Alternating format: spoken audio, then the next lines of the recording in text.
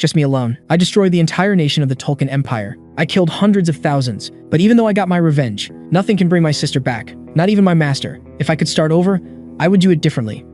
Why are you gay? When I looked at myself in the mirror, I realized I had gone back in time. Is this black magic? Now I am 14 years old. I am the third and youngest son of the Marquis House of Valantyr. It was in the garden that I spent my days. My father didn't even believe I was his legitimate son. Only Ron, our butler, was someone who liked me. The guards were always watching what I did. The problem is that even at 14 years old, I am weak. I have no calluses on my hands. I don't seem to have any affinity with magic. In other words, I, Jack Valantyr, am inadequate. But with the knowledge I have, that will change. Suddenly, I felt a pain in the back of my neck. My body trembled with fear. It was my older brother who had returned to destroy my life. Phelan Valantyr was the real reason I didn't train mana at that age. He threatened that if I learned magic or swordsmanship, he would kill me. Even the commoners of the house whispered and mocked me. I was a joke. The only person in the family I trusted was my sister. But a woman cannot become the successor, and the man who used her the most is now in front of me. Phelan, furious, decides to throw a punch at his brother, but his arm is held. Even the guards can't believe it. Suddenly, with a twist of the body, the idiot fell on his backside on the ground. The time for free humiliation has arrived. Phelan, angry, begins to use aura. The boy realized that the guards would not intervene. But suddenly, the butler steps in front. Of course, he is struck in the face and falls to the ground. Did he come to help or to get in the way? I liked Ron's attitude. My idiot brother started threatening me again, but he is just trash, so I told him to come at me. He was furious and slashed with his sword, but I was not going to lose this, so I approached and said that today he would be disciplined by his younger brother. Phelan tried to run, but I used a technique on his head. Today, I will return all the humiliation. With just that technique, the idiot was already drooling. He even passed out. The guards were about to intervene, but I warned that if they dared to move, they would all end up like that, so they stopped. Great, now it's your turn. I grabbed my brother by the hair and dragged him like a doll. He should lose weight because he's very heavy. Today is hot as well, so your dear brother will cool your head for you. The bastard was so surprised that he didn't even remember to use mana to fight back. While I was giving him a bath, I remembered the things that happened because of this wretch. Right after my sister married because of the Empire, he himself murdered our father, and with that became Marquis. In the end, he made the family disappear. What makes me furious is knowing that he wasted my sister's sacrifice. She, who was so kind, was taken by the fourth prince known for committing disgusting acts. But let's get back to what matters. The rat started talking. He wanted to be spared. He begged like a little child, but I already knew that expression. I saw it many times in my past life. It's the expression of those who fear death. Today, he will understand the value of family. When I was about to strike him, Ron interrupted me, saying I should stop. I understand what he meant. I noticed his nose was itching, so I just lightly smashed his nose against the edge of the water fountain. Now he wouldn't have an itch anymore, nor a nose. I ordered the guard to take him away. He should dispose of the trash. He should do that while he's still alive. Obviously, what I did today would spread, and quickly, the house was turned upside down. That's because Phelan is my half-brother. He is also the future heir of the Marquis House of Mantis, which possesses enormous wealth. But now he's lying down because I cracked his head open like a coconut on the beach. Soon the rumors spread, until they reached the ears of the patriarch, who ordered that I be brought to him, and so I went. The house was already in chaos. Everyone had their eyes on me, but at the same time they ignored me. So when I went to open the patriarch's door, the guards blocked me. In fact, they pretended not to see me, so I kicked one of them in the shin. Now it was impossible not to see me. Even so, they didn't let me enter, so I turned my back and left. If the patriarch wants to speak with me, he can come find me. When the leader of the family heard that I had left, he simply laughed. He realized that his youngest son had changed, so I waited calmly, sitting in the garden. It didn't take long. The whole pack showed up along with the patriarch. He arrived and stopped beside me. I detest him for being hungry for powers beyond his reach. He sold my sister and tried to kill me. I could never call this man father, so I simply welcomed him. Why did you do that? He asked. I just asked. Do what? I quickly noticed his gaze. His wife started barking that I was being disrespectful. Suddenly, the patriarch flooded the area with aura. He was testing me to see if I had formed a mana heart. Now he knew that I didn't have one. So he said that I was talented in martial arts and questioned why I hadn't told him. I simply said that I didn't want to. That made the lunatic even more furious. But the patriarch realized that I was not completely useless. That enraged me. I am not your son if I am useless? I asked. Do you want to be acknowledged as my son? He asked. But it was obvious that I didn't care about that at all. And that's exactly what I said. Everyone was astonished, but he didn't get angry. He just turned his back and said he had heard what he needed to hear. I treat the leader of the family like trash and he doesn't get angry. Why did he come then? I have plans that I cannot share with you right now. Remembering his stepmother, the MC throws shade, saying that after what happened to her son, many wrinkles have shown up and she should take better care of herself. Her face burns with rage at such concern, making her nearly break her fan because of that insolent brat. A smile appears on Jack's face. The woman never helped him with anything, so seeing that expression was deeply satisfying. He stands up, bows, and asks them to send his regards to the second son, ironically of course. Back in his room, the butler announces, Jack Valantyr, third son of the family, is sentenced to 20 days of solitary confinement for causing a commotion in the mansion. But suddenly, Ron hesitates and asks what happened while he was gone, and the MC tells him to be quiet so as not to distract him from his activities. He knew Ron would ignore him if Phelan beat him, so why was he mad now? Stopping his drawing for a second, the boy reflects on how interesting solitary confinement is. He had already been exiled to the Rose Garden, so he couldn't imagine what would be different in solitary. It would just be a room. Pulling him from his thoughts, the butler comments that there was less than a month left of the academy break, and he was already being confined. Jack freezes in confusion. He had completely forgotten about his studies since he'd been living a different life for so long. Now he's 14 years old, which means he must attend the Imperial Academy. All aristocrats of the Teslan Empire must study there. If you're not disabled, attendance is physically mandatory every day. It's 4 years of study, starting at age 14, so Jack was still in his first year. The first semester had ended, so summer break had begun. It was strange to think of himself as a student again. His master is directly connected to the academy. He could skip any class except hers. That's why he wouldn't waste any more time arguing with his father over nonsense. Thinking rationally, his only option was to go study. There were still 27 days left of vacation. 20 would be spent in prison and 6 days traveling from there to the school. In other words, he'd be sent to study immediately after prison. Even though it was his past, it was hard for him to understand himself. With a tired look, Ron asked if the young master had finished painting. Jack stood from his chair, touched the easel, and asked where his confinement would be. The servant's silence quickly irritated the MC, and he repeated the question.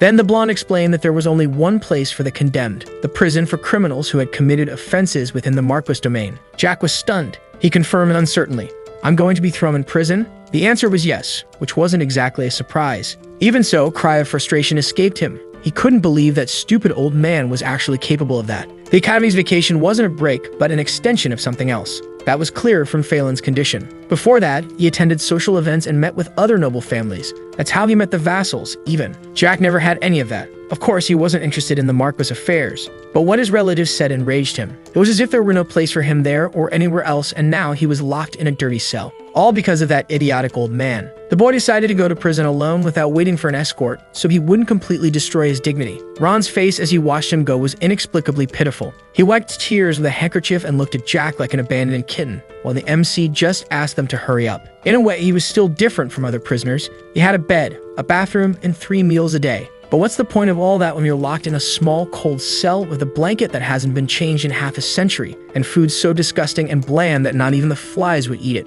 Our boy crosses his arms. There's way too much time to think in tired days, and that's too much for a teenager. Aristocrats with land could punish residents however they pleased using local laws instead of imperial ones. In fact, within their territories, they had the same rights as the ruler of the empire. Jack might have been imprisoned by order of the Marquis, but he was still the son, and therefore an aristocrat. It wasn't like he had instigated a rebellion or anything, but the Lord decided to imprison his own son anyway. He wondered how his father would cover up this incident on behalf of the second son. He could claim Jack used poison or some other forbidden artifact, but that would be a bit excessive. Surely the Marquis had already created a good story to justify Flayn's condition. Something like, Jack Galantier, the disgrace of the house, learned forbidden magic out of greed. Then your second son, Flayn, who discovered this, tried to correct his younger brother. But the boy was too stubborn. Worsening the situation, Jack used forbidden magic on his brother to silence him. Even while suffering, the hare had the nobility to forgive his stupid younger brother. That scenario was probably already playing in the minds of the Marquis and the Marquesa.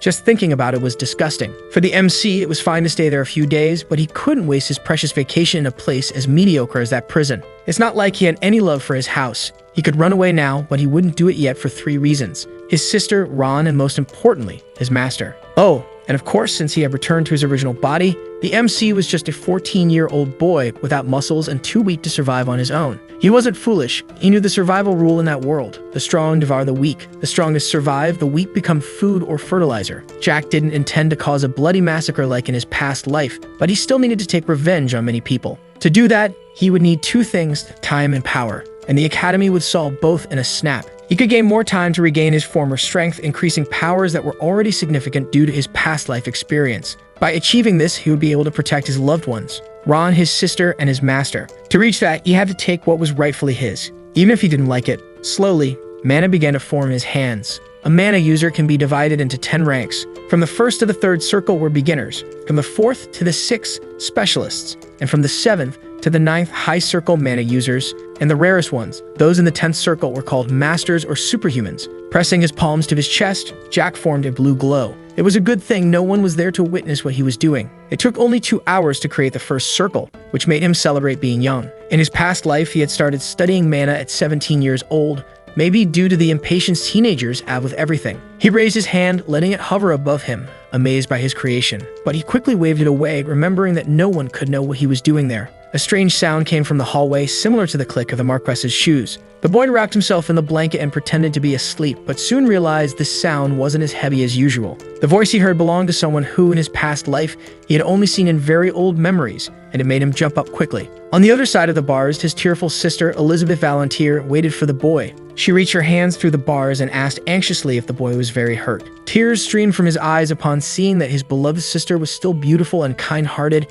and had come to visit him under those circumstances. When she called him Jackie, it was like music to his ears, a nickname he hadn't heard in years. He pressed her hand to his face and smiled as he told her he wasn't hurt and everything was fine. Worried, Elizabeth asked why the boy had used forbidden magic, since she had offered to teach him magic whenever he wanted. Their hands intertwined as he apologized, but his sister changed the topic, asking why the MC had returned home early. Receiving silence from her younger brother bothered her, as he froze up. So she asked if everything was really okay and if the boy could hear what she was saying. But all he did was wipe away the tears and smile, explaining that he was happy. His action left Elizabeth confused. How could he be happy in a situation like that? In a cold, filthy cage, completely alone. And Jack revealed that he was very happy that this was real after dreaming so much of seeing his sister again. His words made the girl sure the boy had gone completely mad, but he grew serious and got her attention. Then he made the suggestion he had always wanted to: should we run away? Which surprised the girl. Still, he continued, suggesting they go to a nomad forest where they could start their own farm while cultivating together.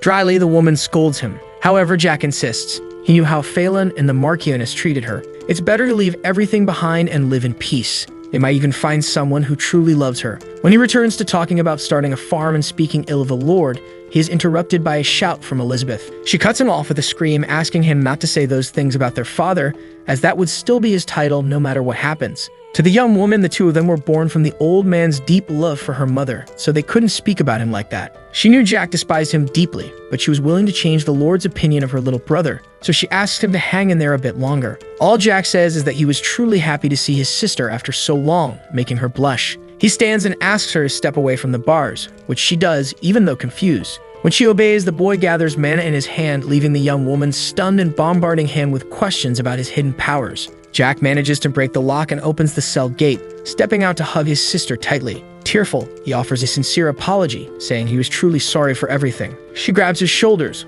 worried. That behavior was very strange, and it made her question whether the little one was really feeling well. Our boy smiles, confirming that he was doing just fine. As they embrace, he states that everything would be different this time, and she wouldn't have to sacrifice herself because he would work so Elizabeth could do whatever she wanted. But the noble remembers that soon he would meet the fourth prince. In his past life, that prince took his sister. At the time, she didn't know what awaited her. It was that bastard who turned Jack into a true monster, and flashes of the tortures he was forced to carry out resurfaced in his mind. He remembered how he captured the monarch, chaining him to a torture table. The rage burned his face, and he was sure he would never forgive the Tulkun Empire for what they did to his sister. In his past life, Jack ran away from home at 17. 10 years later, many things had changed. The Taslan kingdom had vanished, and his home had also been destroyed. Tulkun had become the greatest empire, ruling over the entire western continent, and House Valentier survived only briefly. Memories of his sister, who was still alive, came to mind. At the time, she was the wife of the 4th Imperial Prince of Tulkun, and she begged for mercy from her family. But she was not a legitimate wife, and the idiot shoved her after hearing her plea, telling her not to bother him with that sort of thing. Even so, Elizabeth never lost her kind heart. She remained on her knees around the palace, begging him for 3 days and 3 nights, until he generously decided to grant her request.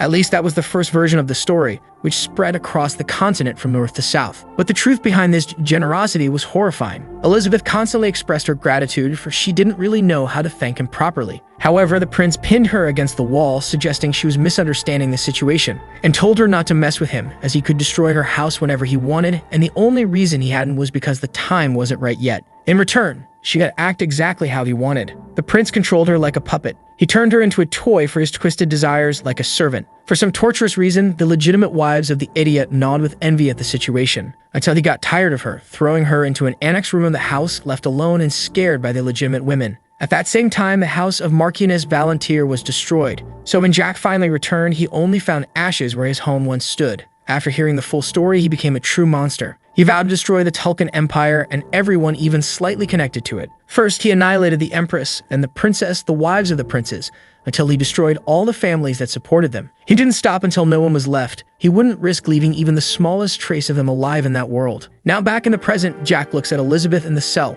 certain that he wouldn't let that happen again. But the girl had no idea about any of this, only worried about her little brother, asking him to take care while she spoke with her father, to which he responds with a nod, assuring her he would take care. This time he would do whatever was necessary. She leaves, but her thoughts are troubled. Her little brother had changed a lot. Usually he didn't do anything wrong and avoided others. Now there was a confidence in him she had never seen before, a new opportunity. And the magic he used was impressive. Even as a sixth circle user, she couldn't sense any traces of dark magic. However, her father possessed the seventh circle, which indicated that something was very wrong for him not to notice his son's power. Elizabeth enters her father's chambers, finding him drinking tea, and asks him to release Jack, as he had not learned forbidden magic. She thought that kind of magic was just a legend, so there was no way a little boy who knew nothing could access it. His imprisonment must have been a facade to avoid revealing it to the public. She argues that Jack had no interest in the heir title, and her words provoke the Lord. And the girl continues, stating that it wasn't just a punishment for her brother, but a warning to herself. Her words catch him off guard. He didn't expect his daughter to be so clever. The life of a mere tool to ease the lives of the Marquises trapped the girl in a fate she knew well. Indeed, it was a warning for her. A warning of what would happen to Jack if she did something foolish or rejected her own destiny. The Lord states that Jack has no place in that family, so when he comes of age, he will announce his death and send him away under a different identity. Elizabeth freezes. She had seemed encouraged by her father's kindness. However, he makes a point: don't forget your own duty until then. The same goes for the future. She understands, staring at the old man's cruel watchdog. The Lord comments that he couldn't understand how the boy, with no circle, managed to defeat the second son, who was of the third circle, leaving the girl nervous. What did he mean, no circle? In that case, what had she seen earlier in the prison? But the matter is closed by the man, who states that he will release the boy as she asked. With that settled, she asks for permission to leave and thanks him for the favor. Upon closing the door, she breaks down. She remembered Jack's invitation to run away together, knowing it was impossible. Her legs no longer support her, so the girl collapses to the floor, sobbing uncontrollably. The morning sun illuminates Jack's face. The night was full of dreams about events from his past life. Maybe it was because of the new room he slept in. However, he can't reflect much as he sees a guard opening his cell to announce that he was being released. Jack stands up, sarcastically commenting that he was starting to like the new room. The guard holds his clothes, prompting the boy to thank him for the kindness. However, when refusing to return his shoes, a servant claims there were no shoes available for him. The attitude makes the MC lose his patience, yelling at the guard, asking if he thought they were friends or something. He hesitates, trying to make amends, but it's too late as Jack already concentrates a large amount of mana in his fist. Then the child attacks mercilessly to teach his servant a lesson. Sometime later, the boy gets dressed to return to the palace, and he is received by Ron, always cheerful, who runs toward him as soon as he sees him in the garden. His eyes are full of genuine concern as he inspects the young master for injuries. Noticing the ink stains on his clothes, he becomes even more worried, but the boy tells him to relax as it wasn't his blood. However, his gaze soon shifts to the guards patrolling the property in greater numbers than usual, and the butler explains that 10-foot soldiers and a squire from the Order of the Iron Blood Knights were assigned to the Marquises. Among them, one Iron Blood squire stands out, his gleaming armor contrasting with his grim expression. "Poor guy," mutters Jack, analyzing the warrior. A knight with such potential reduced to a spoiled noble's babysitter. He certainly didn't imagine that when deciding to become a knight. Noticing his tense stare, the MC concludes that the blonde man probably already knew what had happened for him to be in prison earlier. The knight then approaches, making a respectful bow to the young master, and wastes no time in asking if he could share what happened in the prison, if it wasn't too much. This makes Jack's jaw drop. The guy was much more polite than he expected. The blonde man adds, explaining that he had just read a report stating the boy had ripped off a guard's fingers and right eye. Ron, outraged, intervenes immediately, insisting that there was no way the third young master could do something like that. However, the knight insists, stating that even so, he had the right to know why he attacked his colleague. Jack interrupts with a dry laugh, cursing him, which offends the squire. "Right?" he repeats, as if the word were an insult to his person. His eyes scan the knight, evaluating every detail to estimate what circle he was in, probably the fourth. So he confesses that he expected a dog of the mantis to know its place. The blonde man retorts, complaining that his words were too harsh, but the boy doesn't understand what's so harsh about calling someone a dog, and Ron scolds him. Already irritated, Jack explains that the only function he had there was to stay nearby and keep watch over him. He could do all sorts of things, even cleaning by himself, using all the time he needed, but he shouldn't talk to the MC about rights. And since he knew if he wanted to become a knight, he suggests that he stay in his place and pray not to cause any trouble. The knight lowers his head in submission, asking the boy for forgiveness. The bow brings a smile to the boy's face, who celebrates his new well-trained dog. Satisfied, he turns his back, ending the conversation and telling the squire to report what he concludes after resolving all that mess. And if he had any complaints, he should speak directly with the Marquis. Additionally, he adds that his new nickname would be Chick, and he should come running when Jack called him that. Finally, he and Ron head back into the palace, leaving the Chick there in complete silence. Hearing a growl in his stomach, protagonist tells the butler he really wanted to eat some meat if possible. Therefore, the servant affirms that he will fulfill his wishes immediately. An incredible meal is prepared just for the boy, filling the MC's belly, making him praise Ron's talent in the kitchen. Noticing the tension on the man's face, Jack asks him to say what he wants to say and stop staring at him like that.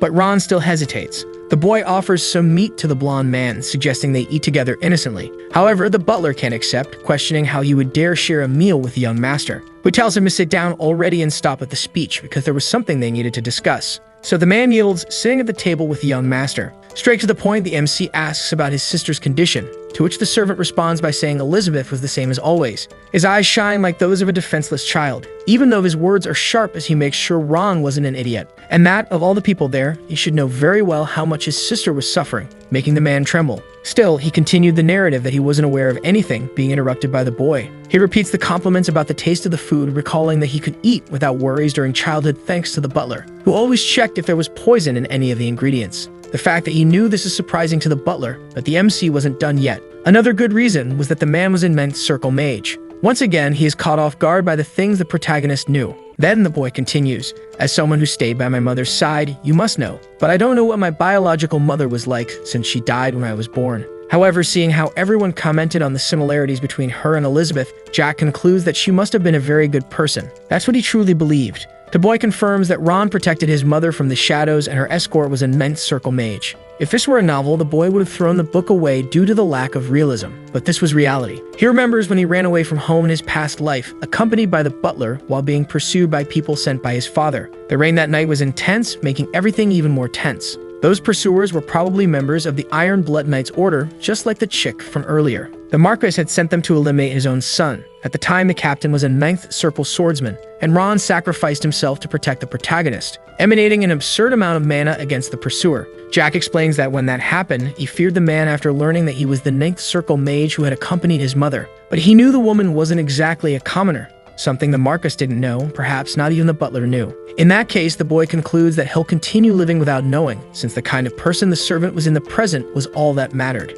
After that whole spiel, the man asks what the young master wanted from him, and he explains that he only trusted him and his sister, so he wanted him to protect her. His request is strange since Elizabeth had reached the sixth circle at only 18 years old, which meant she was very capable of protecting herself. However, Jack counters, saying that she was very kind and the type of person who didn't mind making many sacrifices. But a life of sacrifice wasn't ideal for the girl, it was ideal for the Marquis. He informs that he will go to the academy early the next day and won't return unless something very serious happens. He would stay at the institution for 4 years and needed someone to stay with his sister during that time. After that, Ron could do whatever he wanted with his life. Downcast, the man asks what he meant by his life. Jack explains that he wasn't referring to the life he led hiding behind him, but to discovering what he truly wanted to do. However, the servant becomes curious about why he would spend exactly 4 years at the academy, and the boy says that only after that would he be able to protect Elizabeth by himself. When asked from whom he would need to protect the girl, the MC is interrupted by a third person entering the room.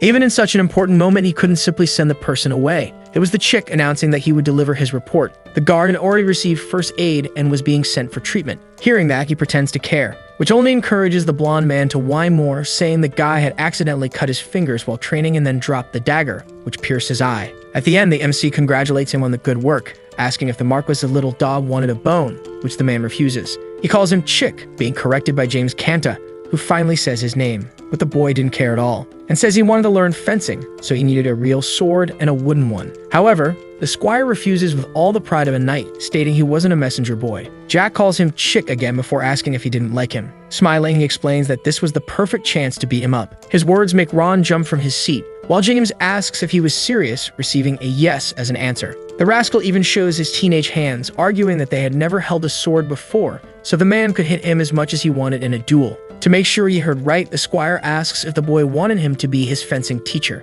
But Jack bursts out laughing, commenting that this was the third funniest thing he'd ever heard, and tells him to fetch the swords already. When James leaves, the butler asks if the boy would be okay fighting an opponent of the fourth circle, but that doesn't seem to bother the MC. He was worried he might get hurt, but his confidence was so great that he proposed a bet. Ron considers the possibility carefully and suggests betting on how many hits Jack would take instead of betting on who would win or lose, which seems like a good idea to the young man, who asks what they would wager. Even though he showed confidence, Ron insists on reminding him that the squire was in a completely different league, making sure he would really go through with it. He didn't trust his skills one bit. In that case, the MC suggests the butler would win the bet if he took even one hit from the chick. His offer surprises him.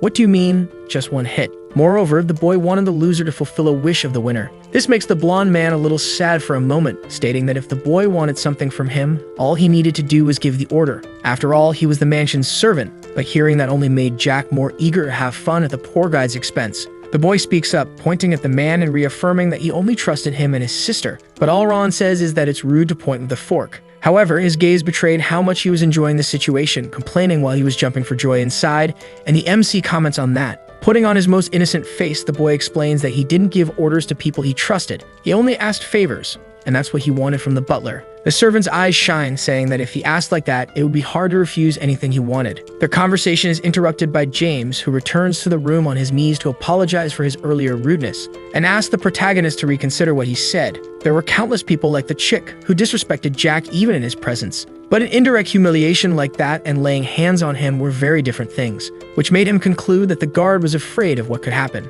That's why he was kneeling and saying all that. The boy asks if he wanted to go somewhere the two of them wouldn't be watched, confusing him. With an air of superiority, he suggests that the squire was afraid of losing to a teenager. His expression changes upon hearing that, and he turns his head in denial, but the boy insists. "So you're sure you're going to beat me up, huh?" he says while observing the blonde's attentive face, which said it all. Of course he was sure. Even in his silence, Jack asks Ron if he knew a place where they could train alone, shocking the servant. He couldn't lie to his master, so he reveals the perfect place for that. It was a hidden basement at the back of the mansion. The place was filled with neatly organized weapons and training equipment. Upon arriving, Jack asks if the butler trained in that space, which he denies, explaining that his mother had prepared the room for her two sons. This makes the young man ask why he didn't know about it in that case, and the servant says it was because he didn't train, which made sense. Thinking about it, even if it hadn't been used before, everything was shining. Someone probably cleaned the place regularly. Smiling at the butler, Jack thanks him for taking care of the room, and the man also seems pleased with his own work. Finally, his attention turns to the chick,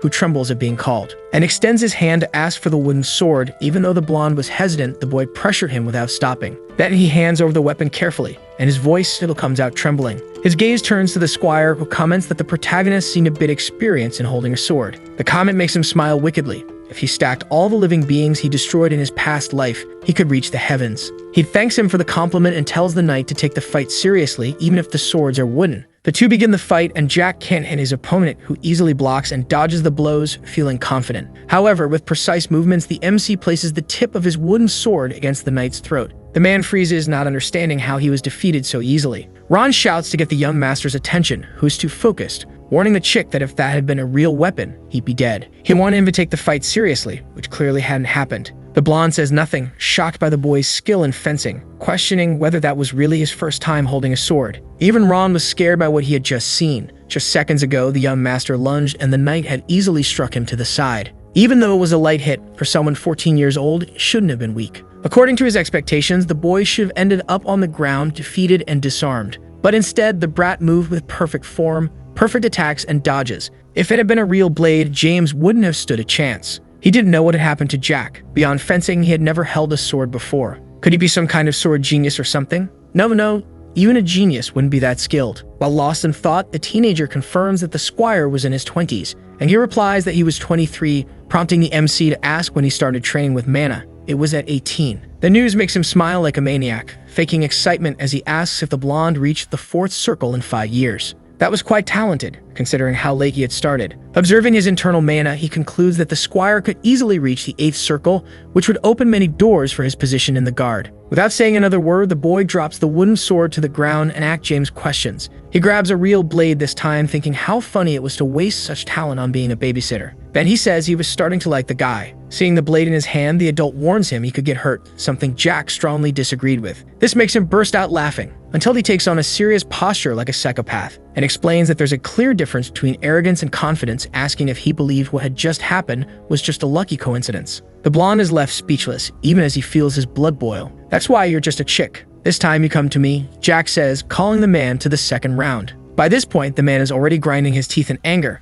doesn't hesitate to charge. His reaction only made it clearer how weak he was to fall for such a provocation. Once again, James loses his sword and his chin meets the tip of the young master's blade, who smiles sweetly, saying that apparently it was his second loss of the day. He couldn't understand how the brat did that, angrily demanding an explanation. But he just plays dumb, explaining that he had merely changed the direction of the sword at the moment their blades crossed. Still, the man insists on knowing exactly how he did that. Showing off, Jack claims it was an advanced technique and asks if he wanted to see it again. Despite feeling less and less confident, the knight grabs a real sword so they can battle again. Meanwhile, the protagonist confirms with Ron that he had won the bet, and he nods, asking the master to tell him what he must do. Our boy explains that his request was the same as earlier, protect Elizabeth, and he wanted to be sure the servant could actually do it. The man freezes but confirms that he would risk his own life to make it happen. Back to the chick, the man says this time would be different, making Jack prepare with the sword while channeling mana, since the opponent had mana too. Still, the blonde insists he go all out. On the first strike, James is blocked instantly. The young man's mana penetrates his skin, causing intense pain that brings him to the ground.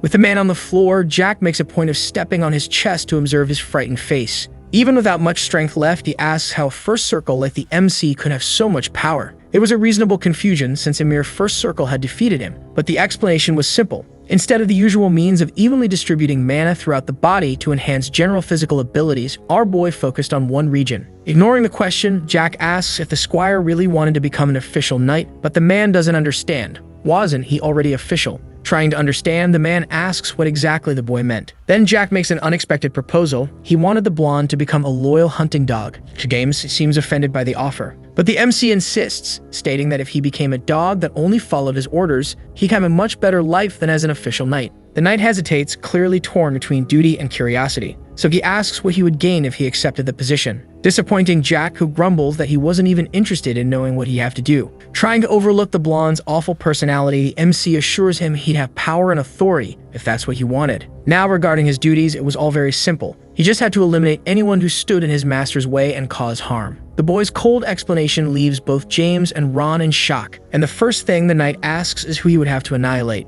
Jack says the target was obvious, referring to Phelan, who was still bedridden. However, he'd give him a day to think about the proposal. After the training, the young man was in his room with Ron, and the servant couldn't help but ask if he wasn't being a bit reckless in trusting James. But he disagreed, prompting the man to warn that what was said earlier could reach the Marchioness's ears. The boy laughs, only to be quickly scolded, since the Marchioness seemed to be just waiting for a chance. If she found out that Jack was leaving the next day for the academy, she wouldn't let it happen and might try to get rid of him. Even with all that, the MC is unconcerned. He knew that she might even want to hurt him, but she wouldn't. Since the incident with Phelan, his older brother had been afraid of water. The woman was waiting for her chance, but she was too busy. He had to keep his eyes open for her and the Lord, conditioning Elizabeth into submission. In such a delicate situation, it was impossible for her to finish him off. Ron seems conflicted, as he keeps insisting on knowing whether the boy was really sure about that. Jack replies by asking if he really thought the Marquis would let the woman do such a thing. He couldn't go anywhere other than the academy, so how could she possibly destroy him? She'd probably stop after causing a fracture or two.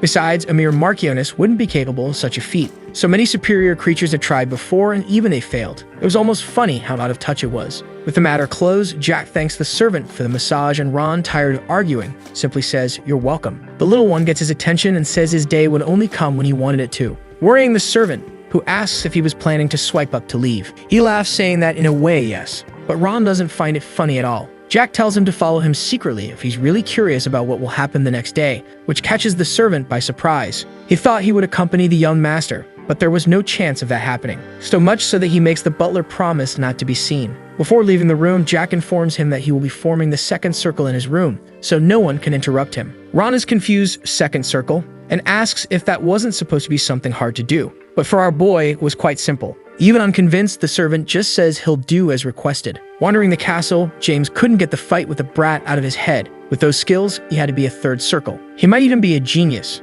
but his proposal to turn him into a guard dog was absurd. It's not like he had the mantis backing like his brother, and he didn't have any vassals supporting him. No, the third young master has nothing. Remembering the boy's words about having a much better life didn't help at all. James admits he had been too easily swayed by the words of a child who knew nothing. He should tell the Marchioness everything, from Jack's martial talent to what they discussed in the basement. Among the mansion's maids, the blonde smiles, thinking this would be the perfect opportunity to stand out to the Marquises. No matter how much of a genius the brat was, he wouldn't beat the Marquis house unless he were a monster. Meanwhile, in Elizabeth's room, the girl hears that her mother, just some commoner, gave her a one-time opportunity. The Marchioness claims there's nothing remarkable about being talented, because as long as she's No's daughter, nothing about her is interesting besides her face. She remains silent, clearly hurt by the woman's harsh words. Offering a glass of wine, the woman comments that the girl was such a sweetheart, asking her not to be shy about accepting the drink. Elizabeth immediately refuses, explaining that she can't drink in front of the Marchioness. Shrugging, the witch downs her glass in one gulp and keeps talking, saying the son of Duke Malone and of Assemble seemed interested in her.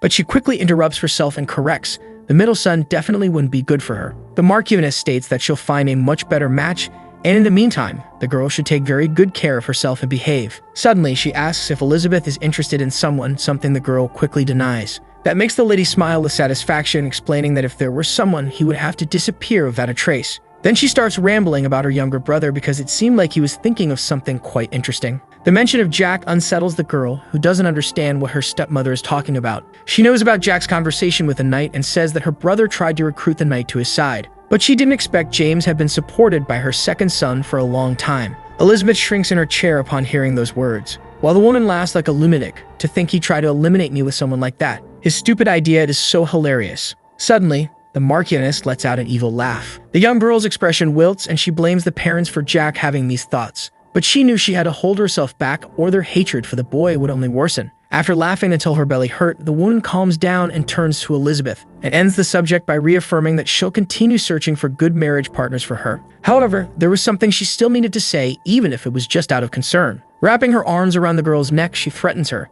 If you start getting involved with someone in secret, you know very well how that will end. The girl trembles with fear. All she can do in response is whisper that she understands. Her submission delights the hag, who praises her before leaving, reminding her she should get ready for dinner. Downcast, Elizabeth simply agrees with her second mother. As night falls, the maids begin preparations for dinner. In a few moments, the members of the Valentier family gather at the table to enjoy the meal. However, the dining room door opens abruptly, startling everyone. It's Jack entering the room uninvited and bold enough to ask why everyone looked like they were at a funeral. All eyes turn to him. His sister is in shock and everyone else is filled with pure disdain, especially his father. With fake innocence, the boy argues that, as the precious third young master of the family, there should be a free chair for him to sit in.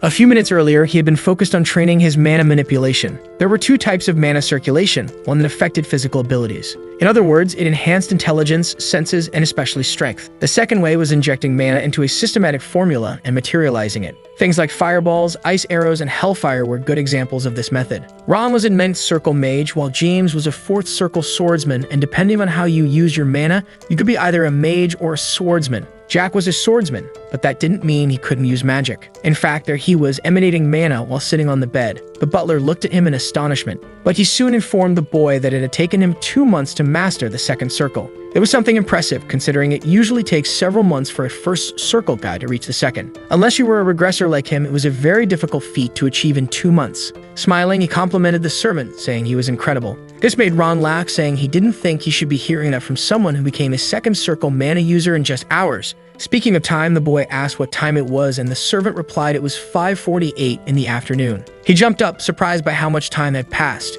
Since it was dinner time, he wondered if he should cook a steak like always, but quickly discarded the idea, because his arrogant family was probably in the main dining hall stuffing their faces. So he decided he would dine like a noble, which Ron thought was madness. But the boy lied, using the excuse that he was going to tell them he would be leaving the next day. Back in the room, Jack was already devouring a chicken leg, drooling over the delicious food of the main house. The scoundrel even commented that it was tasty, but not as good as Ron's cooking. That left the relatives furious. After stuffing himself, he thanked them for the meal. But his father called his attention to ask if he had come there to say something, and he confirmed, as he had no other reason to go to that shitty place. The insolent way he spoke made the Lord think his son had gone mad. Even so, the protagonist kept provoking, asking why his father was making that weird face. The tension between the two was obvious, and Elizabeth asked Jack to talk with her outside the room, saying she'd provide whatever her brother wanted, but the Marcus interrupted her. With everyone silent, he asked the kid to just say what he had to say. So he announced he would leave for the academy the next day because he couldn't stand that gloomy atmosphere.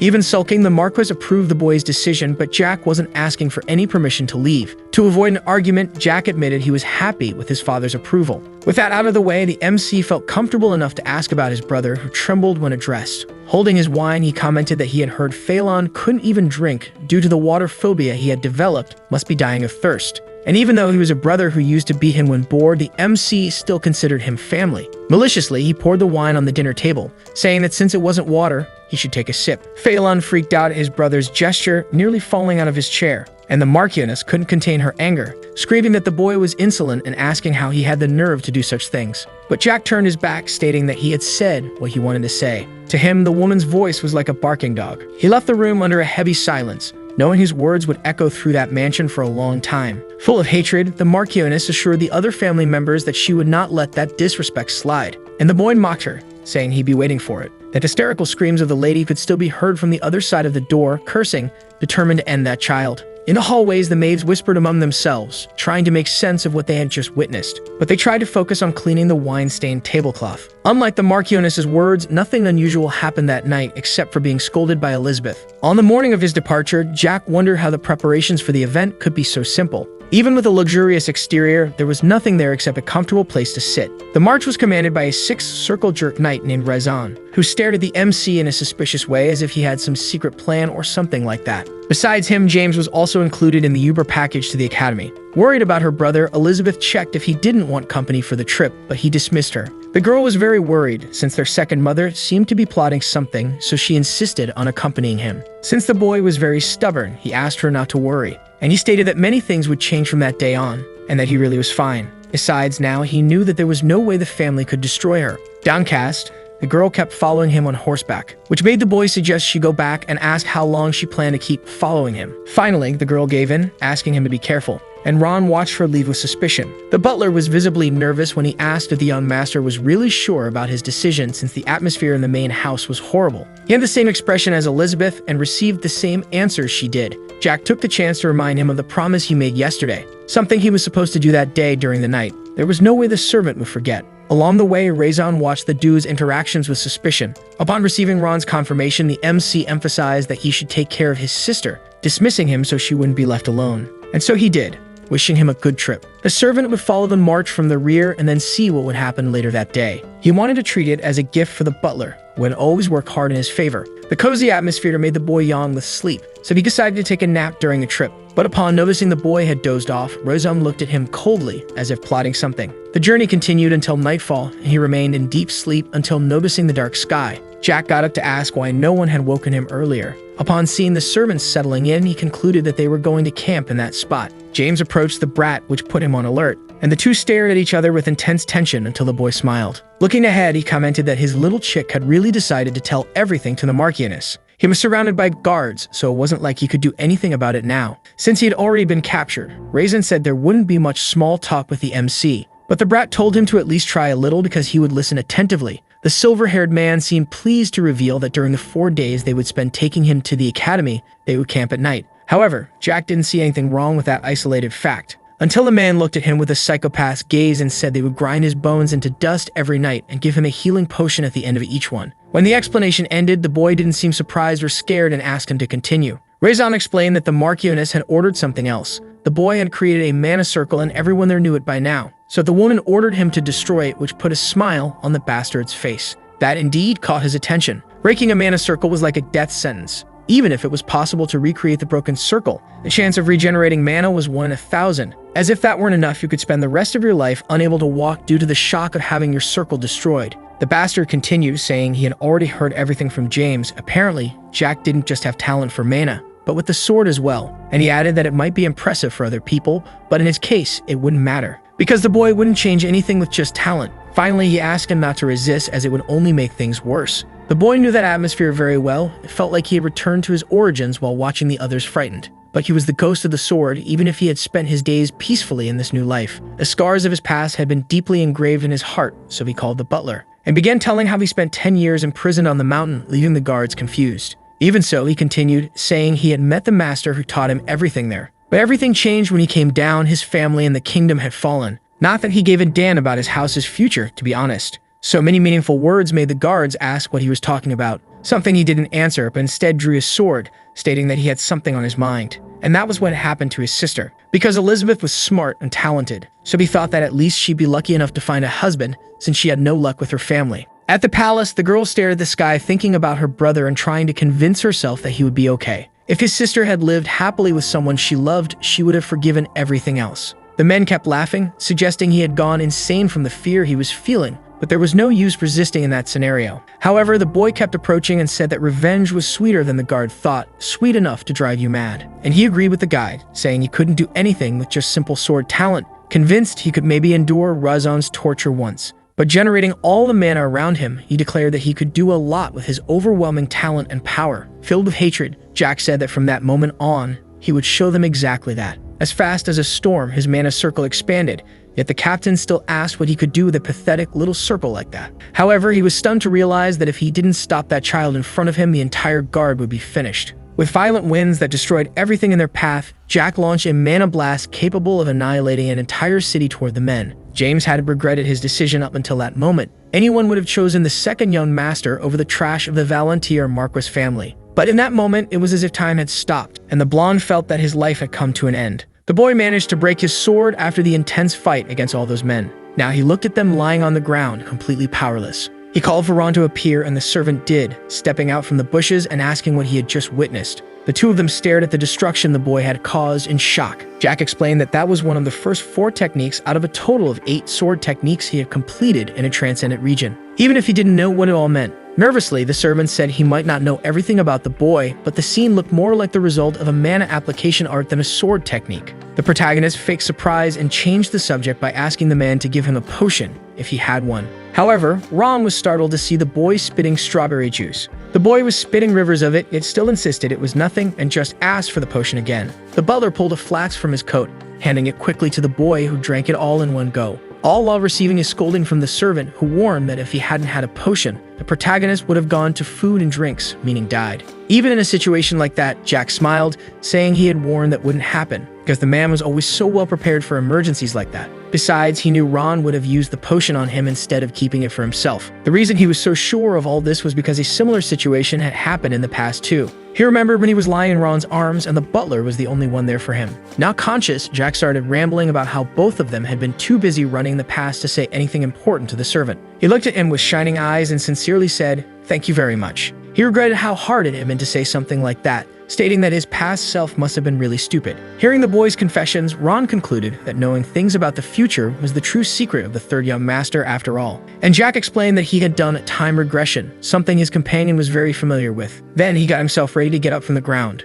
The boy was surprised by his condition, which was much better than before, indicating that the potion he received was high grade. He stood up completely, went to retrieve his sword and collect his coat. That was enough. But he took the chance to take one last look, confirming that the little chick was indeed destroyed. Stepping on his head, the MC confessed that he would really like to turn the blonde into a little messenger boy. Ron commented that you could say he had made a wise decision, but Jack disagreed, saying he hadn't had much hope in the guy from the start anyway. And he brought back the subject of time regression, asking if the butler wasn't curious about anything. He even tried to think of something that might make him curious, but nothing came to mind. The protagonist gave examples about what happened to his sister or to the Marquis family, but Ron had already imagined their fate, even if it was surprising. And just by seeing the teenager's reaction, he knew the process hadn't been pretty. Jack confessed that he could tell him, but would only do so if he showed a lot of curiosity. He teased him by asking what he thought, if he was curious, but the servant explained that wasn't exactly the case. That left the boy a bit annoyed, shouting for the man to stop being so dull. When asked about his own fate, Ron admitted he had his doubts, but supposed he would have survived either way.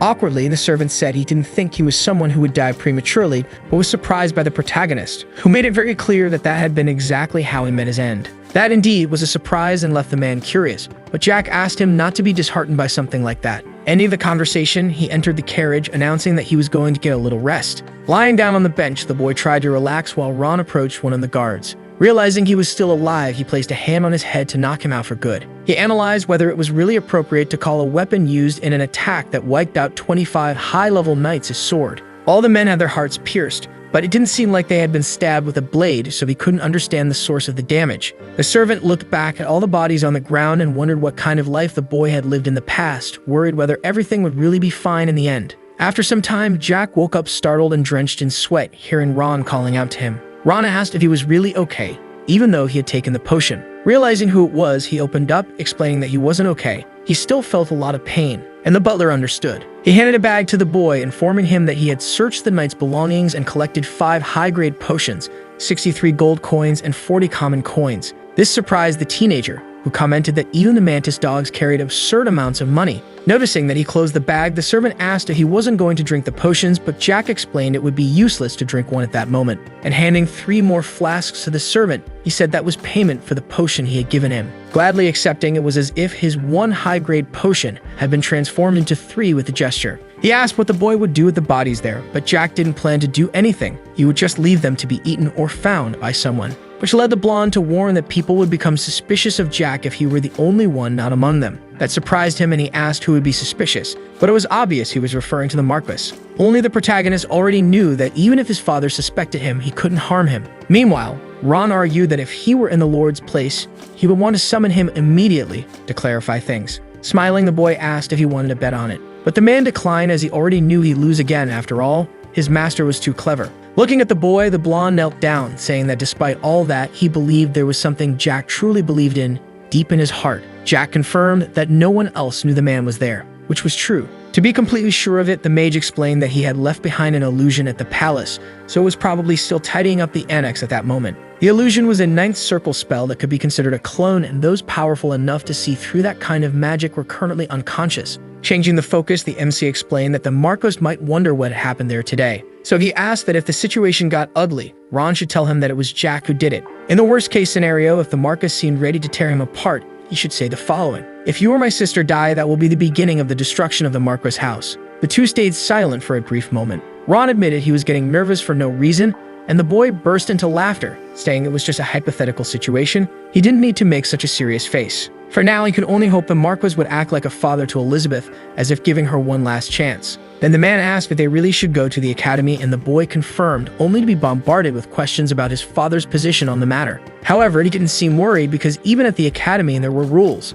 Once the semester began there, unless the head of the house or someone directly related to him died, returning to the mansion was impossible. In that case, it was time for the servant to take his leave. From the look on the butler's face, it was clear he wished he could accompany the brat on his adventure. Which on one hand would be fun, but it still wasn't the right time. Thinking about that, the boy asked him to be careful of the monsters on his way back. Then the blonde asked if he would really only see him again in 4 years, something Jack also wondered about but didn't know for sure. However, regardless of that, he reaffirmed that the man should take care of his sister as he had promised. Now that he was without Ron, he needed to devise a new strategy. Considering they had to camp on the mountain 3 times from the Marquis's house to the academy, it would take 4 days by road, but also 4 more days hiking a trail. However, observing the path, he realized that the trail in question wasn't much different from a road. So he grabbed his suitcase, certain it was a sign that there was a village nearby. The protagonist mounted one of the horses, or at least tried to. Having a small body was a terrible thing, and it took him a long time to finally get on the animal. They continued the journey in silence on a night so peaceful that you wouldn't believe a violent battle had taken place just minutes earlier. Jack didn't plan to go directly to the academy.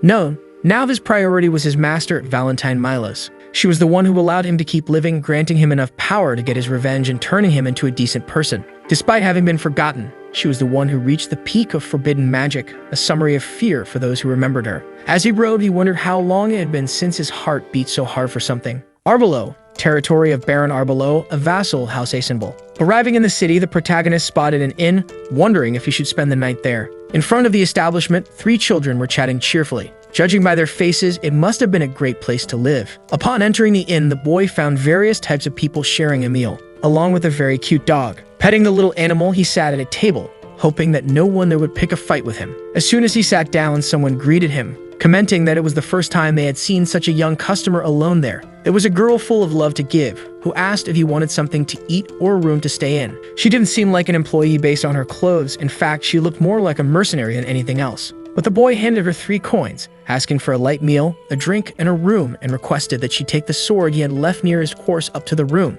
However, the woman took only 1 coin, saying it was enough, and informed him that she would bring apple pie and some meat too, since he was in his growing phase. With a kind expression, she asked if the child wanted to drink a bit of milk or maybe a beer, but embarrassed, Jack said milk would be fine. She turned around, asking him to play with Arnold the dog while he waited. It seemed like a good place to live, and the woman hadn't tried to cheek him, probably because the war hadn't started yet. The dog was very friendly, and Jack told him he didn't know what was waiting for him in the future. He sighed just thinking about the possibility of living carefreely, unaware of anything, until something caught his attention from a bit of gossip among friends at one of the nearby tables. They were talking about how someone planned to eradicate demonic monsters with the help of countless mana users for this large-scale plan. One of them didn't understand why they would do something so unnecessary, saying even the Tulkan Empire was lowering itself over so little. The boy listened tensely as the blonde man expressed his dissatisfaction. The Marquess's elite superforce, the Iron Blood Knight Order, had been sent to the Demon Beast Forest for a subjugation mission. By order of the King of Teslin,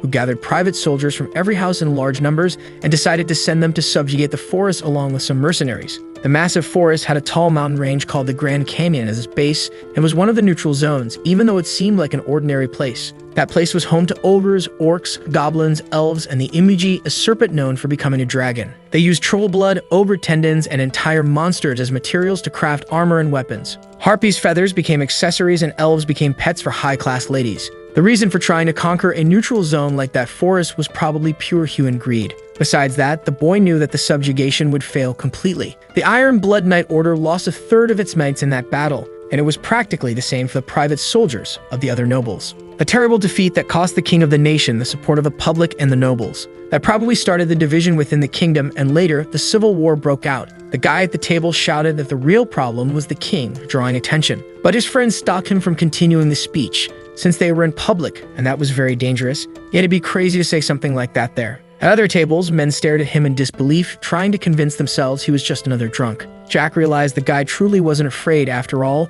It was impossible to count how many people had lost their heads for insulting royalty. He snapped out of his trance when his name was mentioned at the table. They were referring to him as the third young master of the Marquess's house. One of the group's friends said there were rumors that Jack had used forbidden magic, something the other two friends didn't seem to believe since they thought he was a complete idiot, and the MC glared at them. They had no idea who they were talking about. The blonde even asked how that loser had learned forbidden magic since the mage who taught it had died long ago. While the woman laughed, asking if the boy wasn't the fool of the Marquess family, he must have tripped over something somewhere. The girl who had offered the food returned, asking what was so funny about that whole conversation. Her question confused Jack until he realized he was smiling while listening to it. She sat down next to the boy, cheerfully asking if he wasn't going to tell her since she was really bored. However, he declined, stating it was nothing much, just that the third young master of the Marquess house was an idiot, according to what he heard. And he confessed he had been eavesdropping on the conversation, and the woman said people were like that. They judged everything based on rumors. Then he asked what she was like when it came to judging others.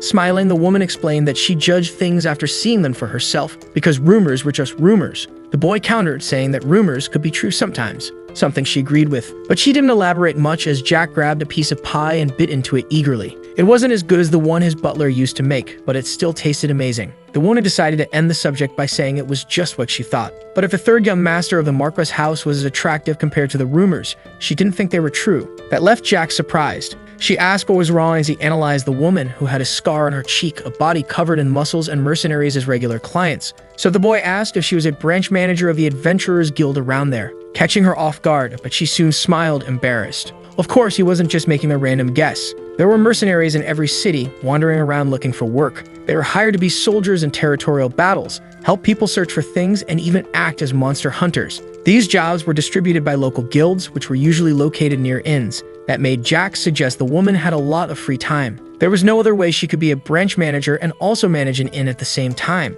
And the blonde explained that even though there wasn't much to do lately, she needed a way to make money in such a quiet territory like Arbelow. It seemed that the inn was actually a lodging owned by the Adventurers Guild. The protagonist commented that the woman was doing something pretty bold, and even though he was known as the idiot of the Marquess house, he wasn't famous, not even close. However, the woman had recognized him in such a remote place. How would a guild branch manager be capable of that? Until they realized the real reason for the recognition. Upon seeing the village, the boy had spoken to his horse, saying he knew they would find some kind of society nearby. However, before entering, he was stopped by two guards who asked why he was coming to the city and if there was anyone else with him. Jack simply showed his family's crest as a good enough reason to do whatever he wanted. Upon recognizing the crest of the Marquess family, one of the guards apologized for not recognizing the boy at first, and both bowed, asking him to enjoy his stay and allowed him to enter. Back at the bar, he suggested that the girl had heard everything from the guards, warning that contacting a private soldier without the Lord's permission was very dangerous. That made her laugh, suggesting the little one was worried about her life. He gave a crooked smile, saying yes, for now, at least the woman was being nice to him. Even if she had only heard rumors about him, unlike his brother and the knights who tried to annihilate. She thanked him and extended her hand to greet him, introducing herself as Jane Arbelow. As they shook hands, her last name made the boy very curious. That was the name of the territory they were in. Understanding the situation, Jane explained that she was the third daughter, and her older brother was the lord of the region. She was a noble working as a mercenary. Although that was something only commoners usually did, she was an incredible woman. The boy asked if nobles didn't usually send women to marry at her age, but the girl had loved that job. Besides, no one in her family wanted to sell her. It was very different from Jack's family, so much so that it made him envious. But all he said was that it was a great household. Jane called the little dog, and the two began to play a bit while she continued the conversation, asking what the young master of the Marquis house was doing alone in a place like that with no escort. To which the boy replied that an idiot didn't need any escort. His answer left Jane stunned. Turns out he was quite funny, which was unexpected, but she already suspected he would be different from the rumors. Jack said that even so, he had a long road ahead of him and would indeed like to hire some escorts. At most 5 people with experience camping and good cooking skills, if possible. The reward would be 2 gold coins in advance and 3 upon arrival. Jane's eyes sparkled, seeing how generous the boy was. It was true, after all, merchant escort missions cost 30 coins per person. The kingdom's monetary units were quite simple. It took 100 coins to make 1 gold, so they were of lower value. The woman committed to preparing everything by the next day and asked if he would pay for food and lodging separately. He pulled 3 gold coins from his bag and handed them to her, asking her to prepare everything and, if possible, also arrange a carriage with horses. He was indeed a very generous client. Kindly, she told him not to worry and to rest, and she guaranteed she'd gather only veterans, handing him the key. Since such a fun woman was a branch manager, nothing bad should happen in that city. Upon entering his room, Jack collapsed directly onto the bed as he was exhausted. He even thought about taking a bath but fell asleep before he could. Suddenly, the boy woke up in chains in what seemed to be a cave, while someone called him a pitiful child. He cried while this person asked if he would keep living so powerless forever. Tears fell endlessly from his eyes. Although being kind wasn't a sin, the woman considered being incompetent a grave one. So she asked if he wanted to change. With a trembling voice, the boy said yes. That's why the green-haired woman took his hand, congratulating him and wrapping him in a hug, saying that from that day forward, she would be his master. However, Jack woke up sweating in his bed. It was just a nightmare. Memories of his time with his master. The sun was shining outside, indicating it was already morning. He didn't even have time to process the dream because Jane burst through the door wishing him good morning and shouted, asking if she didn't know how to knock.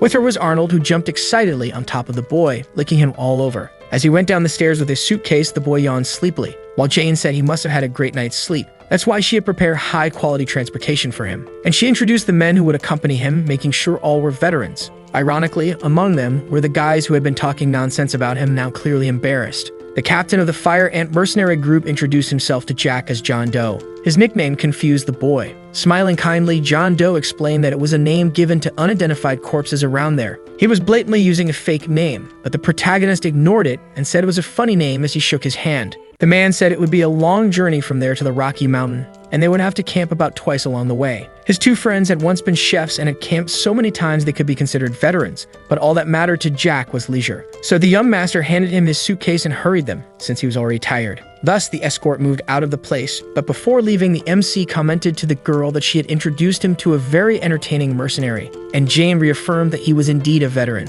That would be the case if he were a normal mercenary. Ron was from the 9th Circle, and he hid his identity and power for his own reasons. But Joe Nobody, the 8th Circle mercenary in front of him, was hiding only his power for no real reason. Smiling, the woman asks if he hadn't said he wanted a veteran, and ignoring the question, the little one says he thought the 2 of them would meet again soon, and she assures him they'll have a beer together next time. He winks at Jane, saying he'd consider it if she paid for the last round, and finally leaves the establishment. From inside, she wishes him a good trip, as she already had a certain fondness for the little master. During the journey, the boy rested in his cart. It wasn't luxurious, but it was good enough. Besides, it was a beautiful day outside, and he felt much better than the day before. While playing with his mana, the MC notices that Joe Nobody was staring at him, wondering if there was a reason for that. He stands up, catching the blonde man's attention, and takes the opportunity to ask if he had any idea who the little guy was. Stammering, the man says he only heard that he was the son of a high-ranking noble. Jack pretends not to understand, asking him to continue, and the blonde man says that the branch manager believed the boy was traveling the world. The protagonist reveals he was very curious about Jane, so the guy tells him to feel free to ask anything. So Jack takes a pocket watch with his family crest from his coat and hands it to the man.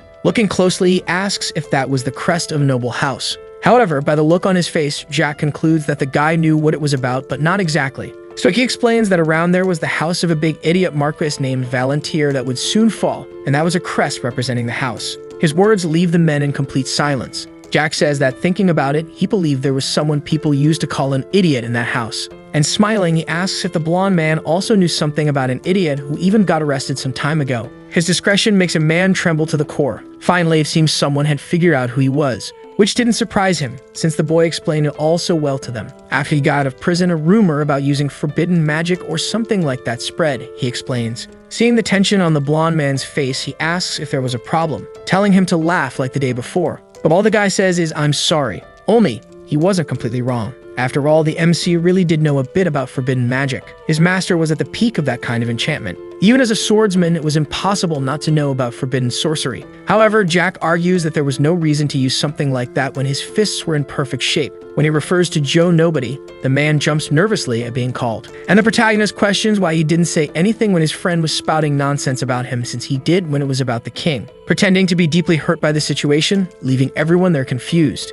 Except for the group's leader, who makes up an excuse about being kind of poorly informed in general. The manager of that branch must have told him who Jack was and kept it a secret from the other mercenaries. Either way, he asked them to forget the past, since they'd be together for the next few days. Something Joe Nobody accepts, still anxious about the whole situation. That night, they sit around the fireplace commenting on how rumors were really just rumors. Jack is surprised by this talk, and the blonde man says it's because the boy didn't resemble other nobles who usually hated getting their hands dirty. Meanwhile, the boy was even doing the dishes, which made him quite different. The comment is surprising. The food was spectacular, and the MC had a belly full of the best things possible, and a terrible piece, except for the memory of Ron, who was surely suffering from his absence. Jack explains that this was the payment for a delicious dinner, and he was quite the gourmet. Thinking about it, the guy gets curious about how the guys handled the night watch, and the man explains that they drew lots. Jokingly, he asks if Jack would also like to participate, leaving him sulky, since a little boy like him needed sleep to grow. And he asks if the guy would take responsibility if he didn't grow. So, better to forget it.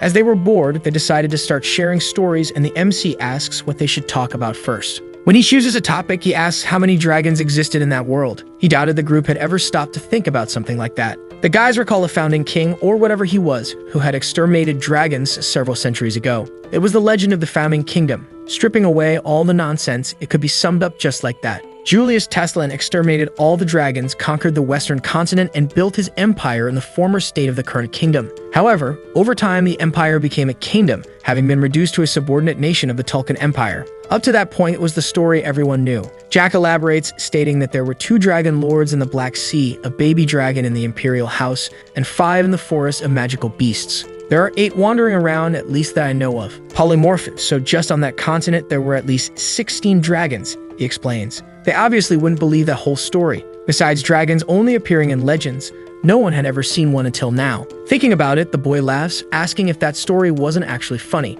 And he explains that dragons couldn't mix with human beings after all, a pact that could put their very existence at risk prevented them. Joe Nobody asks if that meant the founding king hadn't actually wiped out all the dragons, which was exactly the case. He hadn't exterminated any dragons, he just wanted an opportunity to negotiate with them. To be precise, the ones who did everything were just 2 nameless supporters, but that wasn't something he intended to share with the escort. Then the man asks what the 2 dragons were doing now, and Jack explains that the continent they knew was not actually the whole world. It was just the western part. On the other side of the sea, things were different. Except for the baby dragon, he says the dragon lords had a single mission, to guard the barrier in the Black Sea. Joe Nobody asks about the barrier, but the little one didn't know the details about it either, except that it was something ancient that separated the continents, and the Dragon Lords had basically inherited the mission to protect it. To be honest, he was also curious about what kind of world the East was. After all that chatter, there was no way around it, and the friends burst into laughter at so much nonsense. The blonde man approaches Jack, saying he was a great storyteller, and must have asked for companions just to have someone to talk to on his journey. The boy smiles, even knowing that no one took him seriously. He already expected that they wouldn't believe him anyway. The young man stands up, stating that it didn't matter whether they believed him or not. Seeing that the boy was heading to the carriage, the mercenary asks if he's already going to sleep. The boy confirms, saying he wanted to take a bath and change clothes first. He even tries to offer an escort for that, but Jack refuses, saying he could bathe on his own. Upon entering the water, the protagonist sighs in relief. Those noisy mercenaries didn't believe his story, which might seem strange since he mentioned real facts and still told everything. A protagonist hiding his power was boring, that's why he talked too much. Jack continues enjoying the relaxing hot springs, but thinking about Joe Nobody, he reflects that he doubted the man was a spy sent by Tulkin. He was a little strange, and the branch manager was also somewhat suspicious. If you thought about it, the situation seemed like a puzzle piece that didn't quite fit. He asked Jane to introduce mercenaries who could escort him, but an 8th Circle mana user hiding his name wasn't exactly what he expected. Someone as powerful as an 8th Circle. The captain of the Iron Blood Knights was also 8th Circle. In other words, someone who would be welcomed with open arms wherever he went had shown up as the captain of just any mercenary group. Could there be some hidden circumstance? Instead of bothering with that, he needed to do something first and begins his mana circulation in the water. He had recovered a lot from the after effects of the soul speech during his stay at the inn and in the carriage. He shouldn't have any problems with this. Even so, now all that mattered was his destination, which would lead him toward his master. As long as there was suspicion that Joe Nobody might be a spy, he preferred not to take him along. So he had no choice but to ask him directly. Returning to the fire, the men are surprised by how quickly he bathed. The boy now held his sword, explaining that he was more bothered than he thought and couldn't continue the bath. The guys ask what was bothering him. The question sounds like an insult to the boy, who asks if they were really that lost in the situation. Pointing the sword at one of the members, he states that the man had bothered him, and he asks Joe Nobody why an 8th Circle mana user was doing mercenary work. Jack reveals that the place he was heading to is very important, of great significance, and he didn't want to take someone like him who was clearly hiding something. The blonde man steps in to defend his friend, asking, "What do you mean?" "My boss is 8th Circle," but Joe Nobody quickly interrupts him. And assuming he really was 8th Circle, he asks what the boy would do in that case. Jack says that since he had told an interesting story, it was his turn to tell one. He wanted to hear a very interesting story about the guy in front of him. Joe Nobody asks what would happen if he refused. Then the boy brings his sword closer, saying that if he couldn't satisfy him, he'd become feed. Or could it be that you're a spy from the Tulkin Empire? He asks, making one of the men tremble. He throws out a feeler, saying that Jane had told him they'd have a beer together next time. But if he was a spy, why should he trust the woman? The expression on the mercenary leader's face changes completely. He questions why the boy was suddenly talking about Jane. The MC asks if, even after everything he had said, the guy didn't know. And wasn't he curious to know whether the woman's last meal would be a beer or not?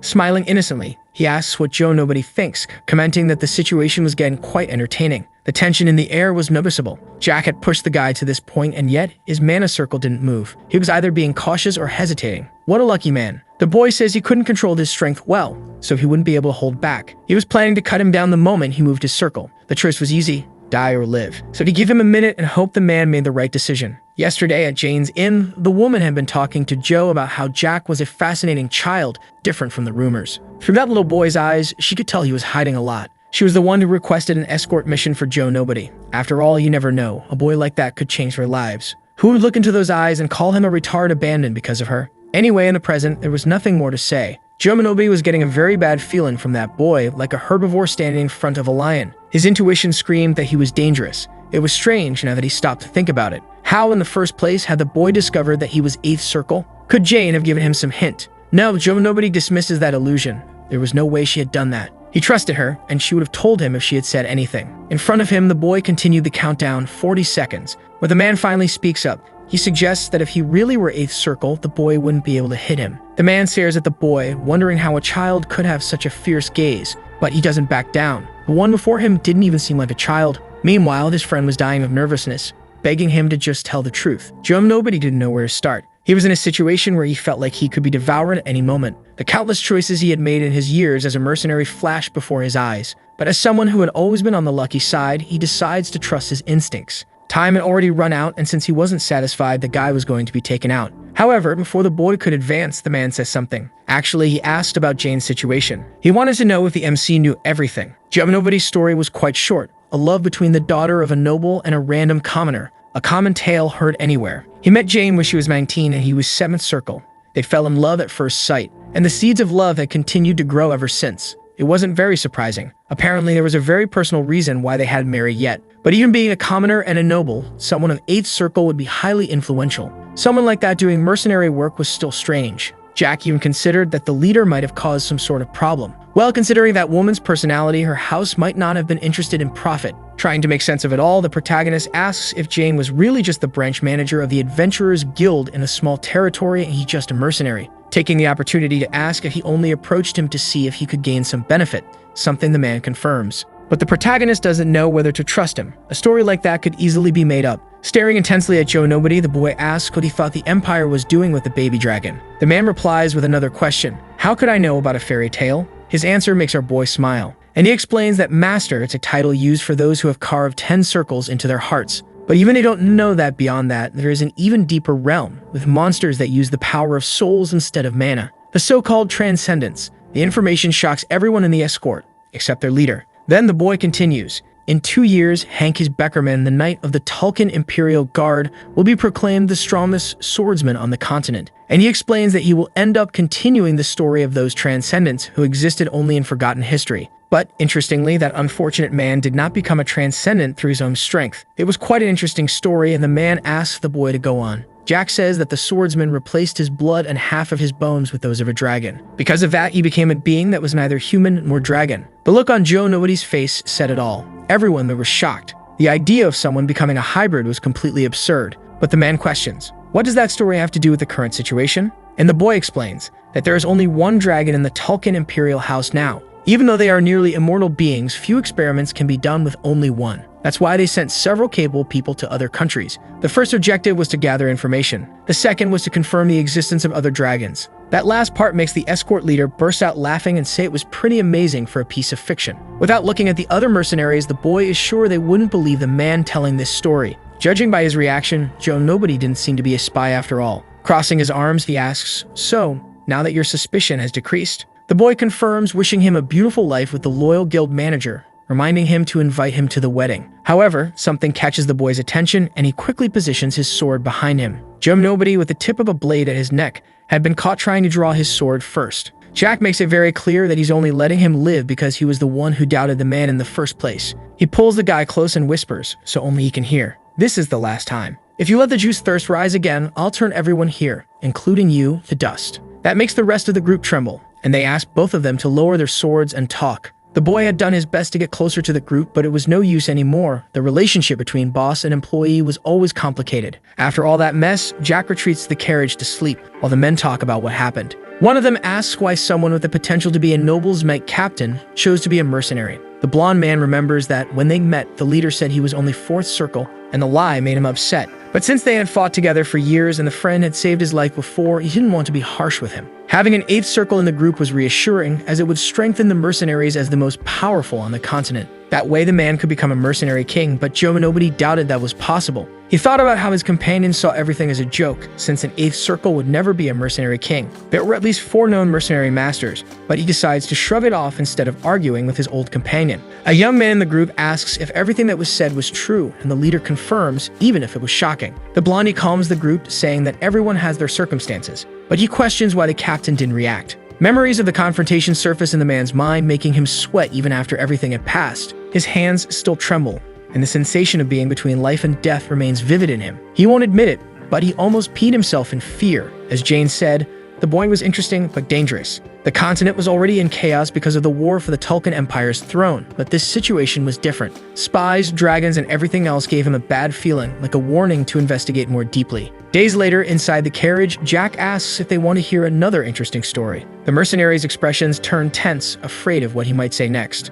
The boy asks how much they know about the Lord of the Forest of Magical Beasts. They explain that they only know the monster is at the 9th circle, but Jack reveals that, in fact, it's at the 10th. This surprises them, but he says everyone will find out in due time. What he wanted to tell was about the past. His words make the man curious, and Jack goes back in time 23 years ago, when there were rumors about the Lord of the Forest and the Harpy Lord. The mercenaries admit they had never heard of that. And Jack explains that orcs and harpies have always fought throughout history. They waged war for any reason, and any mercenary who entered the forest would know that. These 2 races are considered the strongest in the forest, sometimes even its guardians, due to their power. Jack says the Harpy Queen and the Orc King had a relationship, even though it's hard to believe. At first, they were just peaceful neighbors, but when Blackman became the Orc Lord, everything changed. 5 years later, problems arose, and the men get curious about that, making the boy smile. Continuing, when the romance between Blackman and the Harpy Lord was discovered, there was revolt among their races. Jack explains that humans, harpies, and orcs are different only by race, but all desire power,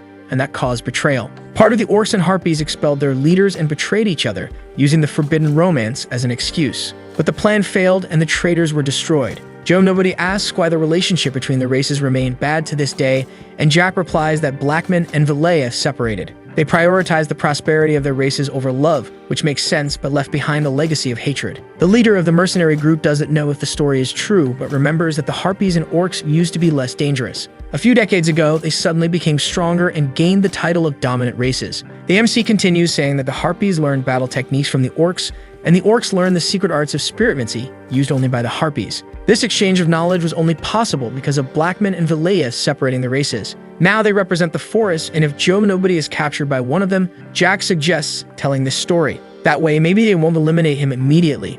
And the man, looking at the boy's angelic face, agrees to try. Changing the subject, he offers Jack some dried meat, which he happily accepts. Jane had prepared it, and it was delicious. Far from there, in the Marquis Palace, the man receives the shocking news about the attack on the third young master's escorts. All forces were destroyed in the mountains near Arbeloa, and his informant reveals that expert investigators say it was advanced magic. This enrages the Lord, as it happened while the Iron Blood Knights were away. He suspects the king or the duke lost him in a possible third threat, so he orders Gonzalez to investigate thoroughly, and he nods in confirmation. The old man hesitates and asks about Jack's whereabouts, since his body was not found, which suggests that the boy might have escaped. But if that were the case, he might know something that interests the Lord. So he gives Gonzalez full authority and get answers. Before the redhead leaves, the Lord comments that he used to think his son was useless, but maybe he was wrong. That makes the informant stare at him seriously before leaving, thoughtful about what really happened. The next day, the boy and the group are already at the entrance of Rocky Mountain when Jack hands a sack of coins to Joe Nobody. The man is amazed by so much money, nervous as he receives it, saying it was too much for him. Jack, however, explains that he only needed 10 gold coins and some healing potions. The rest was theirs. With a kind smile, the boy thanks them for not letting the journey be boring and apologizes for doubting Joe Nobody. But now it was time to part ways, so he wishes them well on the way back. The men, however, remain still, making Jack ask if they weren't going to leave soon. Joe Nobody acknowledges that he might be meddling, but asks for permission to speak anyway. With the boy's permission, he says that being a mercenary wasn't as bad as the MC imagined. He doesn't understand the point of that statement, and the man continues, trying to explain his reasoning. He says that even without knowing all the details, he's seen how young masters without support usually end up. The third young master of a noble family, completely alone, was a strange and dangerous situation. Jack asks if he's suggesting that he become a mercenary, and Joe Nobody grabs his shoulders firmly and repeats that mercenary work wasn't as bad as he thought. If he avoided dangerous missions, he could travel the world and live a comfortable life without great risks. Jack points to the other boys, knowing they had no idea what Joe Nobody understood all too well. That night they faced each other. If the boy had wanted to, he could have destroyed him easily, even without using his full strength. The older man knew this, and for that reason found it even more unfortunate that he wouldn't become a mercenary, since he knew his talent better than anyone, and he admits he had already forgotten what happened before. In a world where one day he picked up a sword to survive, he hid his strength even from his companions. Hating to admit it, he says it was all his fault, and Jack thanks him for the words, but states that he'll pretend he never heard that. Since Joe Nobody was different from the others, without giving many details, the MC talks about a future event, something big that would happen in the West in a few years. And he asks the man to hide when the time comes, confusing the mercenary. But the boy says he wouldn't understand now, though he would feel it when the time was right. It would be an overwhelming sensation, as if it were something too big to handle, and he would need to run. Handing over the sack of coins, Jack advises, don't risk your life for a bit of gold, because nothing is worth more than living. The man fully agrees. Leaving our boy satisfied to be understood, he gives a friendly pat on his shoulder. Before leaving, the boy once again asks them to take care on the way back and prepares to enter the forest alone. Joe Nobody asks if he can know his real name, and Jack smiles, knowing he already suspected. The protagonist introduces himself as Jack and asks to be remembered only like that, without titles or surnames. Taking the moment, the boy asks for Joe Nobody's real name, who hesitates before answering. He reveals his name as Dynastismo. The protagonist then says that if fate allows, they will meet again in the future. Finally, Jack continues his journey, crossing a long bridge using mana to move faster. He feels he is close to the destination, passing by giant stones that he can only endure thanks to his young body. His movements, however, are no longer as agile as before, and he has to stop to catch his breath. Upon reaching a cave, he lights the way with a small mana sphere, confirming he's in the right place. All that's left is to cross a great stone wall to find his master, just as he did in the past. Finding that place before was a coincidence, the result of his escape from home and the suffocating exhaustion of that miserable life. Jack opens a flask and pours the liquid on the wall while wrapping his hands around his sword. He knew there was only one final step left, to run his hand along the blade, a necessary sacrifice. The boy stares at the sword, aware that this small act was more important than it seemed. Before returning to age 17, Jack had only been running and hiding just as he always did in his past life, For him, who had even lost Ron at that time, running seemed like the only possible choice. His trembling hands could barely complete the small necessary sacrifice, and he cried like a child. For someone like him, opening the stone cave had been nothing short of a miracle. Now he found himself in the same position as before, but this time things would be different. As he crossed the doors, the boy showed confidence in his steps, knowing the place well. He descended a staircase lit by a small lamp, though he felt a growing nervousness. It was understandable, since more than a decade had passed since his last visit to the place. At the bottom of the stairs, he fell to his knees upon seeing the sight that awaited him. There was his master, chained as before, with wide eyes upon hearing the boy's call. Jack wondered whether forms of life could truly become immortal someday. Not just the powerful, but anyone who wished to live forever. Monsters and emperors all would eventually die. This was an unchanging universal law. The same truth seemed to apply to the person before him, despite her unique abilities. His master from the past had lived at least 400 years using a body-soul separation technique. However, there was a magic that kept a connection between them. But even that extraordinary magic was now reaching its natural limit. He had met her when he was 10 years old, but the current situation was different. This time, he would have no more than 13 years to spend with his dear master. The woman in the form of a chained doll asks if the boy truly called her master, leaving him emotional. He had longed to hear that voice for so long, feeling a wave of overwhelming nostalgia. She shows curiosity about the boy's identity, asking if she should try to guess. The doll asks if this was some kind of joke to the boy. She wanted to know who the boy was, and he would not get a third chance to introduce himself. Laughing, he comments that her temper seems to have gotten much worse over the years, and says he missed her a lot all this time, provoking even more confusion in the woman. She finds it interesting to have a disciple she doesn't even know, asking if he knows who she is. The boy nods affirmatively. After all, how could he forget someone so important? The time they spent together was extremely valuable to him, more than just a dream. Even if it was something only he remembered, those memories were real in his heart. Then he introduces himself as the hero who ended the age of glory and began the age of humans, informing Valentine Milos, the great sorceress, that he was her disciple from the future, causing total bewilderment in the woman. What do you mean from the future? She hated storytellers and their inventions, asking if he already knew the reason. The boy knew it perfectly, stating that it was because stories always distort the truth with subjectivity. Annoyed, she says she should call him boy with the potential to be a storyteller, and asks what someone like her would say in such an absurd situation, challenging his claims. The atmosphere grows tense, but the only thing that comes to the boy's mind is a simple yet lost. That was probably exactly what she would say, recognizing his talent for imitating her. She jokes that the boy has a talent for storytelling and could make a career out of it, which offends him a bit as he calls her master. The woman quickly corrects him. She is no one's master. Her response only confirms she never changed. She was the same person as before. Realizing that words aren't enough, the boy gets up, determined to act differently. In a swift motion, he points his sword directly at the chained woman. He apologizes for his insolence, but he knew it was necessary. With the sword pointed at her, the woman realizes that Jack can use soul aura. He says he may be being disrespectful, but he will humbly accept any punishment after doing what must be done. This makes her nervous, and she warns him that if he breaks her chains, the entire place will collapse.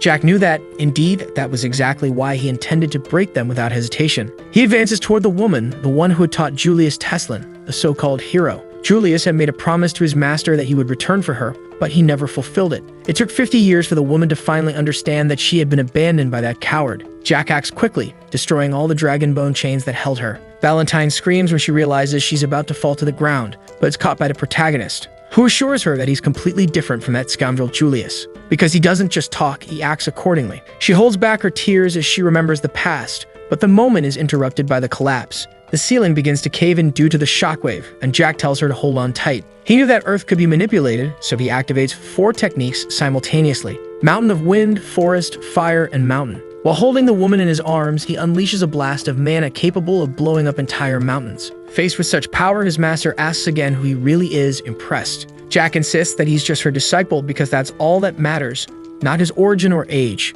She is surprised that someone so young can master soul energy so well, and the MC jokes that he's a disciple from the future, and informs her that they would spend the next 13 years traveling together. The woman brings her face closer to his, trying to discern whether he's lying or not. This time, she seems to soften a little and slowly asks if the boy really came from the future. Jack explains that it was more a regression in time than a proper journey. It seemed like he was telling the truth. When he realizes that she finally believes him, the boy collapses to the ground before he can celebrate. The master warns that forced relationships never work, but he has his answer ready, arguing that if he hadn't acted like that, they would never have any kind of connection or relationship. But she didn't consider something like that a relationship. Valentine acknowledges that he's pretty good at arguing for someone in so much pain, and he asks who she thinks he inherited all that stubbornness from. Taking the moment, he formally introduces himself as Jack, her future disciple, and states that he will submit to her guidance in this life as well. 5 days later, in the territory of Arsenal, Jack was questioning how his master had remained silent all this time. He wanted to know if she was still organizing her thoughts or if she had simply chosen not to speak. At first, she had said she thought he was a descendant of House Teslin, but that was impossible. No one his age should be able to use soul aura. She begins to talk about the nature of soul power but stops in the middle of the sentence, as if waiting for him to finish it. Jack knew that if he answered wrong, he would be punished, just like in his previous life. He explains that it was a power only a few selected among the mana masters could use. The master confirms this but highlights that the energy accumulated in his soul was abnormal. That makes him smile. Even though he wanted to talk about his past life, Valentine's silence got in the way. She observes that his hands carried more dark energy than hers, which surprises even Jack. Then she asks if he ever wondered why he received such a rare opportunity as time regression. He had spent 5 days trying to guess what she was thinking, but in truth, she only wanted to understand the regression. Memories from his past life surface, knights destroying entire villages without compassion. Jack admits he had thought about it, but honestly, had no idea why he was granted such grace. Seeing her serious expression, he asks her not to make that face. He explains further, the regression wasn't by his own will, so if someone granted it to him, there must have been a clear purpose.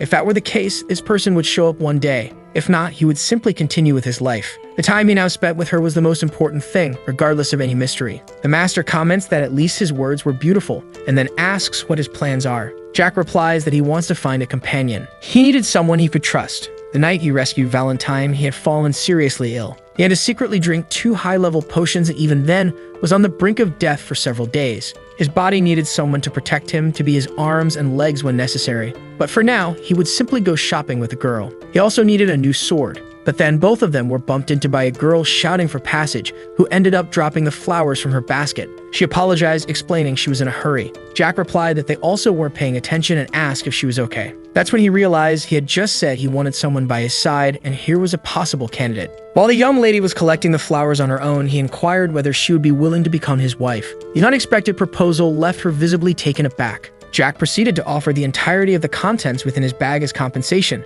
However, she declined, stating that the amount was far too excessive. A single coin, she explained, would have been more than sufficient, as it corresponded precisely to the value of the flower basket she carried. Thus, Jack completed the payment, and she handed him all the flowers. Before departing, she made a hurried bow, leaving Jack standing still, silently observing. His master remarked that it had been a long time since she had last seen a nocturnal being. Jack agreed, repeating the statement automatically. However, upon reflecting on the information, he assumed a more serious demeanor and questioned the master. The young woman did not appear to possess any unusual traits. Valentine appeared confused. She had assumed he had approached the girl precisely because he knew her true nature. In reality, Jack had chosen her because he recognized in her the potential necessary to reach the 10th circle with proper training. Now on his shoulder, the woman couldn't believe he hadn't noticed something so obvious. Clearly, he still had a lot to learn. Jack laughed and asked her to teach him everything, but that depended on him. She said he was exactly as she remembered, even after the regression. The green-haired master still found the situation odd. That child felt strangely familiar. Old memories surfaced in her mind, a blonde girl dancing in a garden. Everything began to make sense,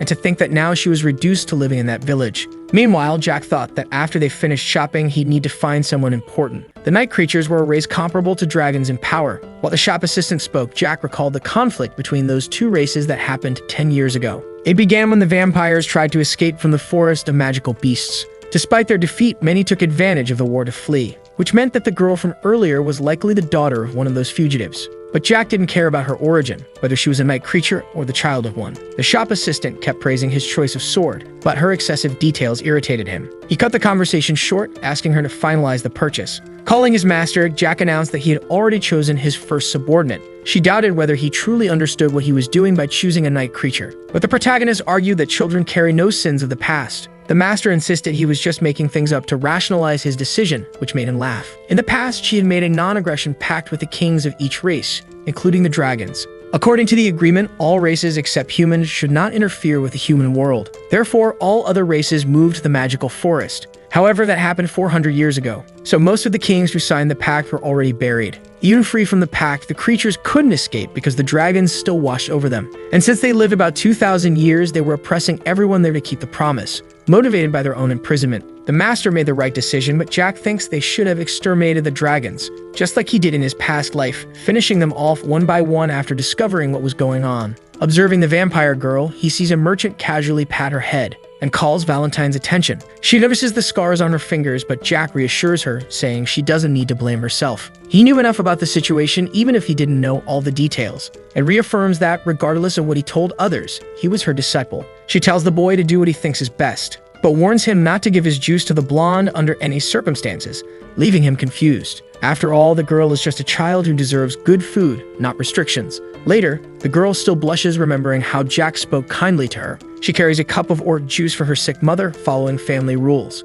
Her mother always warned her never to drink human juice, more specifically, the one provided by her uncle. In fact, she wondered if he would visit them that day, announcing her arrival at home. As she hears nothing, she continues walking toward her mother's room, asking if she was asleep. The woman recognizes the little girl with a weak voice and warns that they had a visitor, but she sees no one, until she notices Jack there. Nervous, she spills a little of the juice. Meanwhile, Valentine orders the woman lying down to show her face, and so she does, revealing her pale blue eyes. "It's been a long time," whispers the sorceress as the woman recognizes her in shock. She wanted to know what she was doing in such a rotten place and in such a deplorable state. After all, she was Vivienne de Royale, the noble vampire progenitor. Outside the apartment, the little blonde plays distractedly with birds while Jack watches her, bored, but he stays alert to the women talking inside the house, hoping for the best. Vivienne asks who that woman by her side is, suggesting she could be a vampire hunter. Valentine is surprised to realize the vampire didn't recognize her immediately, so she introduces herself as Valentine Milos, a name that makes Vivienne shudder all over,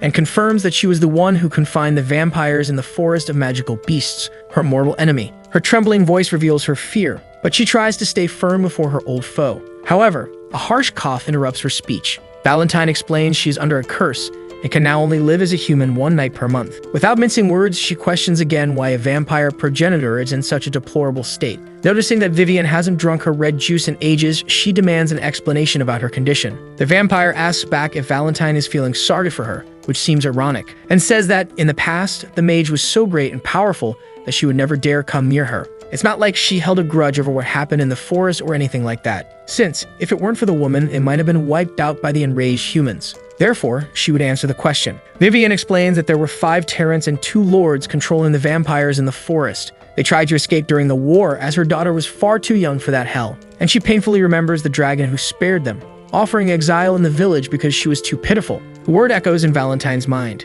Vivienne explains that the condition was to live there drinking only pig and cow juice, and in return, the dragon would spare her daughter. It was something miserable for her royal bloodline, and the sorceress makes a point to comment on it. Meanwhile, outside, Charlotte asks when Jack will leave, impatient. She explains that her uncle is coming and he didn't like having visitors there. But the MC doesn't care and says it was very important for him to learn more about her uncle. The girl gets scared by the boy's sudden eagerness to meet her uncle. When she suggests that he approached her just to rob her rich relative, Jack is slightly offended. "It's boring to wait," he says, asking her to just talk about the mysterious uncle. And the blonde thinks about what she could say besides the fact that the man is loaded with money. Charlotte explains that he gave them the house and brings food every 3 days. She was probably referring to the animal juice when she mentioned food. Before Jack can explain the reasons for his curiosity, a voice echoes. The uncle had finally arrived. The gray-haired man asks about the new friend, suspicious of the boy's presence, and comments that he had never seen that boy before. Charlotte gets excited about the man's arrival, even though the tension was clear. Observing him, the MC celebrates the presence of the famous uncle, the little blonde, who attests that his appearance suggested the boy was from some noble house. Jack watches expressionless. There stood the dragon in disguise just as he suspected. While the newcomer insists on questioning him, he realizes there was another guest inside the house. And in the room, Vivienne asks the doll to call for her Charlotte. Outside, the tension between Jack and the mysterious man was palpable until his master intervenes telepathically. He responds, informing her of the man's presence, and the woman asks him to bring the child and the man upstairs with him. The stranger questions why Jack was muttering there, to which the boy replies that he only obeys his master. Opening the door and calling everyone, Jack knows the man came to observe his toys in their final moments. Inside the room, the mother tries to speak to Charlotte, but her face shows despair upon seeing the visitor. The man asks why she looks like she's seeing a ghost, stating that he won't interfere in her final moment with her own daughter. Charlotte cries desperately at the bedside, asking if her mother was hurt, and begging her to drink the orc juice she brought, sure it would make her better. The woman gently refuses, saying it's okay, thanking her daughter for going out just to buy her birthday gift. The conversation confuses the girl, who insists on knowing what's going on, while everyone watches the scene. Originally, they had no reason to be there beyond coincidence, but now they were witnessing an imminent death. Jack directly asks if her name is Vivienne and if he can be trusted with Charlotte, as it was time to act and create a reason for his presence. The woman seems lost, so the boy decides to simplify things. Surprising everyone, he asks how she wants her daughter to grow up, as a vampire queen in her rebirth or as a progenitor ruler. And, if neither of those options, did she want the end of the dragons who treated vampires like toys? His proposal draws an ironic smile from the dragon present. Vivienne, with difficulty, asks Jack to come closer and explains she always knew her daughter's nature was different from the norm. And she answers that she only wants to see Charlotte happy, smiling, nothing else matters. She asks his name, and upon hearing Jack Valentir, she smiles weakly, entrusting her daughter to him. The MC promises he will take responsibility for the little blonde from now on, so she needn't worry about anything else. Calling Charlotte one last time, Vivienne declares her love before dissolving before her daughter's eyes. The girl screams in despair, trying to hold on to her mother as she fades away, unable to accept what happened. Meanwhile, Jack and Valentine observe in silence, but the fake uncle starts laughing hysterically at the tragic scene, as if it were hilarious. And he comments on how absurd it was that a brat like that would take responsibility for a child who was also about to pass on. Vampires turning into dry twigs from malnutrition. He laughs as Jack, enraged, punches him with concentrated mana. The blow sends the man flying back, but he only comments on the boy's rudeness, calling him a bad influence for Charlotte. When he threatens to teach a lesson, Valentine intervenes, asking his real name, leaving him perplexed. It was peculiar, as there was no trace of magic there. Even so, the doll was speaking to him live. She ignores his reaction and mentions the other 5 dragons who should be in the forest, but clearly weren't. You're only 200 years old. Are you an adult dragon born in that era? She asks, making his eyes flare. How does the doll know such secrets? Who the hell are you, freak? He growls, with all of his rage rising to the surface. When Jack hears the insult to his master, hatred completely overtakes his thoughts. Valentine asks to be set on the ground, stating she can stand on her own. She formally introduces herself as Valentine Milos, the ancient mage, making the dragon change his expression. No way! That immortal necromancer, he asks, unable to believe the revelation. And the woman nods as she had already received a nickname like that. The dragon grits his teeth, accusing her of lying shamelessly about her identity. Valentine then mentions Bahamut and Voldemort, secret names only dragons themselves and those who have seen them would know. This revelation finally makes the man accept the truth, surprised that she was still alive. Finally, he introduces himself as the proud fire dragon of the Machiavelli lineage, Galactus Machiavelli. He sneers at the poor place, confessing he just wanted to get rid of the child, the unwanted legacy of his toy. Valentine commands him to step back immediately, but the man mocks her, asking if she had forgotten the verbal pact, because they, superior dragons, had always shown mercy to the other races besides humans out of pity. So how did she dare command a dragon like him to step back? However, Valentine stands firm, saying the man got everything wrong, because the mercy in the story had always been her. A statement enrages the man. She explains the ancient pact and how dragons were never truly merciful. They separated the races because of their arrogance, believing themselves superior to all. She's surprised that even after the war that happened in the past, they hadn't improved their bad habits. The dragon laughs at the history lesson, calling her a ghost of the irrelevant past. Jack, furious, interrupts him, referring to him as a disgusting lizard and explaining he had planned to just listen because he was very polite. However, he questions how a 4-legged beast dares to act like a human while being so arrogant in front of his master. The insult makes the dragon promise to tear Jack to pieces, his claws appearing threateningly. Unafraid, Jack charges forward and lands a phenomenal kick, throwing the dragon against the wall. With his foot on the chin of the defeated one, Jack warns, from now on, treat Valentine with respect. The dragon spits juice, cursing the boy and questioning how an inferior human dared to do that to a dragon of his stature. Tired of the argument, Jack orders him to stop with the nonsense and look down before he decides to end everything. The dragon, however, grabs his foot and throws him into the air, shouting that he can do whatever he wants just because he has Valentine Milos' support. Charlotte watches everything while crying as the MC comments how Ron would freak out if he saw him this dirty. Your uncle is irreparable trash, he says, making the girl finally see the truth about him. The girl breaks into tears, realizing what had been happening all this time. Jack takes her hand, asking her to take a good look at Galactus, and reveals that monster was responsible for wiping out her people, her father, and treating her mother like a toy. Charlotte tries to defend him, but Jack insists that he only needs her consent to end the guy's bloodline now. All that mattered at that moment was the blonde's answer. I'll show you the power of the one who will take care of you, says Jack, charging forward with his sword. However, the vampire is faster, skillfully dodging all of Jack's attacks. The two resume direct combat, but it seems our boy once again fails to hit his target. The mocking vampire comments that after so much talk, he expected more from a mana user, but clearly he was nothing special. Before he can finish the sentence, his hair falls to the ground, cut by a precise blow. Jack smiles with satisfaction, explaining that the hair was bothering him, and now they could fight seriously. The surprising attack makes Galactus call them the worst names possible, tired of the nonsense. He launches a wind-splitting power against Jack. who surprises everyone by defending himself. Even Valentine is shocked as the boy cancels the dragon's magic with his own abilities. The battle continues until the boy finally knocks the vampire down, stomping hard on his face. At that moment, he recalls the enemy's identity and confirms it was Valactus Machiavelli, son of Luca Machiavelli from the Forest of Magical Beasts. The revelation leaves the vampire pale upon realizing Jack knows his father. He was one of the 5 ruling dragons commanding the forest. Jack couldn't forget the dragon he had decapitated in his past life, though he had never encountered this figure before. Given his current state, he must have had a premature departure somewhere, or had been hiding around. The boy asks why the man acts exactly like his father, and he growls, demanding to know who that idiot was. Jack introduces himself as the first and last disciple of Valentine Milos, the woman he so despised. The defeated one questions how a human destroyed his soul's speech, a magic that was supposed to be invincible. The scene was pathetic. It didn't even look like he was seeing the strongest life form in the world in front of him. He gives the surrendered man 5 seconds to apologize to his master, pointing the blade at him. Even with his face on the ground, the proud Valactus asks what would happen if he refused to obey, and Jack coldly replies that he would reduce him to dust so thoroughly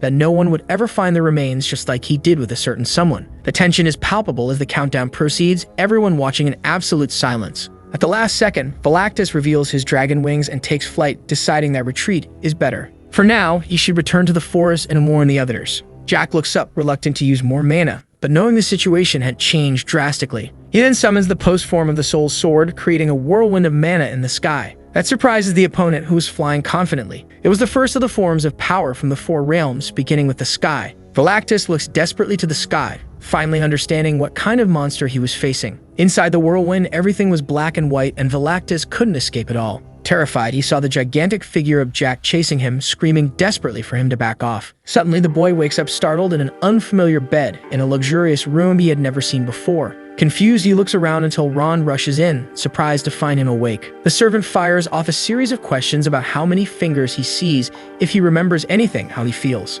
Jack, annoyed, asks him to stop the interrogation and explains that he's fine, but wants to understand what's going on. His first concern is to ask about the girl and the doll, who were with him before. The butler informs him that Charlotte is sleeping in the room next door. He comments that even not knowing exactly what happened, she seemed extremely tired. While Valentine is on the sofa, and the servant points to the green-haired woman to confirm if Jack was referring to that. Our boy smiles when he sees Valentine and greets her with a good morning, which she immediately corrects, stating it's already afternoon, leaving the butler shocked by her ability to speak, and he asks if the lady was angry. The woman responds dryly that he is free to do whatever he wants with his own body, and Jack laughs, teasing her by saying he knew she was worried about his condition. Ron, intrigued, asks how a doll could speak and remain motionless for 3 days, something the protagonist says he'll explain later, because what matters now is treating Valentine with the respect she deserves. Ron promises to follow the orders, still confused but trusting his master's judgment. When questioned about recent events, the butler tries to summarize the complex situation. The bodies of the escort were finally found in the mountains, and naturally, a marquis found out about it. So the Valentier family sent knights to investigate, and believing that Jack might have a clue, they started tracking him. In addition, several people had seen him in Arbelo. They followed clues to the Asenbul region, where the epic battle with a dragon in the sky took place.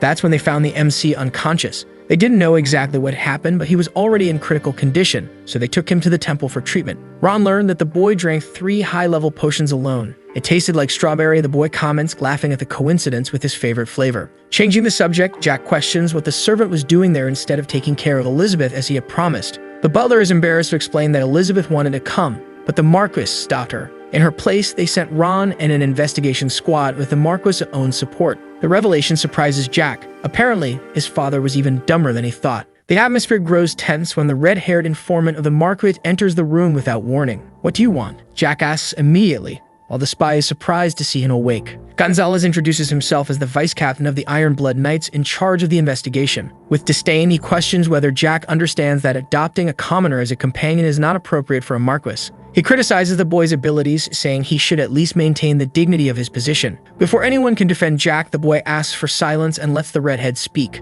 Then Gonzalez says he will ask a few questions. According to what the butler knew, he bought 3 high-level potions for the 3rd young master. Therefore, he would only withstand 3 uses. His stance surprises the informant, who remembered when the brat couldn't even look him in the eyes properly. The redhead reveals that Jack was the only survivor of the incident with the guard and demands explanations. The boy responds evasively that it wasn't anything important, just that his escort had received strange orders to break his bones. But he stops mid-explanation, noticing the man's fearful expression, which suggested he wasn't aware of everything. Gonzalez pressures him to continue the explanation. It was pretty wild, right? He comments casually, mentioning what the knight who led the attack had planned. The informant asks if he's referring to Rizon, and Jack confirms, remembering how they threatened to destroy his mana circle. With complete sincerity, the boy states that he simply finished them all, leaving the redhead in shock. But the boy repeats it, making it very clear that he had no regrets. Now clear that it was an internal act and not external, Gonzalez is stunned that the culprit is Jack himself. It made no sense. I never let anyone who tries to screw me over leave alive, the boy says, asking if he looks like he's joking. The knight warns him to watch his words, calling him a clueless newborn pup. Ron tries to intervene, but is pushed aside and called a disgusting servant, putting Jack immediately on alert. Without hesitation, the MC punches the redhead, who falls to the ground. It was the third time he had taken it silently. However, he soon feels dizzy and collapses onto the bed, which worries the butler. The boy assures him that he's fine, and mentions that the man lying on the floor was just a seventh circle. He asks if Ron isn't tired of pretending to be a powerless servant, making the butler smile. Pulling on his shirt, the boy asks him not to live like that anymore, and confesses that he thought it would be easy for him to go on like that forever, but had reflected enough to know it wouldn't work, arguing that at the very least, the servant should be treated like a person. Ron's face clearly shows that he liked all that freedom. As the butler prepares to act, Jack asks how much time he'd need to cook the redhead, suggesting 5 minutes. But the guy laughs, joking that it was too much time for his cooking skills. Of course they weren't talking about food. The situation was obvious to everyone present. Ron dominates Gonzalez by force, even while being called a damn servant repeatedly. The redhead tries to fight back, but is always defeated by the butler's ninth circle power. Outside, the guards wonder how a simple servant could cause so much violence. Jack watches the fight with indifference, trying to remember where he had seen those movements before. Even being ninth circle, Ron's fundamentals were magical, not martial, though his physique was average. Gonzalez, a seventh circle knight, should have won in hand-to-hand combat, but was easily overpowered. Even if he were a spy from the Tulkun Empire, Jack would never be able to win in a fight against the butler. Desperate, the informant grabs one of the guards' swords in an attempt to strike his opponent. But before he could attack, Ron knees the redhead in the nose, utterly humiliating him. Our boy watched with satisfaction. His servant had endured disrespect for years and was now breaking free. Looking at his fallen enemy, Ron turns when called by the protagonist. "Why is it taking so long to cook a single ingredient?" Jack teased, smiling. However, behind him, Gonzalez is getting up, ready to charge at him. But Ron is faster and lands the final blow on the redhead, sending him flying. "Needs more training," Jack mocks. Meanwhile, the guards are scolded for just standing and watching. Now alone, the boy grabs the redhead's head, saying it was time for a little chat. He offers a deal, arguing that a capable guy like him could go much further in life. Even humiliated, Gonzalez still tries to belittle Ron until he gets his hair pulled by the boy. "Understand your situation now?" he asks, still holding him. Then he states his offer. Gonzalez would remain as vice captain and have the chance to develop his mana. He was in his early 30s and would surely make a good vice captain knight, so it would be pointless to finish him off, and asks if he wouldn't like to reach the 8th circle. The knight looks visibly tempted. Jack assures him it would be a secret agreement between the two of them. Beside them, Ron was suspicious of the young master's intentions but proud of his growth. The scene is interrupted by Valentine, who taps the servant to get his attention. He apologizes for not noticing her before, trying to introduce himself formally. "You inherited the energy of the sword family," the woman comments, leaving him completely disoriented. Valentine deduces that Ron reached the 9th circle 20 years ago, indicating a high rank in the past. "You could have reached the 10th circle," she says, suggesting he had the potential to become a master. Ron is confused, not understanding what she's saying about soul control. It had been exactly 19 years since he stopped using mana regularly, and only used mana recently to follow Jack because he had no other choice. The butler reflects that he feels no shame, even being disrespected.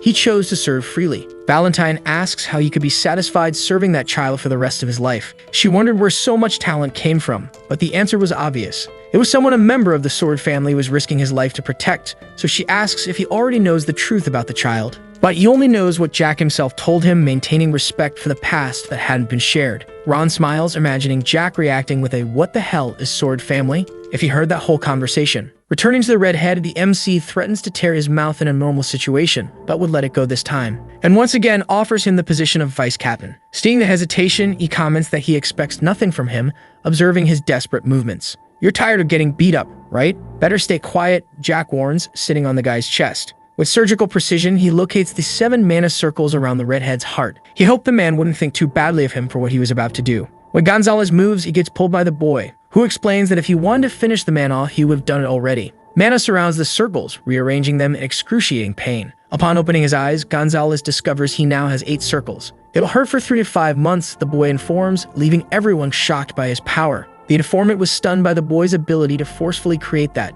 However, now he has only one choice: obey every order from the young master or face terrible consequences. And he mentions the rumors about him being able to manipulate forbidden magic with a frightening smile. Jack remembers when he punched Phelan and the rumor his father spread. Now Gonzalez was confirming it as an undeniable fact. The boy knew how to use forbidden magic. He orders the redhead to kneel and pay attention to what he's about to say, because he'll engrave it into his bones if necessary. Gonzalez must return to the Marquis household and lie that the third young master knows nothing. And within 3 months, 40 problematic members of the Marquis family must be eliminated in secret. The redhead agrees until he realizes the trap. Jack had planted something in his heart that meant much more than just a decoration. It was a sentence. "Don't be scared," says the MC, holding his shoulders. "If you obey me, you'll gain enormous benefits." The boy promises that the pain will be worth it, comparing the power of the 8th circle to an addictive drug. Laughing at the knight's paradoxical situation, he says he always knew the guy would want more. Besides that, he remembers how Gonzalez humiliated Ron during the journey.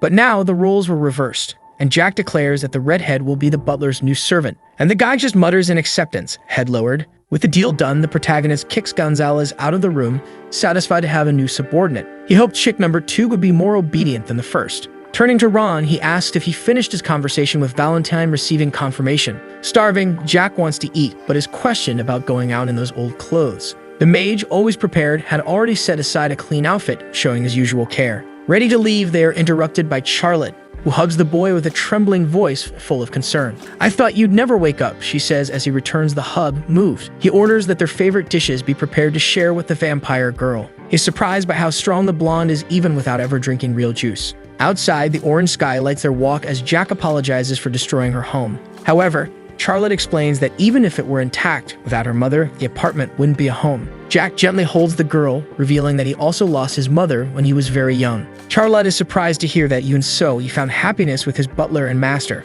He uses mana to make his juice flow, offering the hungry vampire an unprecedented taste. As soon as she drinks, Charlotte feels a wave of energy run through her body. The vampiric power had been activated. Vampires rival dragons precisely because of their ability to regenerate instantly with potent blood. Despite the confusion, Charlotte smiles brightly, feeling better than she ever imagined possible. Jack asks how she feels about the earlier events when he promised to show his power to prove himself worthy of responsibility. And the little one reveals she was scared, but it was exciting, and she calls him Appa with innocent admiration. Jack corrects the nickname to Boss, making her laugh with joy as she adjusts to the new title. Inside the mansion, the revelation that Jack defeated an adult dragon leaves Ron shocked. He explains that dragons before the age of 50 are already masters, with 5th circle mana hearts. The Dragonoid transformation technique allows them to compact their massive form into human size, optimizing combat. And if a dragon's original form is specialized for using magic, its transformation is a technique that maximizes power in close quarters combat. If that idiot Velactus hadn't given him time to use soul speech, he'd have been in real trouble.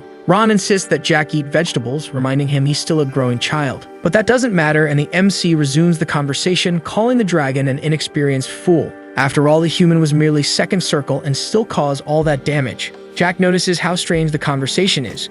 Normally, killing dragons would be unthinkable. The fire ant mercenaries would die of shock if they knew what he'd done. The butler turns red when he realizes the young master deduced his knowledge about dragons, because he thought he knew absolutely everything. However, the boy reminds him that he only shared that the man would have a premature passing, showing how he connected the dots. Ron reflects that there were many secrets his master did not know, and they would remain that way. He was never one to be interested in long stories, despite his cautious nature in past lives. Even when they fled together from the Marquis house, the butler kept his secrets tightly guarded. Everyone has the right to their mysteries, thinks Jack, but he needed to confirm a crucial suspicion. Looking into the butler's eyes, he directly asks about ties to the Tulkun Empire. The confusion on Ron's face is genuine, and he denies any connection to that nation. Jack's relief is palpable, as that concern had weighed on his shoulders for a long time. His calm smile conveys the desire not to burden his loyal companion. Despite the post-battle exhaustion, it was time to form a new mana circle. The use of soul energy always drains him, requiring sturdier circles to cushion the impact. Valentine interrupts the boy's thoughts, surprised that he used the Dark Bond, a forbidden magic only the two of them knew, for she had created it herself. In times of war, that technique bound promises to the very existence of the target. So if broken, it wouldn't just affect their circles, but their entire bodies. The mistress asks what Jack intended by engraving something into Gonzalez's heart, and he reveals that he'd engraved in the redhead a guarantee to protect Elizabeth and Ron. Ron becomes emotional, understanding how much his young master values his survival. The scene is interrupted by Charlotte, who enters the room with tears in her eyes, crying after being treated like a doll by the maids. Jack invites her to dinner, though she refuses, still not used to so much food. Then he asks the butler if it would be possible for Charlotte to attend the academy with the group. Ron hesitates, doubting his ability to arrange such a feat, for he was merely a servant. But the boy argues that he was a very competent servant. Since his praise had no effect, he says that apparently he would have to handle it alone. But he is scolded by the man as he shouldn't resort to blackmail, and he retorts saying he wasn't a criminal to do that. Charlotte's eyes shine upon hearing about the school, a dream that once felt distant, and he confirms that she would go for children should play with other children. The blonde's talent was too great to be ignored. Her age would be an obstacle, as the girl was only 11 and the academy accepted students from 14 years onward. But Gonzalez could help with that with a simple letter of recommendation, so he assures her there's nothing to worry about. A few days later, the group finally arrives at the academy and Ron bids farewell to the boy, handing over his luggage and asking him to take care. He even suggests the boy send a letter if he ever needs anything else, showing concern even in parting. Jack then asks a favor, wanting to leave all matters regarding the Marcos house entirely under his responsibility. He wanted to be sure the servant understood the boy wished to focus completely on his studies at the academy, free of outside distractions. Ron confirms the request and Jack comments that Gonzalez wasn't as clever as expected, revealing contempt for the redhead. He considers the man merely a disposable pawn, someone to be used and discarded without remorse. The MC also mentions he had given the redhead a specific order, something he wanted the servant to help carry out. The mission involved cutting off hands and legs, but he clarifies he wasn't referring to someone's physical limbs. In truth, his targets were the officials of the Marcos house and the members of Count Mantis' family, a meticulous and cruel plan. With that, Miss Elizabeth's position would become even more complicated, for she was kind and pure. Jack didn't want her to become like the protagonist, but believed that the fall of that house could be the trigger for her change. He then asked Ron to take good care of her, showing a side that was both protective and calculating. The man seems proud to hear his master's words, commenting that he had changed quite a bit since recent events, something Jack agrees with. Upon entering the academy, the doll comments that he had a good monster inside him, but could be called a good person. The MC takes the opportunity to compliment the doll, saying she too is a good person, despite her stubbornness. The woman, however, rejects the comment, calling it empty and meaningless, maintaining her firm stance. When Charlotte sees the academy building, she comments that it was her first time in a place like that, showing admiration. Jack asks her to observe everything calmly, as she would be attending that place from now on, making her radiant. An academy staff member then approaches, asking if he was from Valenti, and the blonde's response is almost automatic. She runs to hug the boy, while he wonders if the woman wanted something specific with that approach. The staff member asks for permission, informing that the headmaster was waiting for him in his office, revealing a certain urgency. The man comments that the boy was well known there, mentioning his dark and striking past. The bloodied son of a noble family found amidst destroyed buildings was still a recurring topic. Even though some time had passed, the story still echoed, especially before the father of the current Duke Assemble. The former Duke, Rommel Einhard Assemble, still kept that place exactly as it was in his past life. A flashback invades the protagonist's mind, remembering that room and a conversation about an important test. He questioned if that was really all he had to do, complaining about the classes he would miss because of it. The old headmaster, however, assured him that as long as his name was on the official ranking, he would not be expelled. Jack's heavy eyes showed his disappointment, knowing that his older brother and father conspired against him. He was sure they would try to kill him before he reached adulthood, a cruel reality that the headmaster confirmed. The man had seen many children in the same situation, but could only offer a private room as help. Trembling, the boy wondered how he should live from then on, feeling the weight of loneliness and betrayal. The headmaster then pats his head, concluding that it was up to him alone to decide his own path from that point forward. Now in the current life, the boy is more confident and smiles, proposing a bet to the headmaster, something that surprises him. He explains that he was once in the man's debt, and that this was the time to settle it.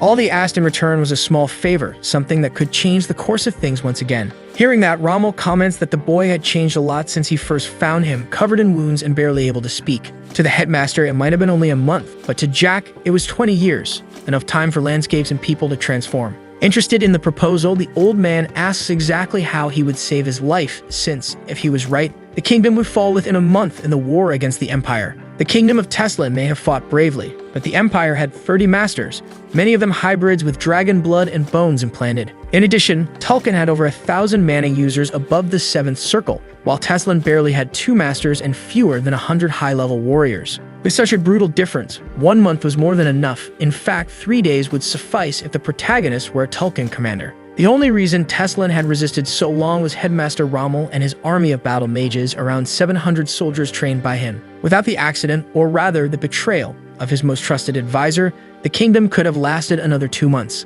Upon mentioning the traitor's name, the headmaster's eyes widen and he scolds Jack for addressing an instructor by name, but the boy remains unfazed. He calmly explains that Brutus Marcos was a Tulkun spy, current vice instructor of the swordsmanship department, Sixth Circle Knight, and vassal Asimple. Rommel retorts, saying that was slander and that Jack would regret not listening, but the boy merely smiles. In a few years, when he stabs you in the back, you'll think, "I should have listened to that boy," the MC taunts, igniting the old man's patience. The headmaster, furious, advises him not to do anything he can't take responsibility for, preferring to pretend the conversation never happened. In the end, he releases the boy, pulling out a pocket watch with a crest and affirming he would not repeat his words. Seriously, he asks him to summon Brutus to his office, and so the boy does. Inside the room, the man faces them, starting with compliments on the protagonist's good work, but informing him there was no longer a need to send reports to the Empire. The man's expression is priceless. He freezes, asking what the teenager is talking about, but Jack just laughs. Out of patience, the boy says the man wasn't diff, just kind of dumb,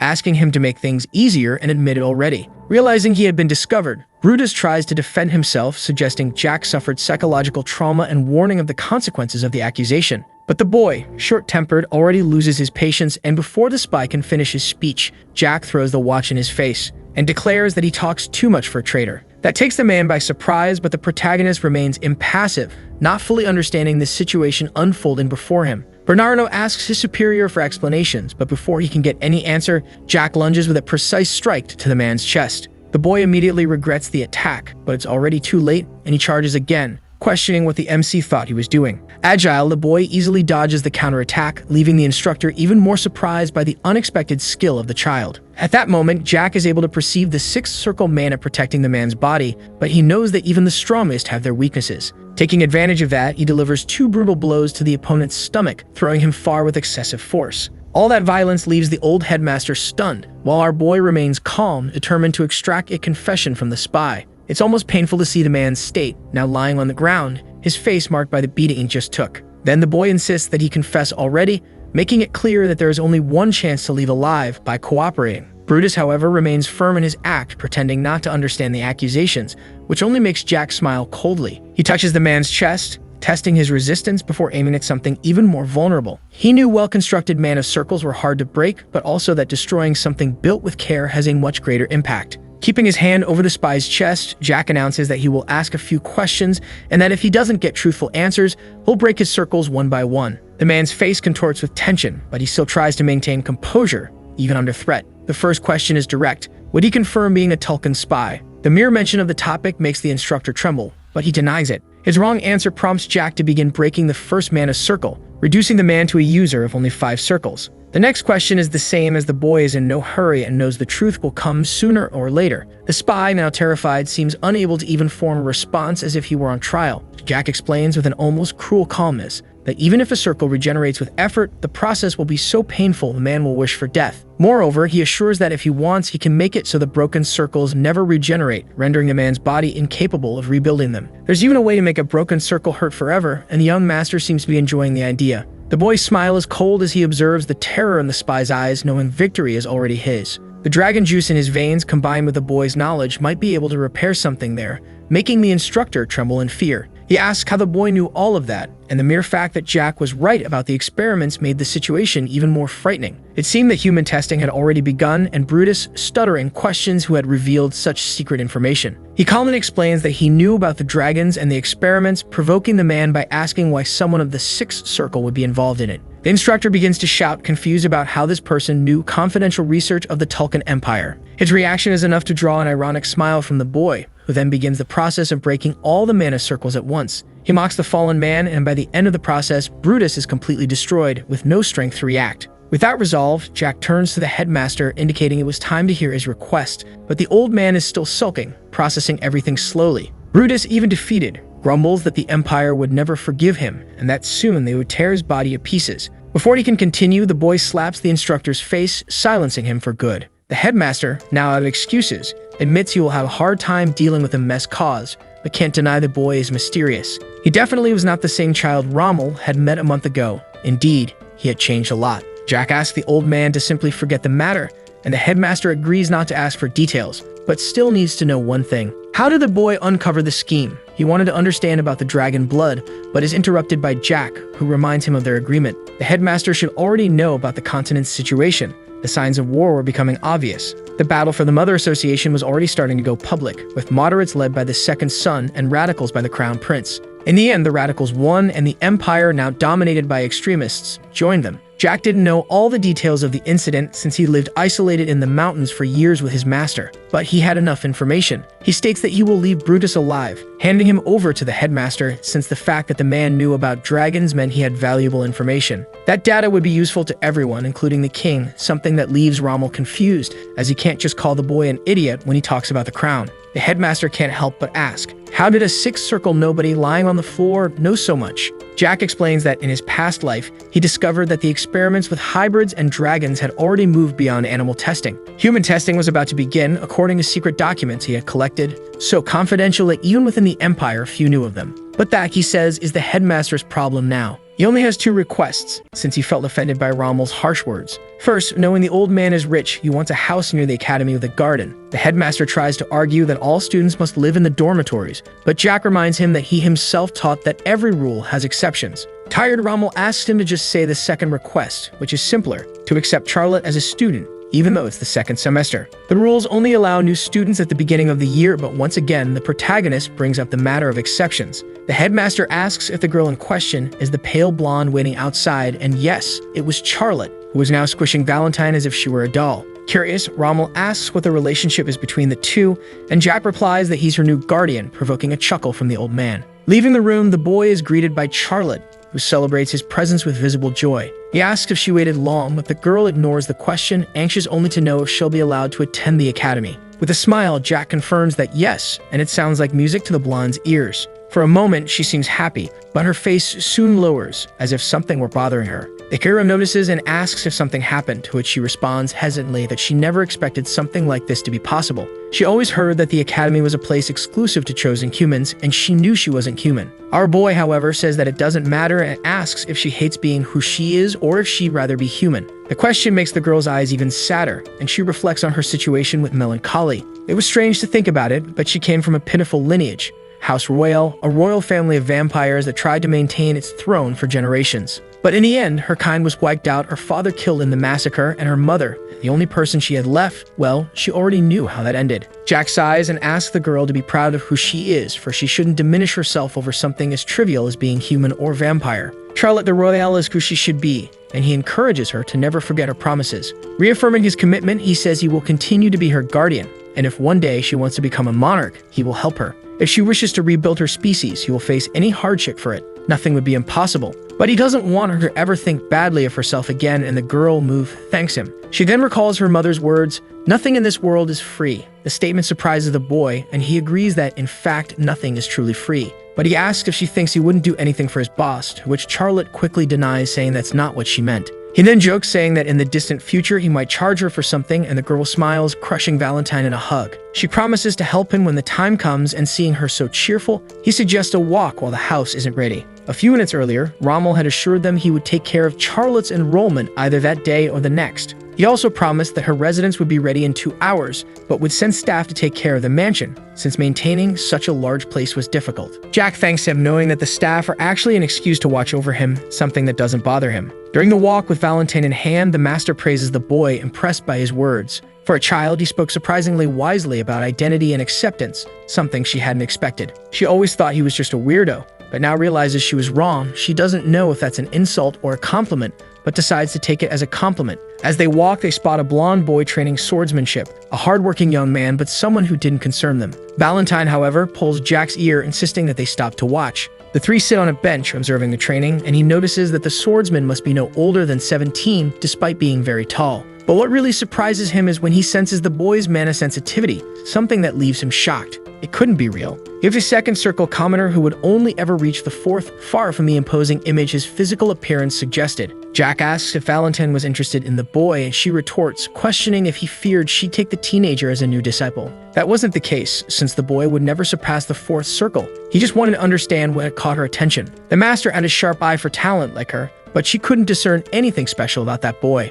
While thinking of something to say, nothing comes to mind, and the young man continues his solitary training, swinging his wooden sword through the air. Charlotte intervenes, commenting that the boy must have been training for a long time, as he looked about to faint from exhaustion. Noticing marks on his neck, she adds that he was visibly injured, but the master still didn't understand the interest. Upon closer observation, Jack realizes that the boy's magic circle had already been broken once and rebuilt on his own, something nearly impossible. Valentine admires the young man's determination and almost says more but decides to keep it to herself. Jack, however, had already understood the reason for the interest. The foundation of a dark mage is death and destruction, hatred and vengeance. By reconstructing his broken circle on his own, he demonstrated a mysterious dedication. Every movement, every silent strike, done with hidden rage. The protagonist approaches and politely asks to interrupt, being received by the blonde, who asks if he can help him. But it's Jack who offers help. "You're using too much strength in your arm. Relax the right one and adjust your leg stance when attacking," he says. He also warns that if he keeps exposing his openings instead of protecting his heart, he won't last long in a real battle.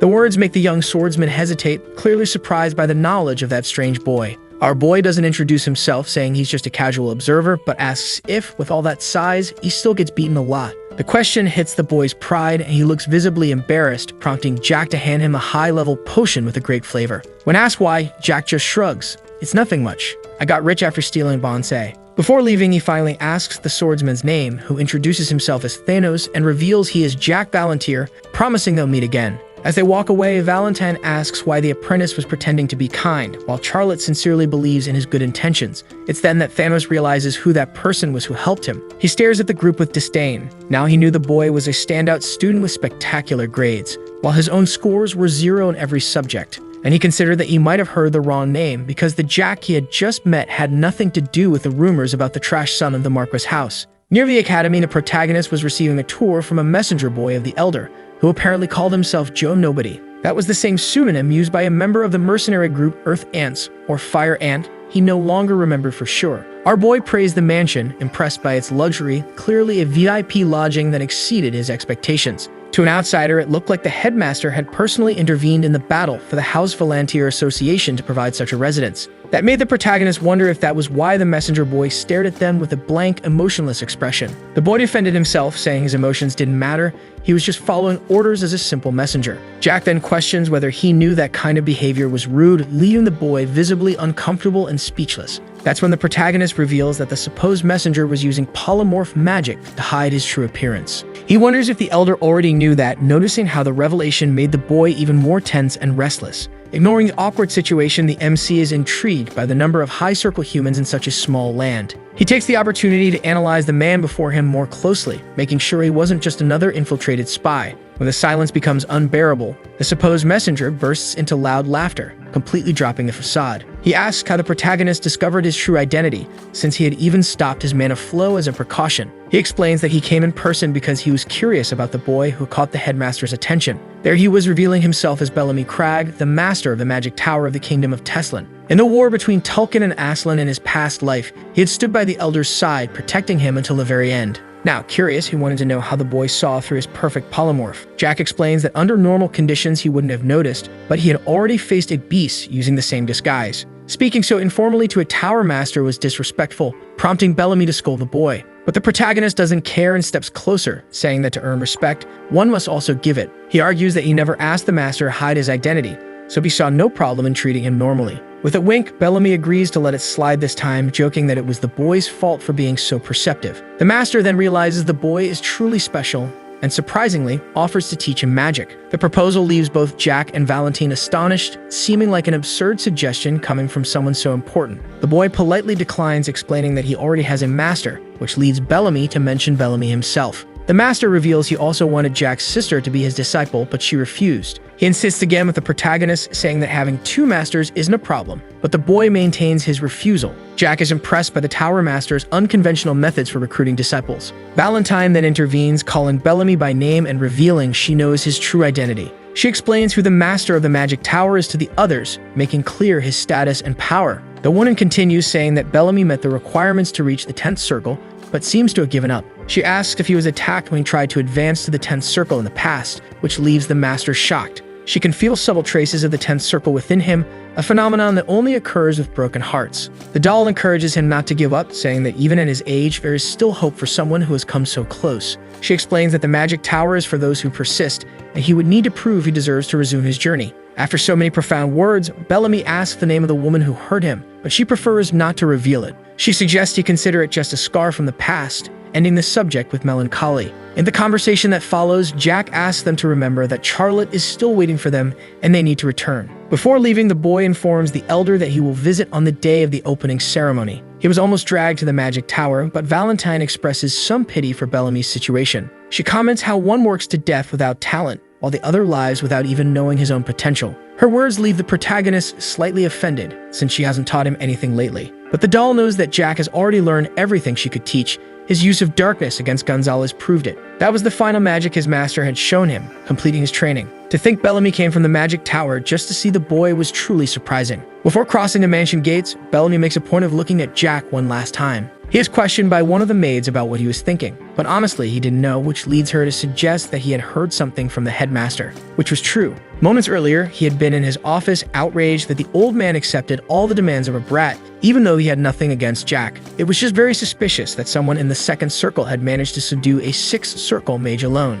To him, the boy was the most dangerous person there. Hearing his arguments, Rommel says he's only looking at one side of the coin. He reveals that the boy brought a girl with him. He was probably planning to spend his days at the academy near her, like anyone going through puberty. Besides, his presence there could be beneficial to the kingdom. The elder suggests they focus on figuring out how the protagonist knows so much, since he'd be staying for quite some time. Bellamy knew the headmaster was right, but still, something bothered him. He says he'll do whatever he's ordered to, but he had something to say. Honestly, he was worried that Rommel would end up getting involved in the political battle of the Marquis house. But the old man believed the struggle for the Valentier house succession was already over, leaving the master in silence. However, he says he knew the Marquis well. Even if his eldest daughter had the talent to become a master, he only saw her as a political tool, and his second son was just another among the thousands of third circle youths at the academy. Besides, he wasn't anything special. Bellamy had never seen anyone as dumb and unimaginative as Phelan in his entire life. The headmaster asks what he meant by all that, and the man comments that he really was going senile. Why would someone who gave up the position of duke because he was tired of political battles get involved in a mess like that? Some favors like asking for a single room or being excused from certain classes could be ignored, but giving Jack an entire house went far beyond that. He was worried people would find out soon, but his comment made the old man laugh. They had been together for 30 years, so he knew him well enough to understand the real reason behind all the talking. Rommel explains that even if it was just a hunch, he believed there would be many benefits in maintaining a good relationship with the boy, which the man found strange, but the headmaster kept smiling. Then he suggests that Bellamy personally visit the house once it was ready to see what kind of person Jack really was. Though reluctant, he decided it was better to accept the proposal. Now, after the whole conversation with the MC, he understood what his old friend had said. His thoughts make him smile involuntarily, prompting the maid to ask if it really happened. And he confirms, explaining that he just remembered something. Inside the mansion, the boy had already won over the maids as well as a chef and 5 bodyguards. With them gathered there, he asked that they monitor him as best as they could, assuring them he'd make it easier for them. First, the boy informs them that he loves meat, so they should prepare plenty for every meal, along with fresh vegetables. He knew it wouldn't be as good as Ron's food, but it would be decent enough. He spoke about food as if it were a very serious matter in scaring the guards. He had to make the most of his new staff. His chef even had his name in the Guinness book, though he looked like a Mongol. As for the guards, there were too many to remember all their names, so he affectionately nicknamed them the 5 Musketeers. The boy teases, asking whether the elder had trained bodyguards or spies, whichever they preferred to be called. Apparently, everyone there had already experienced a mana break at least once, so he informs them that they could learn from the boy who rebuilt his broken circle at the academy. Shocked, one of the men asks if the headmaster told him about them, but the boy denies it, asking him to stop questioning and get to work. In the middle of the lecture, Charlotte walks toward him to comment on how grand the place is. Now it was time for a tour of the mansion with his little brat. The elder handed over the mansion on August 9th, and classes wouldn't resume until the 16th. However, 5 days had already passed by the time he noticed. It had been a great vacation, of course. He bought clothes for Charlotte, ate delicious food while they strolled around, and even watched a musical together. It was a lot of fun, aside from 2 little things. First, he realized that although he hadn't lost his combat sense or mana control, his stamina was terrible.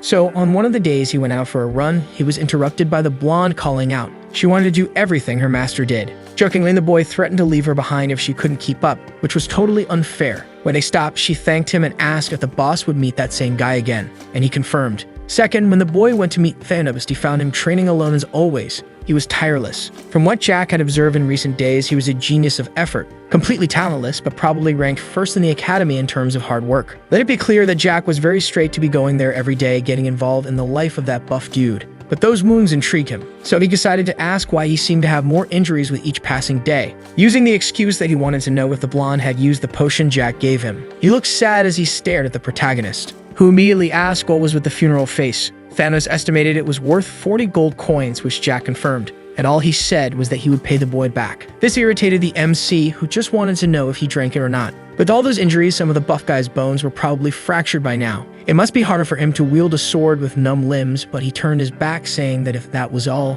he'd return to training. No normal person could train every day in pain like that, and Jack was sure he stayed there all day long. Jack comments that he didn't understand why a persistent guy like Thanos was walking around taking beatings, leaving him completely tense. Even Valentine thinks the protagonist had a talent for being annoying, and he asks if she didn't also think he was cute. But all she could do was feel pity, adding that if he really learned from her, he should know she saw all the hatred hidden in the blonde and all the desire he carried. Traits that, according to the master, pushed him forward, but those same things were also breaking the teenager. This way, he would regress soon. All those comments made Jack certain that the doll had seen enough to decide what to do about the situation. Thanos certainly had no talent, but even so, he was called to be questioned about why he was swinging the sword. Then he revealed that he wanted to become the strongest swordsman on that continent, which surprised the duo. Before he could explain, Jack burst into laughter in the most disrespectful way possible. Sad about his reaction, the muscular man asked him to laugh all he wanted if he truly thought his dream was that funny. The boy explained that he wasn't laughing at him and asked him not to take it the wrong way.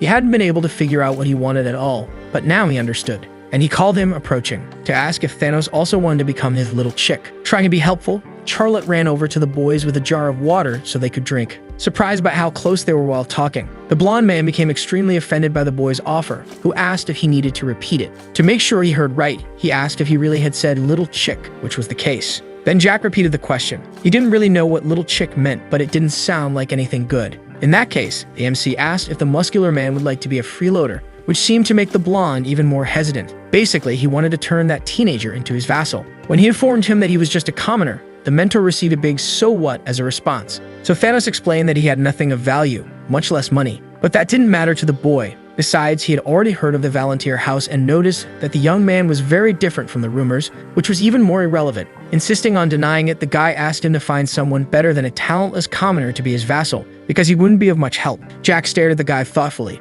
It was kind of funny how they worried about him even when he didn't need to, arguing that he wanted to become the best swordsman there, and that's why he wanted him as a vassal. If he thought he wouldn't help, it was because he had already confirmed his own failure. Completely ignoring the mentor, Thanos added that he knew he had no talent for mana. That show of self-deprecation made the protagonist call his attention, saying he was only seeing the bad side of things because he had a talent even greater than mana. Countless people had something like a talent for mana. There were cases of farmers with great skills in that regard who died living normal lives without even letting that talent bloom. Even Jack had dormant talent in mana until he met his master. However, he knew the world he saw was very different from what others saw. He could see the mana veins floating in the air, the same mana that covered his body. But his younger self didn't know what talent was, nor did he have the motivation or thought to put effort into it. That never came naturally, but Thanos had both. That's why he said that not everyone was willing to work that hard. So he shouldn't belittle himself like that, because from what he could see, his talent was greater than anyone's. The words left the muscular man speechless, especially because before he could say anything, an idiot commented, "Wow, this beggar's making friends now." When Jack turned to see who had said that, he saw three brats who shouldn't even be there before the semester started,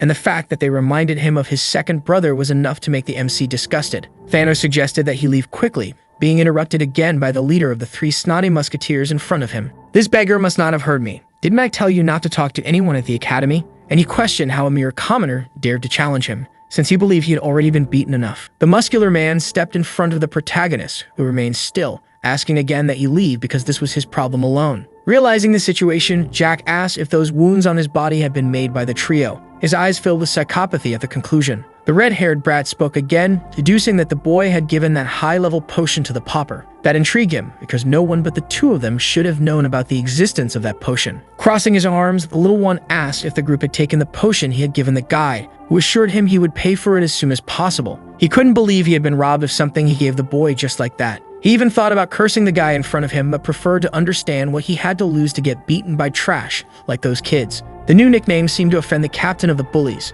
Thanos wasn't interested in arguing about it now and insisted that it was time for Jack to leave before he got hurt. Tired of it all, the MC stated that he wasn't going to leave. Now that he knew they had taken the potion, he was involved in the mess. He ordered the two hidden escorts to come out from wherever they were to handle it, but the redhead played dumb. So without the cooperation of the supposed escorts, Jack prepared to attack, warning that he would take everything the trio had until they showed up. The kingdom of Teslin has 5 true Marquises. Not the nobility granted to circle users, but true nobles who possessed some wealth. Among them, the Hermann house, which controlled the East, had a very problematic son who would soon graduate from the academy, Dietrich Hermann. He had already committed every crime written in a penal code. He assaulted a maid at 13, became a drug user at 14, and lived only for pleasure at 15. There were rumors about him selling substances too, but his future was bright, as he was the heir of his house. So at the academy, surrounded by nobles who were sons of dukes, many watched over him so he could do whatever he pleased. That's why he created a little toy to pass the time. A commoner with no family name who, God knows how, was accepted into the academy.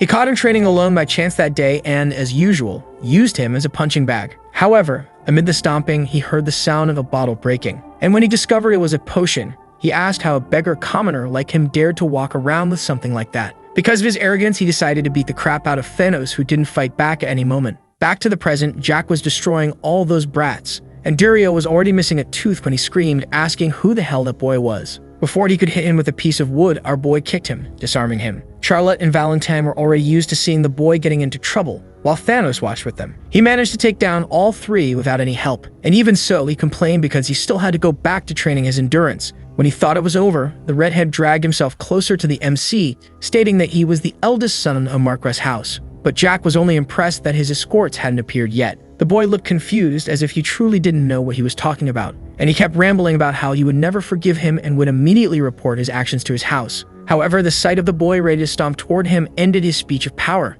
Then, as usual, our boy stomped on that sausage water, provoking the kid's bodyguards. They finally appeared, ordering him to stop the torture. They were furious, but Jack quickly said they wouldn't have seen that scene if they had shown up when he asked. The men asked if he had any idea we had just attacked, and the boy didn't really think it was necessary to know. Turning to Thanos, he asked him to remind him of the redhead's name, and the guy whispered, Dietrich Hermann. Even in the worst possible position, the brat had the nerve to face the muscular man and question how he dared to speak his name with the filthy mouth of a commoner. That comment earned him a solid kick in the face, which wouldn't make it any prettier. Jack turned his attention to the hooded men, wanting to know why Thanos had been taking a beating from those three for so long. Full of rage, one of the men charged toward the MC, determined to destroy him. But, as usual, he easily dodged the blow. However, something threw him off. Another henchman was chanting a mana incantation corresponding to the highest class of 6 circle spells. Large-scale explosion magic. If they succeeded, they could wipe out the training field, Thanos, the red-haired boy, and his master together. But our boy feared nothing and began to channel his own blue mana,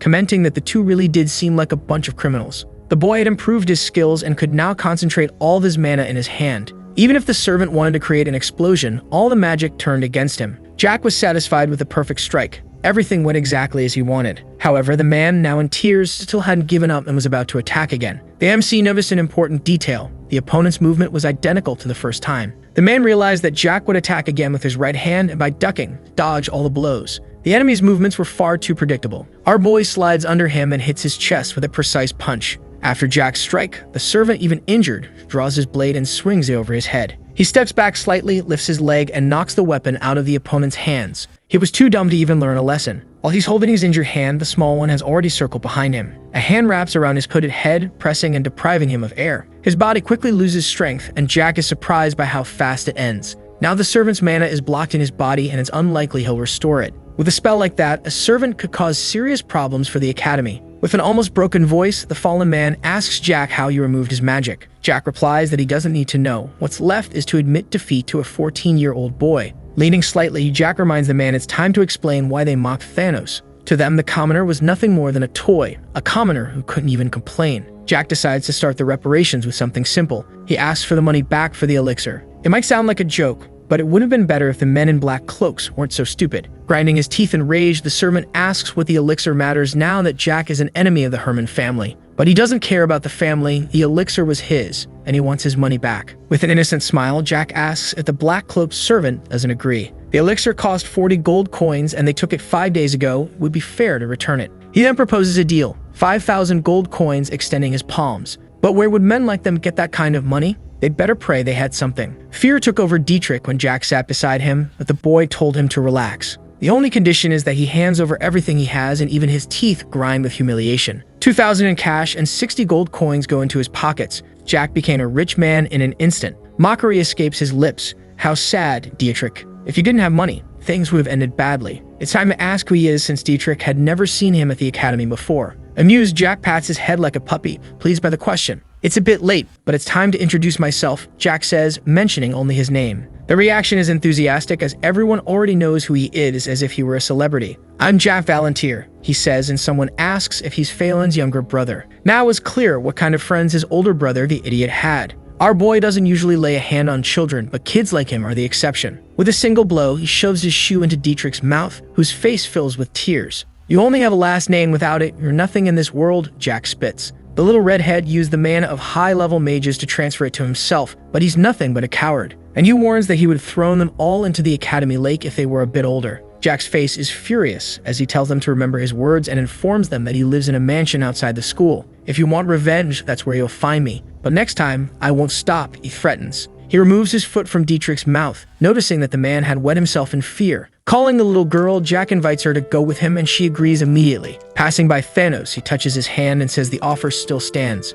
We have a great cook at home. You can eat meat every day, he jokes. Birds circle above the Academy courtyard, and Jack decides to go watch the fireworks festival. In the province of Asenbol, the festival takes place 2 or 3 days before the start of the semester. It's a great opportunity to welcome new students even after an unpleasant day. The Academy gathers the Empire's elite, including emperors, dukes, and princesses, where graduating guarantees a promising future, though that status would soon come to an end. Cutting a piece of meat, Jack reflects on the past 4 or 5 years. The name of the Teslan Empire was erased from the face of the earth, and he secretly hopes everyone dies soon. Charlotte enjoys the dessert while Jack's mentor pulls him out of his dark thoughts. She asks if he said something out loud, but he quickly denies it, confused about what she's talking about. The mentor refers to the recent attacks on the Academy, openly questioning the effectiveness of the security measures. Although Article 1 of the special law declares all students equal, she notes how ideologies distort over time. With visible displeasure, the mentor admits to having hidden something important: dragon blood and bones. Upon mentioning the Teslan Empire, she triggers in Jack the urge to reveal his past, but he decides to remain silent. The night sky shines with explosions of color when Charlotte interrupts the MC's distraction with questions about his abilities. He replies that he accumulated a lot of experience over the years, prompting her to ask if he had killed many people. Jack calmly confirms, revealing that he came from the future, more precisely 20 years ago. He mentions that Ron was the first to learn this truth, and that his later death was no accident. Offering more truths, the boy says that in this current life, it was the first time he saw Charlotte. In his past life, he only met her in the monster forest, the last refuge of the vampires. When asked about his interest in her, Jack explains that he saw in the girl someone who also wants to fight. He senses a painful past and a heart eager for change in his new disciple. Announcing they would begin training the next day, the boy visibly excites the girl. His plan includes creating a mana heart for her and testing her control, which clearly surprises her. Under the fireworks light, Charlotte thanks him with a glowing face while Jack smiles in satisfaction. He knows the future challenges will be difficult, but decides that now is not the time to think about them. Meanwhile, in his quarters, Dietrich destroys his room in a fit of uncontrollable rage. The noble repeats the protagonist's name with hatred, trembling in fury as he remembers the boy's terrifying stare. Amid smashed objects, he screams to himself, questioning how a mere 14-year-old boy managed to make him feel such fear. Vowing revenge against the boy, his labored breathing and uncoordinated movements reveal his complete emotional breakdown. On the second day of the semester, the young hero searches for Ron, driven by longing for his friend's delicious steaks. His body begins to tremble inexplicably as sudden dizziness hits him. The red sauce Charlotte used is, in fact, human juice. With a pale face revealing his discomfort, the protagonist still asks the girl if she's enjoying the meal. She responds with genuine enthusiasm, but the boy's attention is drawn to Thanos, sitting alone and dejected at the gate. Sensing the young man's presence, he briefly lifts his head before lowering it again, murmuring a request for help. The hero immediately invites the boy inside, offering food and shelter, a gesture that makes the blonde burst into tears. Not wanting to embarrass the emotional young man, the clever boy jokes that the cook must have overdone the onions. The next day, Thanos tries to apologize for his behavior, but the generous boy reassures him that it's no problem. The protagonist consciously avoids asking about the reasons, respecting the boy's privacy,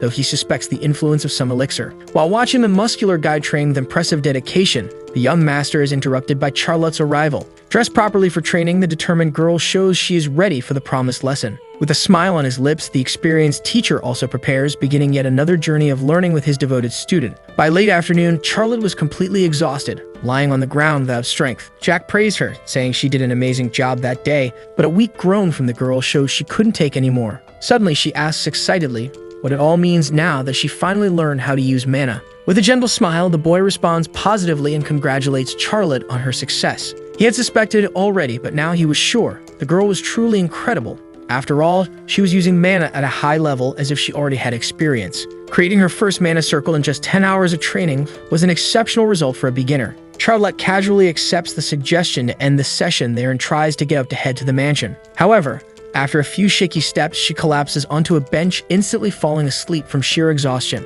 The mentor asks the boy if he plans to tell Charlotte that it usually takes 2 to 3 days for beginners to create a circle. If it were up to him, he would have asked the girl to be his student immediately, although without his help, she would have needed at least a full day. A magic circle forms under her feet, drawing mana from the air to create barriers and store energy. By transferring part of his own mana to Charlotte, the protagonist greatly facilitated the process, although that method doesn't work for everyone. The boy admits it was hard for him at first too, making her achievement even more impressive. What intrigues the mentor is that Jack asks for nothing in return, acting with pure generosity and helping her. Noticing Thanos, the boy comments in surprise that he's crying again, making the young man quickly wipe his tears. The master observes his suspicious behavior, easily deducing that he feels limited and frustrated with his progress. Thanos is visibly depressed, unable to properly answer whether he has given up, while envy burns in his heart. He hopes at least the girl doesn't have a talent for swordsmanship, so he won't be inferior in absolutely everything.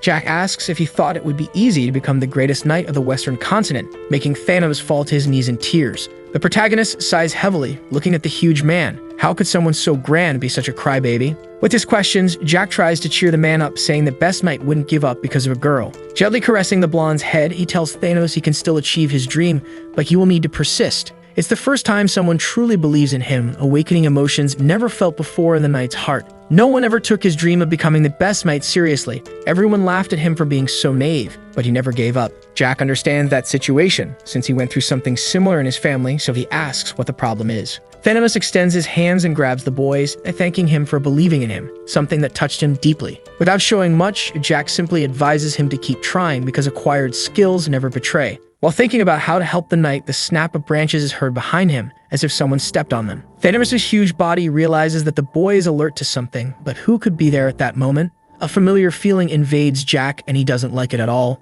It's as if he's on everyone's radar when he's most vulnerable. It was like an unwanted guest had arrived at the worst possible time. Thanos watches as Jack fixes his gaze on the horizon, his eyes shining with battle thirst. Boy asks him to take the girl and stand behind him, a request that leaves the blonde hesitant, but he agrees and quickly stands up. Our boy had already deduced who was coming toward them and comments that he knew the visitor would die, but didn't imagine they'd come so soon. His eyes scan the area quickly until he spots the observer, while the 5 men who had been watching the group were already lying on the ground. They weren't moving, but they were breathing, apparently unconscious, while Charlotte continued sleeping peacefully in Thanos' arms. The white-haired man informs that he brought the girl just as the mentor arrives at the scene, rubbing her eyes and yawning. Still unaware of the situation, the girl asks the boss if they're going to have dinner when suddenly Dietrich and several cloaked men appear around them. Some are positioned on the ground and others in the tree branches, all with threatening expressions while Dietrich flaunts a disturbing smile. He greets Jack Valentier, saying it's been a long time since they last met, calling him by his full name with a provocative tone.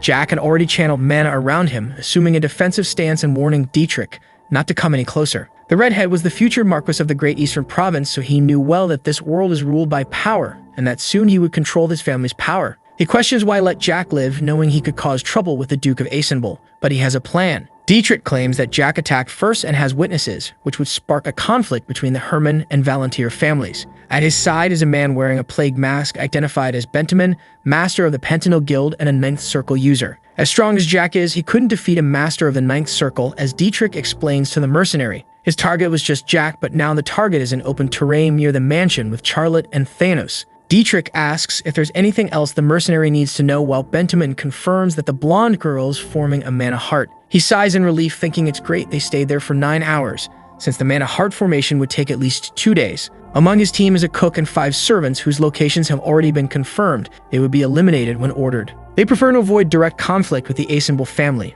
whose knights are busy with other matters. People near the property shout for water as if fire had started in the Duke's basement just before their arrival. Everyone is busy putting out the flames and won't be able to send reinforcements as the plague mask informs his men. Everything worked perfectly for them, and they are ready when Jack shouts that it's time to attack, initiating the mission. With a hand gesture, dozens of warriors charge into action, shouting advance, initiating a special order worth 500,000 gold. Dietrich proudly thinks Jack Baylor is finished when suddenly little Jack is protected by Thanos' broad back. The blonde asks the master to flee while he holds them off, his trembling hands barely able to grip his heavy sword. He thanks Jack for believing in him and takes the blame for the situation, promising to hold them back so they can escape. Their willingness to protect him is unexpected for Jack, who begins to smile, finding them adorably foolish. Where else would he find people like this, he thinks, feeling a warm emotion so different from his past life where he died alone. Pushing his shoulders back, he steps forward and tells them not to worry and to stay behind him, promising to protect everyone. With confident steps, he approaches Dietrich, thinking that if they want to die, nothing can be done. The boy begins to gather mana to blow them all up, but is interrupted by his mentor, who pinches his cheek and asks him to stop. She descends to the ground in front of Dietrich,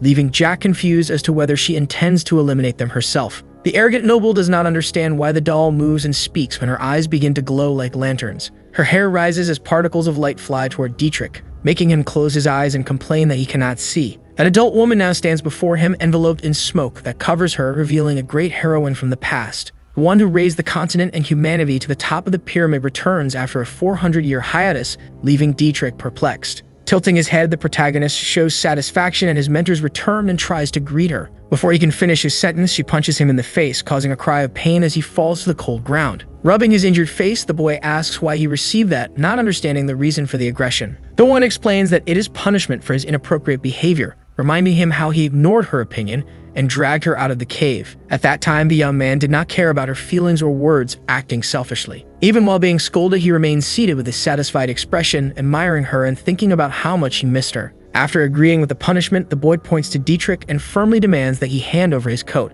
The noble clearly is not pleased with the request, but after being publicly humiliated, he relents and throws the garment. Carefully dressing his mentor with the coat, the boy comments that it's cold outside, showing concern. He states that he does not regret taking her out of the cave, holding on to his conviction despite the criticism. When asked again if he regrets his actions, he insists that he did what was necessary and that everything turned out fine. The mentor asks if he wished to die peacefully in that place, to which he replies that he knows her better than that. The boy argues that people are like animals following desires and that his master expected a different world. There is no distinction between humans and other races, and he knew she secretly wanted to leave the cave that day. His protector had made mistakes in the past, trusting those she shouldn't have, and ended up trapped in her own creation. Dietrich and his men show visible fear in the face of the situation, while the mentor seems to feel a debt to her pupil. The young man initially barely understands her words, thinking she only saw him as an annoying child. Happy to hear what she said, he accepts the disguised compliment, watching as black smoke begins to swirl in her hand. The woman powerfully gathers mana, apologizing in advance for what she will do since they came to kill her student. Dietrich, in a panic, orders his men to attack immediately, not understanding the danger they face. The master recites an ancient spell as black resin drips to the ground and stains the sky, distorting the surrounding reality. The protagonist can barely see the mercenaries through the purple mist gathering above the woman's head. She continues the incantation, announcing the return of the resin to the world as a shadowy skull appears behind her. Somewhere far away in the Tulkun Empire, the master feels a sudden disturbance, as if he had experienced that unpleasant sensation before. For a moment, he wonders if it was just an illusion. Something is clearly wrong with the flow of mana around him. In the Black Sea, intense discussions take place among hidden figures, completely certain in their convictions. The past and present soul energy are undeniably identical, belonging to Valentine Milos as evidenced by the magical traces. The dragon still carries in his chest the wound left by that woman, whose memory haunts the cloaked man who tries in vain to forget her. The admirable longevity of the woman who has ruled their world for 410 years defies all logic, leaving them perplexed. The protagonist's amber eyes reflect the mentor's spell as the black tar transforms into a skull that opens its jaws.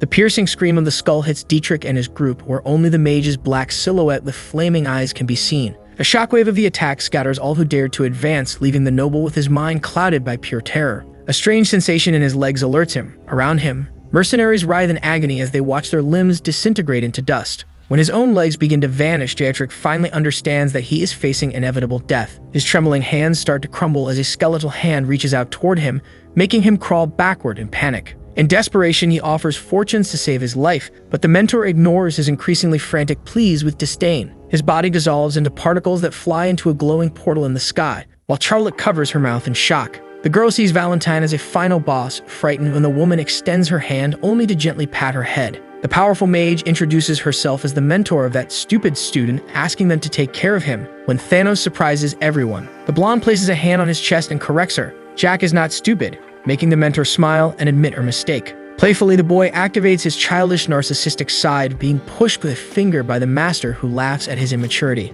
Before they leave, Jack tells Charlotte to drink his juice stored in the kitchen and asks Thanos to take care of the unconscious ones. When the little vampire complains about pain in her legs, asking to be carried, the blonde sighs but eventually gives in. As they say goodbye, the protagonist comments on the loyalty of his friends, smiling before asking the mentor about the important matter. Valentine Milo stands before the protagonist with a serious expression, revealing that she has reflected deeply on his earlier words. She asks if the boy has already forgotten what he said to the man, even though she was present during the entire conversation through Charlotte's arms. The mentor had heard everything about dragon blood and bones, raising suspicions about a connection to immortality research. Her expression shows concern as she considers that the heterogeneous experiments may be an extension of those forbidden studies. The boy nods in confirmation, stating that she is on the right path with her logical deductions. He explains that humanity's desire for eternal life has always been accompanied by the wish to maintain youth and health. During archaic research on immortality, an elderly scientist proposed a radical approach. Instead of living forever, why not live like dragons? Long-lived races like vampires and dragons have radically different biology, with cells aging at a different rate. The protagonist describes chaotic laboratories with blood-stained papers, where cross-species experiments yielded partial results. The heterogeneous combination failed to produce immortality, but allowed humans to absorb powers from orcs and elves at a terrible cost. Recipients of these powers only gained 5 to 10 years of life before dying tragically. In a heavy voice, the boy reveals that the Tulkun Empire resumed these experiments, extending hybrid survival to 30 years. The mentor shows visible guilt, believing she had exterminated everyone involved 4 centuries ago. She vividly describes how she entered the laboratory alone, bare feet on the cold floor covered in documents. She remembers burning every paper and executing every agonizing hybrid creature crawling her path. Her face contorts with sadness as she admits her fatal mistake. She should have killed the Dragon Lords too. 2 of those beings betrayed their own kind, likely providing descendants as test subjects for experiments. When asked which specific dragons were used, the protagonist has a ready answer.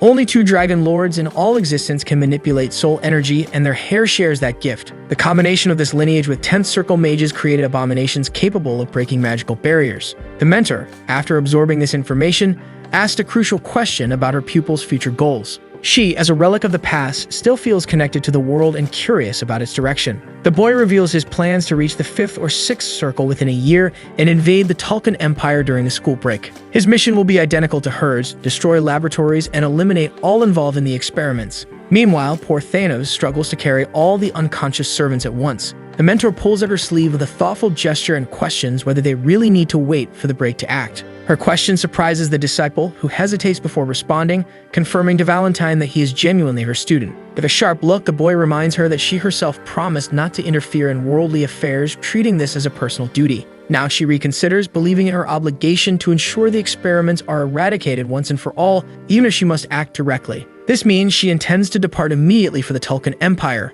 and nothing can stop her after all. As a mentor, her authority is unquestionable. Destroying that laboratory will cause a massive crisis among radicals seeking to unify the continent through interracial experiments. The protagonist realizes that she has overcome the sorrows of the past, while he still carries that resentment alone. He then makes an unexpected request, that she open a dimensional space to retrieve a specific sword. Without hesitation, the woman waves her hand, creating a purple rift in the air from which emerges a blade of singular beauty. The Solarian sword, forged by the king of the dwarves and crafted by mermaids, shines familiarly in the young man's hands as he handles it with intimacy. Valentine also pulls out a white mask with intricate patterns, capable of concealing identities and manipulating mana flows. When questioned about its origin, she dodges, vaguely recalling having bought it in a market ages ago. When he puts it on, the boy jokes about improper uses, like spying on men in bathhouses, receiving a punch on the head for his insolence. Upon providing teleportation coordinates, his face lights up with recognition. They point to the former capital of the Gunnar Empire, the mentor's homeland 4 centuries ago, now in ruins, housing the secret laboratory beneath a historical landmark. As she opens the portal, she extends her hand, asking if he's ready, receiving an enthusiastic laugh in response. The scene then cuts to a distant laboratory, where a scientist boasts about praise he received from Hanks Beckerman himself. The doctor shows nervousness when questioned about human experiments, defending himself with promising results in animals. His explanation about cellular activation is interrupted by an authoritative gesture. Hanks only wants to know when it will actually begin. Rubbing his hands anxiously, the scientist claims he urgently needs test subjects with magical talent. When asked what he will call these hybrid creatures, he answers without hesitation: Half-Bloods, a name that makes Hanks smile in satisfaction. Before leaving, the protagonist turns and questions the doctor about any appointments scheduled at the location. The scientist, rubbing his chin thoughtfully, denies any planned meetings as the two stand face to face. Hanks senses an unknown flow of mana, and before he can identify its source as the master, the ground beneath his feet begins to tremble. The next moment, the floor violently collapses, with Henkis reacting at the last second as furniture flies in all directions. The noble tries to defend himself with magic, but the doctor's screams echo through the place. His protection is useless against such force. Blood gushes from his mouth as he tries in vain to comprehend the situation, with Henkis' servant asking if the attack is over. The warning comes too late as new flames emerge, threatening to consume the unprotected doctor caught in the line of fire. Hanks, his body trembling from the effort, conjures one last magical shield before being violently thrown back. His shield holds, but the impact leaves him coughing up juice that splashes in all directions as he clutches his chest. As he turns his head, he sees the lifeless body of the doctor responsible for the experiments on the torchlit lower floor. The scene is macabre. Dirty bodies fall to the ground, fluid continuously dripping over the stones. The protagonist points in horror to the chained dragon, whose juice drips incessantly, awakening his murderous fury. When asked about his plans, he smiles with satisfaction and asks to take control of the situation, receiving approval from the mentor. Valentine extends her hand and conjures hellfire, identical to the one that hit Henkis earlier, illuminating the dark surroundings. The boy comments that the spell remains impressive, partially covering his face from the intense heat of the flames. They are now on the third floor among ruins of a civilization forgotten for centuries, while the mentor checks if there's anything left to destroy. The protagonist approaches the chained dragon, closely observing the beam piercing his chest, provoking a warning growl. He recalls how in his past life he had found the creature in an even more pitiful state, bathed in fluid and begging for death. This time, smiling, he unsheathes the Solarian sword with determination, ignoring the beast's intimidating roars. His movements are precise and swift, the blade drawing arcs in the air, reducing the chains to metal pieces that fall at his feet. The dragon collapses to the ground, exhausted, while the boy watches it with compassion and extends a hand to caress its head. 18 years have passed since their first encounter. The protagonist leans down, gently embracing the scaly neck. He whispers words of comfort into the creature's ear, acknowledging its prolonged suffering and extreme exhaustion. Jack watches the smiling dragon, recalling how the same creature once begged for death. Silence weighs in the room as the boy questions whether the dragon wishes to go on living as experimental material. Abandoned by its own parents, its wounded paws pierced with stakes, the creature is nothing more than valuable livestock. Tears stream from the dragon's eyes upon hearing how its skin was used for armor and its blood for cruel experiments. Jack continues, describing how constant torture would drive the creature mad until it lost all will to live. He offers an alternative, a new beginning in a distant place, where the nameless dragon could own its destiny. With a weak voice at first, the dragon begins to murmur, until letting out a powerful roar, declaring its desire to live. The boy contrasts this scene with his past, when he had to kill the previous version of this creature out of mercy. As he proposes to take it home, Jack turns to the mentor, who responds with silence and a nod, also captivated. The moment is interrupted by Hanks, whose furious voice makes the dragon tremble in fear upon recognizing his tormentor. Ignoring the threats, the pair continues their conversation as if the noble didn't exist, further inflaming his rage. When Hanks advances with 10th circle magic, Jack merely smiles, provoking greater fury in the man who considers himself the strongest. The boy's expression shifts to a murderous gaze, releasing energy pressure that makes the adult instinctively retreat. With a precise knee strike, he breaks the opponent's sword, who stammers in shock upon recognizing the energy of darkness. As the student advances relentlessly, the mentor watches intently, without interfering in the one-sided battle.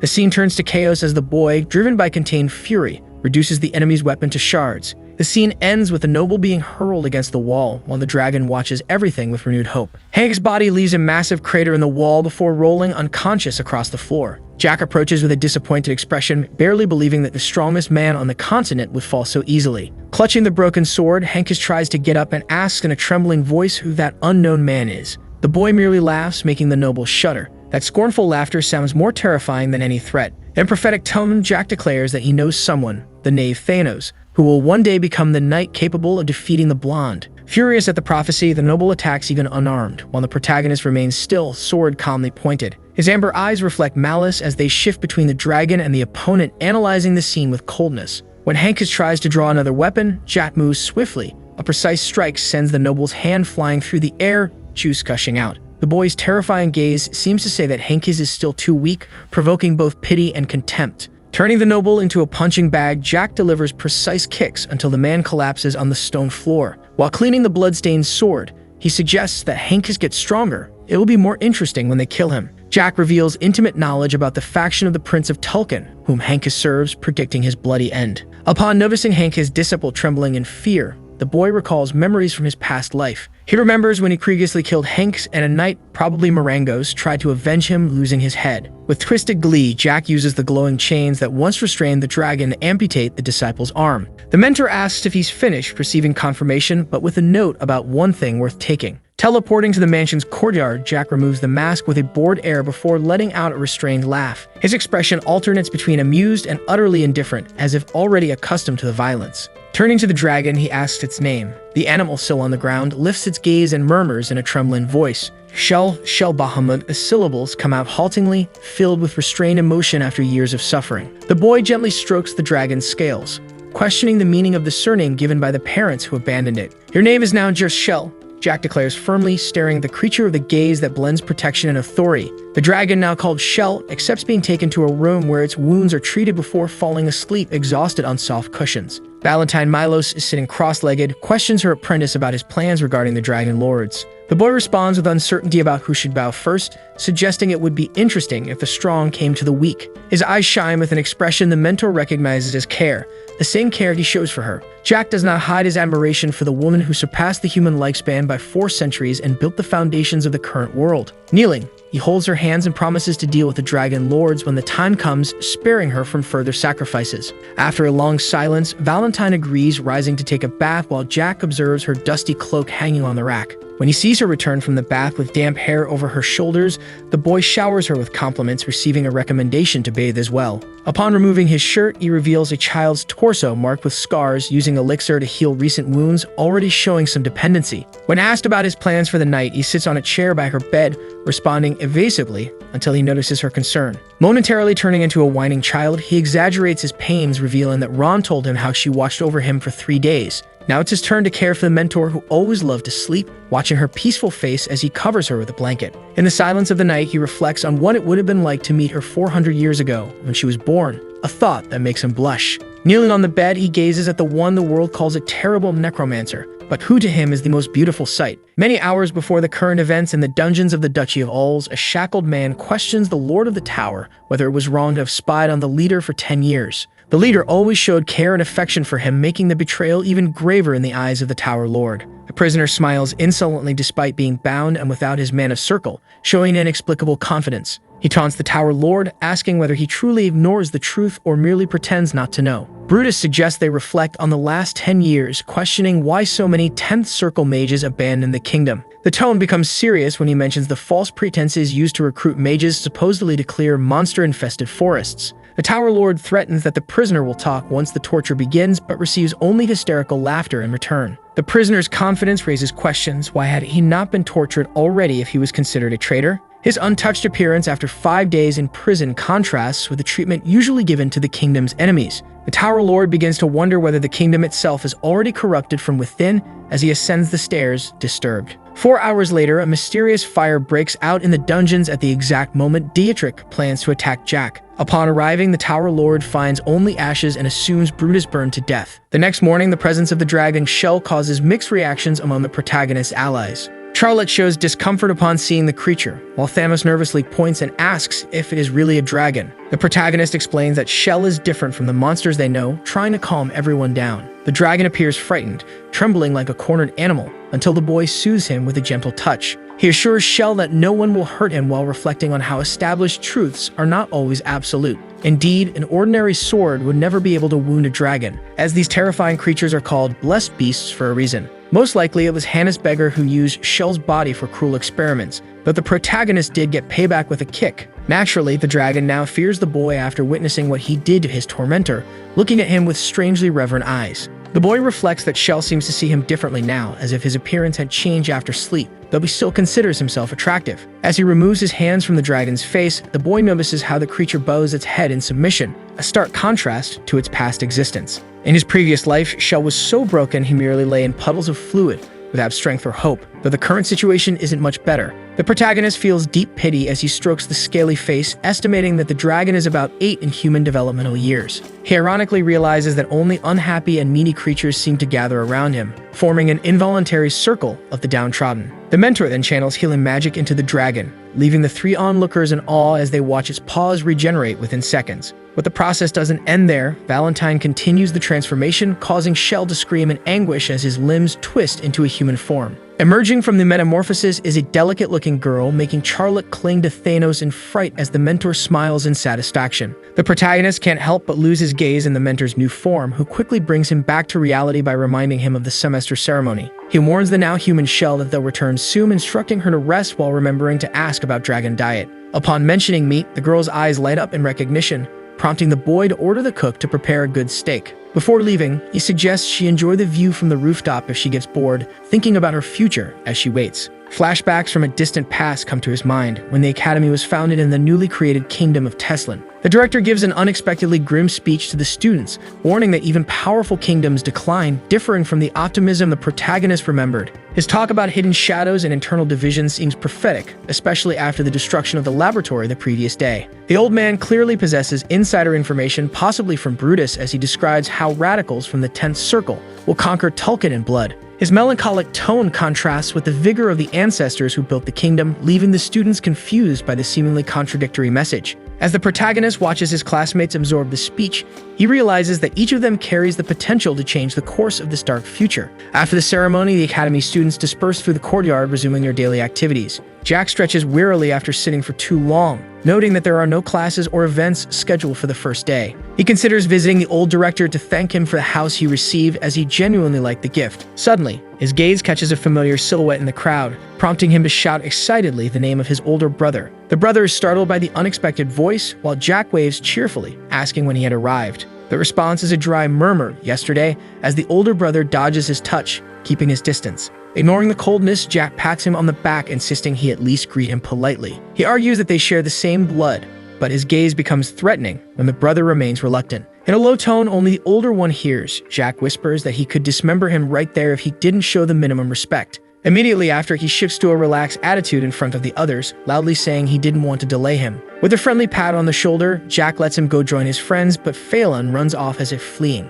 Charlotte arrives beside Jack, observing the scene and asking if that was a friend, receiving a negative response. She is confused when he mentions they are blood brothers, prompting Jack to explain that family ties don't necessarily mean affection. The girl then gives an intrigued look, pressing to know what she represents to him with her cute expression. Jack is flustered by the direct question, joking if she was already entering puberty with such deep inquiries. His sincere answer, as she is indeed family, lights up the little vampire's face, even though he usually doesn't show feelings openly. To the protagonist, family are those he chooses to protect and care for, now including the mentor, Thanos, and Charlotte. Meanwhile, Phelan quickly distances himself from the group of friends who comment on the brother's strange behavior. A friend notes that Jack seems to have psychologically dominated the older one, completely reversing the dynamic they used to have. Phelan doesn't understand his own reaction. Why does he still feel fear of the brother he once saw only as a toy? These thoughts make him quicken his pace, confusing his companions who suspect some kind of mood disorder. In a burst of anger, Phelan turns back to confront Jack, but freezes when he faces his brother's confident and dangerous posture. Unable to articulate the challenge he had planned, he averts his gaze and lowers his head, defeated before even beginning. Jack remarks with disdain that he has become boring, noting how his brother trembles even after overcoming his fear of water. Something new was pulsing in his chest, a mix of hatred, fear, and an unknown emotion he had never felt for anyone before. That was why he hadn't realized he was now hurt, grabbing the cold cookies while reflecting on Brutus's death. The news didn't surprise him at all. On the contrary, he questioned the old director about what exactly the problem was. The old man was perplexed by the boy's indifference, who clearly didn't care whether Brutus was alive or dead. Realizing the conversation wasn't going anywhere, Jack changed the subject to thank him for the property, especially praising the chef whose dishes had charmed Charlotte. The director's silence about Brutus's death remained strange, but before Jack could leave, the old man called him back. With cookies nearly falling from his mouth, the boy heard the unexpected proposal: transfer to the Magic College, clearly influenced by the tower's owner. Jack revealed he never intended to attend regular classes, but the director warned about changes in academy rules next year. The old man proposed a deal. If he switched to magic, his course load would be reduced, but Jack insisted on only 1 day of classes per week. After negotiating, they settled on 2 days, with the boy making clear that he only wanted the diploma, not the knowledge. His true motivation came to light: to access the academy's treasure, where 400-year-old magical weapons were kept for graduates. Although he doubted the sword he needed was still there, Jack considered the possibility of Bellamy Craig forging a superior weapon. Realizing that both Bellamy and the director wanted to recruit him, Jack found the situation amusing. He was not subordinate material. When the director suggested he could make him a marquis if he proved his talent, Jack burst into laughter, clutching his stomach. After calming down, the boy politely declined the noble title. Becoming a marquis had never been part of his plans. The boy wants to leave, but the old man calls him again. He apparently knows something, as he asks if any incident occurred in the village yesterday. Recalling the servants passed out on the floor, he claims that nothing happened. The director's questions sound like an interrogation. Jack explains he went to check on the employees because they hadn't prepared the food. Thamus took everyone inside so they wouldn't stay out on the street. He didn't ask what happened, but it seemed to be a fight among them. To the old man, it sounds like a flimsy excuse. The director accepts the explanation with a paternal comment. Kids grow up fighting anyway. Jack leans forward to leave. As he exits the office, a painting catches his eye. It shows a girl striking a horned man. Valentine remains in the office. The director, hearing her, reflects deeply. His political instincts, sharpened over decades, are not easily deceived. In his entire life, the old man had met hundreds of aristocrats and kings, but never felt an aura like Valentine Milos's. The master touches the flowers near the window, saying the director's speech was impressive. Her movements are unusual. Even the way she approaches the window is singular. The director is certain she's a unique woman without equal. Valentine suggests that the position of general would suit him better than that of academic director. Perhaps in the past, when he still fought. Like Bellamy recently mentioned, there are many talents in the Tesla empire. Can he, as director, protect them all? Her majestic gaze captivates the director. She asks if he has thought about it. Lost in his response, he is interrupted. The door bursts open. Jack has returned to fetch his mentor. She complains about the oaf, saying she was already leaving. The boy justifies that he was worried about her delay. On the streets, Valentine draws all eyes as she passes. Vendors offer bread and tea, but she declines with creative excuses. As of today, I'm allergic to flour. I've had enough tea already. The refusals disappoint the merchants, but she seems used to such attention. Perhaps the director wanted to make her his student. It's all written on his face. Suddenly, Valentine asks a strange question. Do you trust Director Rommel? The answer is clearer than ever. Jack trusts no one except his own people, his so-called family. Valentine should be concerned. They and the old director have a different relationship based on mutual necessity. The mentor fully understands that he would never allow himself to be used as a pawn in this game of interests. They came because Jack brought her, but she still doesn't understand the purpose of this visit to the place in question. Their destination is the Alades Guild, a strange place for their goals, considering the main target is Jack's money. This is the guild of mercenaries and hunters, where any service can be hired for the right price.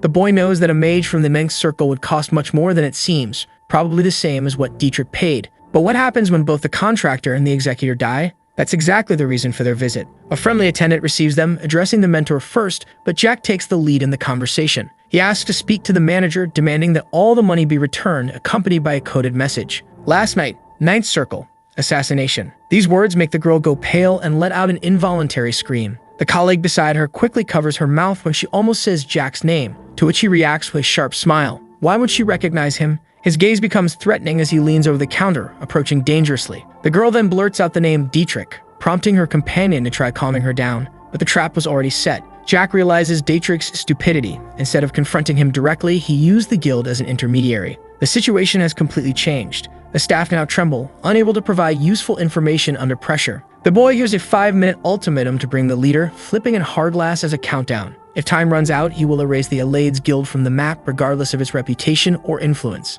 Valentine seems confused by her pupil's determination to destroy an entire established organization. Jack explains that many of these guilds in the Empire are mere intermediaries, not truly independent institutions. His real motivation is to find out who Dietrich hired, but the attendant's reaction has already revealed a lot. She clearly recognized him and was shocked to see him alive, a sign that she knew about the assassination contract. Using a guild to kill an aristocrat is like announcing the crime to the world. That's why Jack thought Dietrich would act personally. Everyone in the guild looks at him as if seeing a walking corpse, including those who refer the job to Dietrich. The office door opens, revealing the manager calmly eating grapes until he hears the news of the visit. His expression twists upon hearing Jack Valentir, his eyes darkening in disbelief. How is he still breathing? The attendant, clutching her dress nervously, repeats the boy's threats about annihilating the guild in 5 minutes. In 34 years of his career, the leader has never faced a situation like this. The Pentanal Guild, the Plague Mask Assassins. They never fail. Their leader is a mage of the Ninth Circle, yet the target is still alive. There is no time to deliberate.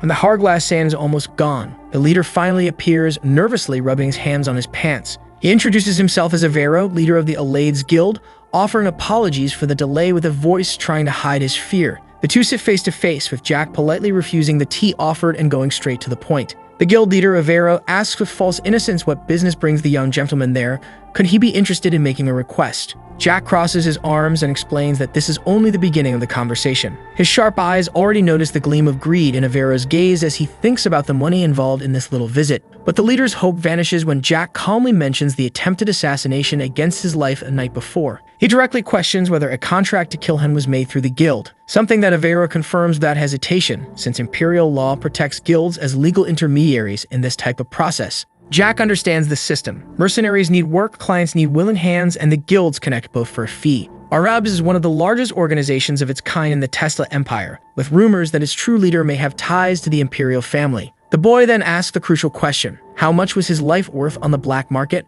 How much did Dietrich pay for the service? Avero stammers that they don't know the exact value, making Jack frown. He didn't come to hear evasions. He wants concrete numbers. His furious gaze makes the leader sweet cold. Jack hates repeating orders and he's already losing patience with the evasions. Valentine watches everything with a scowling expression while Avero tries to divert the subject to contracts, legal clauses, and commission fees. The boy interrupts with a kick that nearly hits the leader. He didn't come to do business, but to collect a blood debt. Those involved in the plot are already dead, but the contract money is still in play, and Jack wants every coin returned. He gives an ultimatum. Avero has 1 week to return the full amount paid by Dietrich. A single missing gold will mean the end of the guild. Before leaving, Jack issues one final warning: no cent is to be diverted as an administrative fee. He'll know if there's a discrepancy. Avero remains silent, but his pale face shows he understands the gravity of the threat. There is no room for error. As they descend the stairs, Jack comments to his mentor that the conversation was productive. He will conduct his own parallel investigations. Back in the room, the staff crowd around the leader, who collapses onto the couch in despair. Between groans, he regrets having accepted Dietrich's request. Aristocrats killing aristocrats always bring trouble. His cry of regret echoes through the guild as he realizes he messed with someone far above his level. The moment Abiru read Dietrich's request for the first time, he immediately thought there was no way he was going to agree to it. It was obvious only a crazy person would ask the guild for something like that. After he reported what happened to the higher-ups, he quickly got a reply letter saying there was no way to refuse. Aberu introduced the Pentanal Assassins Guild to the noble Dietrich, and everything should have ended nice and simple. Which means they're now being blackmailed by the youngest, Sir, who isn't even in line to inherit the title. The leader is furious, and Tolisso can't tell what he can and can't say, since the newcomer and the Marquises are his friends. The blonde guy is thinking hard. She was taken in only a few months ago. She's insanely good at gathering information, but it's not clear why she was chosen. Tolisso felt crushed when he realized that. He apologizes because he sees now he was wrong. There's no way Bentaman suddenly turned into a traitor enough to gather the most important members near Assemble. It would have cost more than 30 silver coins, but the assassination target is still alive. Jack Valentier, when asked about the payment on his life, literally said he didn't know the contract amount and that there was no proof the assassin had escaped the province. Maybe the guy was captured, but if that were the case, they'd know the exact amount that was paid. Calling Tolisso over, the manager asks whether Lord Dietrich was at the opening ceremony. The answer is no, and Ibero asks for more details. At the hotel where Dietrich was staying, only his servants were still there, and the guards traveling with him hadn't shown up since the night before. His head is basically smoking from hearing that it's really weird that Dietrich just vanished. Alberu tells him to imagine Dietrich got attacked by someone with 9th circle magic and by 30 professional assassins, at least 6th circle. These guys are the best of the best. There's no way to escape them. So Dietrich probably died, and the whole Pentanal guild got wiped out. Thinking it through seriously, Alberu decides the mission was a total failure. The leader loses patience and yells that the target is still alive. It's not normal for him to come back without even a scratch. But Tolisso doesn't get why they're asking him that. Even if Jack managed to defend himself from the assassin, he should have been worried, at least. But he was completely calm when they met. Among the newest recruits, there wasn't anyone special. Even though the Marquis might have several knights, he wasn't on good terms with some of them right now. Maybe whoever helped him with the guild was one of the local mages. Maybe the kid was helped by the old man himself. That could be possible, since Jack Valentier is staying at the Assemble Manor. If this guy is an important guest in the duchy, then there's a good reason to protect him. But with last night's fire, the army wouldn't have been able to pull something like that off. It feels like Aberu is missing something, so he told his subordinate to contact the Valentier family's representative, and also to find out everything they could about Jack Valentier and bring him the info. They need to gather the men and search everything, but especially find where Bentaman might have hidden the money. As he was about to leave, the manager remembered something and told him to send a letter to their superiors. They need to report that Dietrich Hermann's mission failed, that the fate of the Pentanal mercenaries is unknown, and that Jack Valentier might be under the protection of House Assemble. Also, in his memories, an image comes up of a girl who was with Jack. But then, all of a sudden, Aberu changes his mind about it. He doesn't know who the woman was,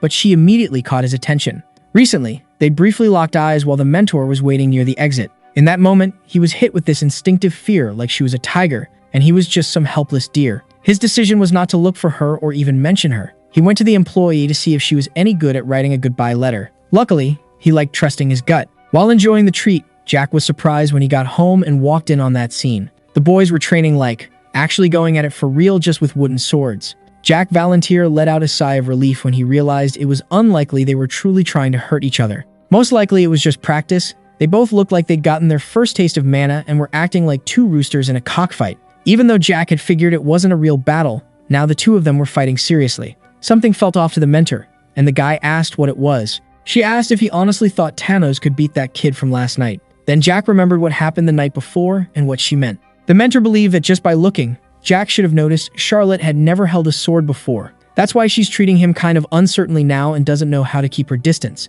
But even with that lack of experience, Charlotte could still take Thanos down. The guy realizes the big brute can't handle the little girl. It looks like Charlotte is losing ground. But actually, the one losing ground is Thanos. He's stronger than Charlotte, but he can't get past her. When Thanos attacks, the girl manages to counter and hits him with the sword in this clumsy way. A smile spreads across Jack's face, and he wants to make a bet with the woman. The bet is that in 9 years, he'll make Thanos able to defeat Beckerman. It sounds like he's giving himself too little time. Beckerman will get stronger during that time too. Jack looks pleased, and the mentor thinks it'll be interesting, so she agrees. They bet on a wish. The loser has to grant the winner's wish. One of the things that makes Valentine curious is how Jack plans to make that kid so strong. It seems like even he doesn't really know, but there are lots of ways something's bound to work. Using the excuse that the boys should rest, Jack breaks them up. The girl blushed, telling the boss they weren't really fighting. She looked like she was about to cry. But Jack didn't come to scold them for it. Jack's compliment saying she had talent for fencing made Charlotte's eyes light up. And even though he didn't see the whole fight, she won 3 times. Charlotte hit Thanos' sword 3 times, or rather 2 out of 3 times.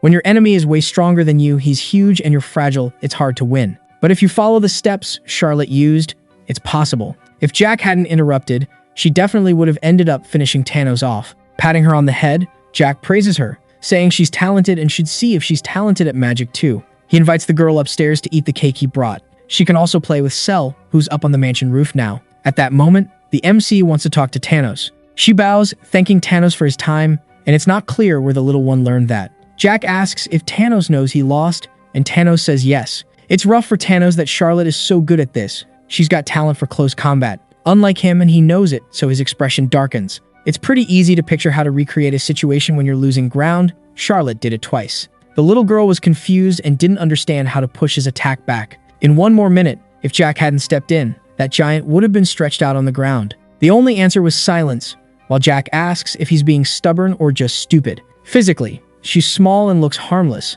but this tiny little thing was able to read his strength, come up with a strategy, and shut down his strike. The guy grumbles, not knowing what to do in a situation like that. Thanos should have changed his sword technique or adjusted his strength so he wouldn't lose control so easily. But he didn't, he just kept swinging the same way as before.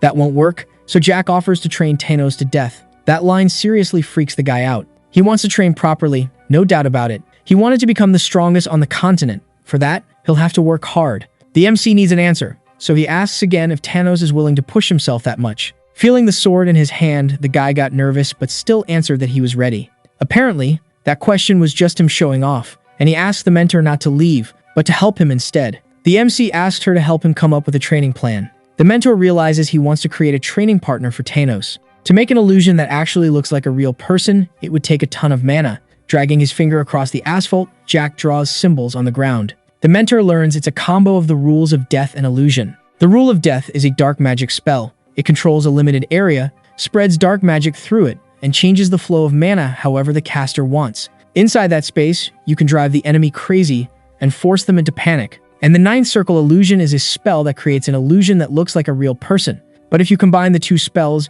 you get something interesting, something he and his mentor created in a past life. Holding the mentor's hat in his hands, he distracts her from the spell, like he wants to say something. After that, Jack turns around and calls Thanos over for the same reason. He says battles have difficulty levels from 1 to 10. The higher the number, the stronger the enemy. Right after explaining that, he asks what level Thanos wants to start at. Hesitant, the guy says he wants to start at level 1 so he doesn't take any risks. Since Jack himself offered the choice, he doesn't argue. When they finish setting it up, Jack tells him to step into the circle. Even a little nervous, Thanos steps in and falls into a trance. The mentor asks who Jack picked as Thanos' opponent. He leans toward her ear and whispers the answer. It's so surprising, Valentine doesn't even try to hide it. She asks if he's serious. Winking, Jack says he won't even need 9 years to win the bet. That smile, plus the gesture, makes the mentor say Jack is a terrible person, but he hears that all the time. Looking around, Thanos doesn't get where he is. Hearing a sound behind him, he turns and sees a man in front of him holding a sword.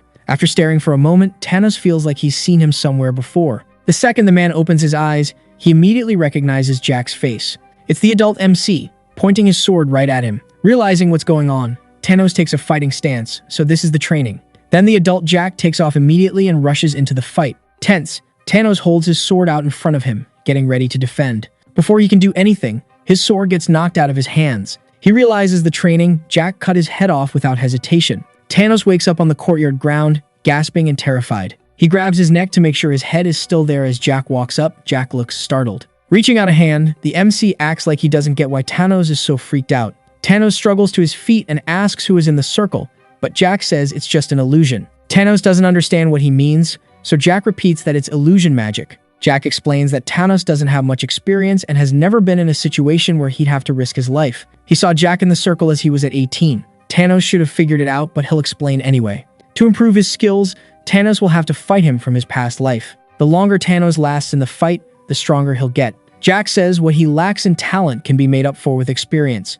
In that simulation, there's no magic, just swordsmanship, so the difficulty is at first circle level. Jack tells him to try to win, but all of this leaves Thanos kind of confused. Apparently, he never told Thanos about his rebirth, so he wonders why Thanos is so unsure of himself. Thumping his own chest, Thanos says he gets it and he'll try to win. Even if it's just illusion magic and nothing more, the feeling of dying is real. If you die in there over and over, you could even go insane. But Thanos is different. It's not just compassion. He can handle it. Jack really has a lot of faith in him. Even with broken bones and strained muscles, he practices with the sword day after day. When Jack asked him last time, Thanos said all he did was train, plus eat and sleep. The problem is that all that insane mental strength was being wasted in the wrong direction. So he just needs to die in battle inside that circle, learning from his mistakes until he can surpass everyone.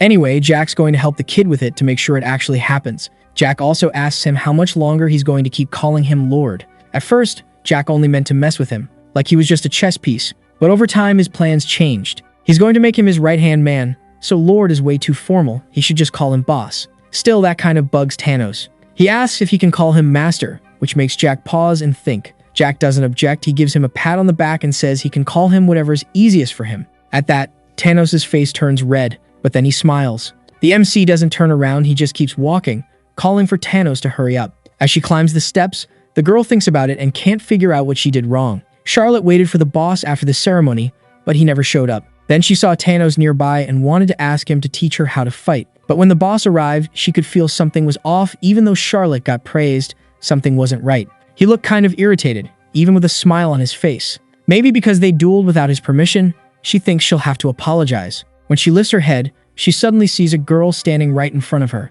It's obvious the girl is terrified, then she drops to her knees and bows all the way down to the floor. Charlotte is completely shocked and totally freaked out. Velectus was a dragon who used Charlotte and her mother like toys. Now she hates dragons, and she showed that when she met Cell. But the first thing the boss said was that Cell was nothing like Velectus. The girl's body was shaking, and she felt guilty for not knowing Charlotte would come from that direction. Apparently, Charlotte feels really bad for Cell, so she throws herself down next to her and hugs her tight. Up to now, Jack hadn't said what happened to her, but it was obvious Cell was seriously traumatized. The cook mentioned the kid and was surprised to see her still up on the roof. All of a sudden, Jack sees what's going on and wonders why they're hugging on the ground, thinking they must have gotten really close. But it looks like only one of them became friends. If you look closely, Cell is frozen for some reason and Charlotte is crying. The blonde finally hears the conversation behind her and immediately realizes. She turns around, sees the boss, jumps up fast, and runs over apologizing. But as soon as she gets close to Jack, they notice Cell bows again,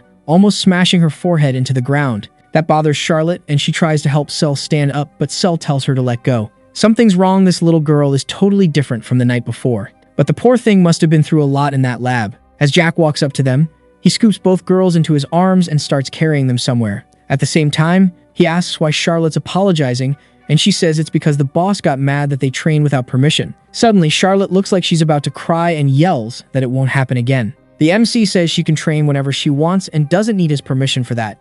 Then Jack lets out a relieved sigh, since there's no reason for him to be mad about it. Even if she bonks him on the head with a wooden sword, he won't get angry. Jack only felt bad for Thanos, who was fighting like an idiot. Still, they were convinced she had talent as a swordswoman, and Jack suggests testing her magic at night. The MC notices Cell, in his arms, is just trembling. This is the right moment to ask if she liked the breakfast steak the chef made so carefully, and he gets a yes. When he asks if she wants to try something different, there's only silence. That reaction worries him. Jack wonders if something's wrong. Cell has changed a lot since last night, when she was freed. She shakes her head, saying she doesn't feel sick, and starts talking about a black demon, a demon that would come to destroy the earth and the sky. Jack doesn't really get what she means, so he asks again. The green-haired trainer realizes the girl is talking about the third Dragon Lord's prophecy. 400 years ago, something happened to the third Dragon Lord. The one who was stronger than the fourth and fifth generations put together went against the mentor's will and tried to kill her. Of course, the outcome was obvious. There was no reason to doubt it. He could see the future using the power of souls, so before he died, he left behind a prophecy. In the near future, an evil demon would appear, one powerful enough to change heaven and earth and destroy the entire world. That's why she's scared Jack might be that evil demon who'll destroy the world. Apparently that's the idea, but Jack thinks the whole prediction is total nonsense. When he sits down next to her, Cell turns and looks at him, clearly freaked out. Jack keeps saying the end of the world thing is ridiculous. That sets Cell off, because it was the third Lord's prophecy and he'd never been wrong. Jack figures she must have a ton of energy if she can yell like that. Turns out her parents never told her the prophecy was made up, which completely shocks Cell. He did that kind of thing a lot, but only to protect the dragon race. Patting her on the head, Jack tells her she's worrying about stupid stuff and needs to calm down. Just to be sure, she asks if he really isn't going to eat her alive. But dragons really aren't his thing, and that finally relaxes her. It's almost lunchtime, so Jack tells little Cell she should hurry up and say whether she liked the steak from breakfast. Just hearing that makes her eyes light up. She immediately starts drooling, gets embarrassed, but admits the steak was really good. So Jack suggests they eat steak together for lunch too, just not the same one as this morning. He says he'll have them cook something different starting tomorrow, and she gets even more excited about these new steaks. Jack tells her they should just enjoy the tasty food and not be sad. Then he suddenly realizes he never introduced them properly. He introduces Charlotte, saying she'll become the vampire queen.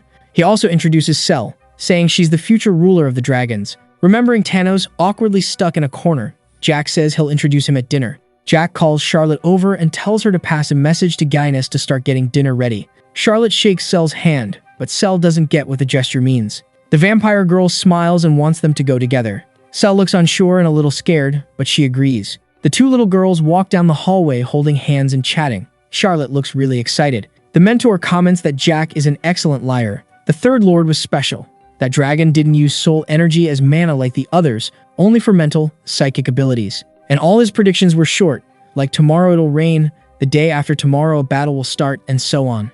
Every prophecy came true except one, the exact thing he said right before he died. Jack asks his mentor if she thinks he could really destroy the whole world, but from her point of view, only he can answer that. He says he has no idea, but he doesn't believe it and thinks nobody should.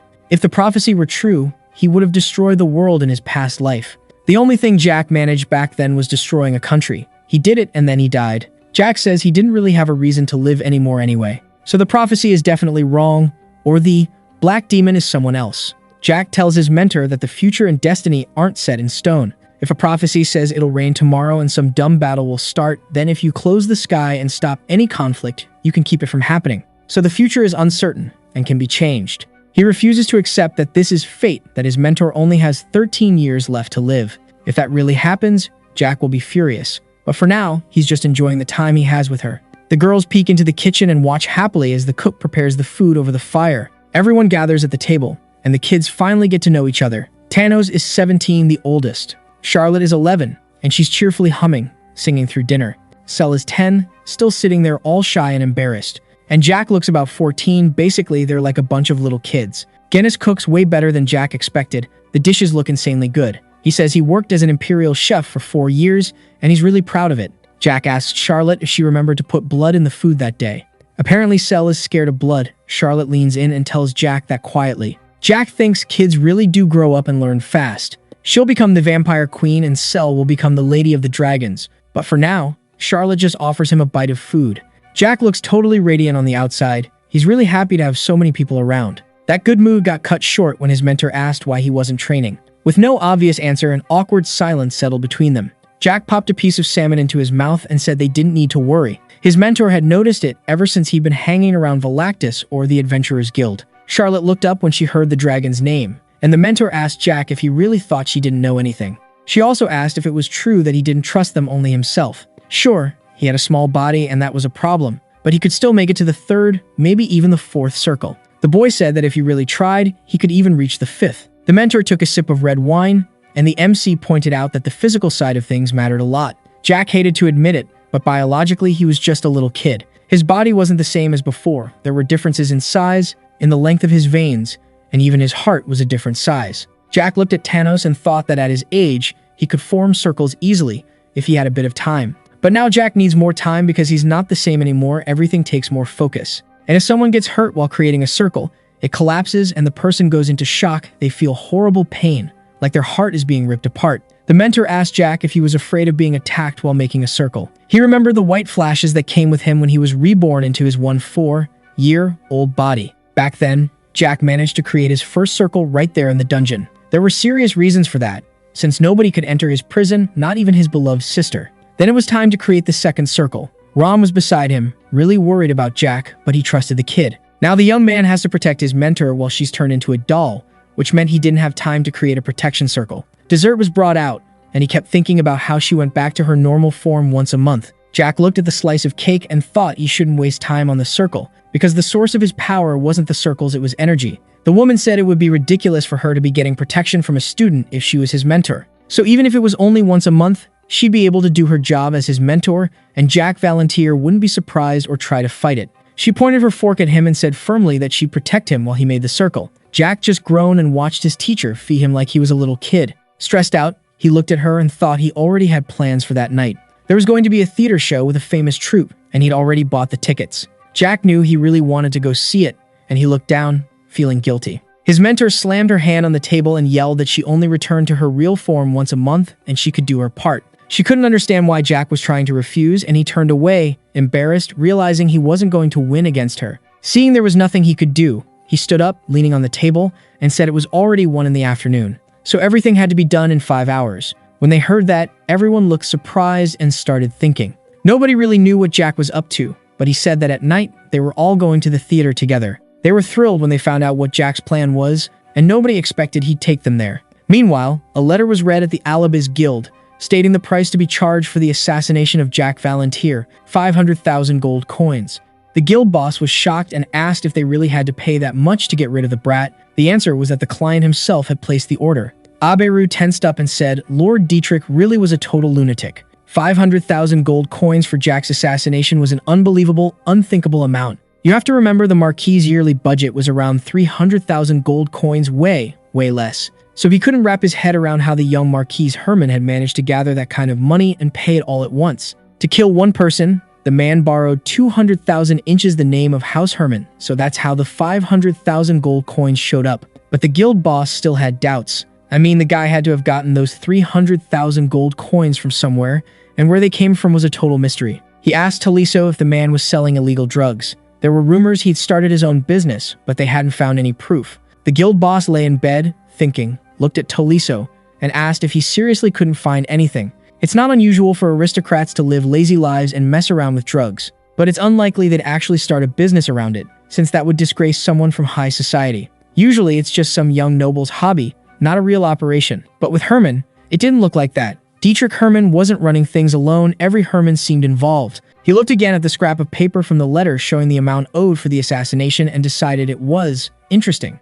Aberu suggested maybe Dietrich was just speaking for the others, not acting on his own. They had distribution routes all over the country, and the guild leader wondered how far it had spread. Taliso blurted out, asking if Aberu really understood all that from just one look at the document, scratching his head. The guild boss yawned and said yeah, he knew all of it. Then he asked Taliso how far they'd gotten. Taliso said he still hadn't figured everything out and, after hesitating, asked if they needed to investigate more. Aberu studied the paper. Selling banned elixirs is impossible without backing from a ducal or royal family. The guild boss said there was no need to dig any further, and that what mattered now was handling the payment.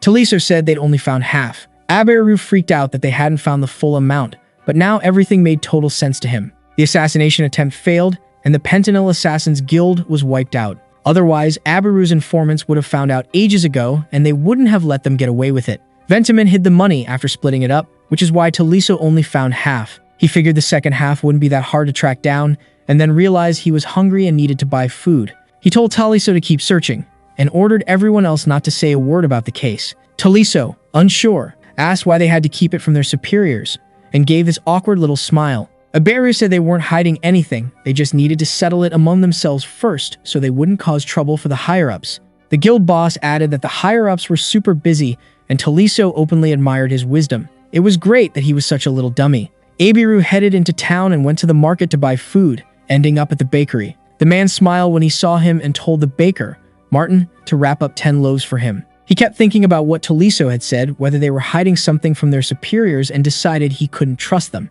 Jack Valentier's threat was real, so he needed to get money no matter what, just to save his own skin. He looked at the problem from every angle and finally decided he'd only be able to choose whether to report it to headquarters after that. Just as he was thinking that, even as a branch leader, there was no reason to risk his life for the guild, something tapped his leg and meowed.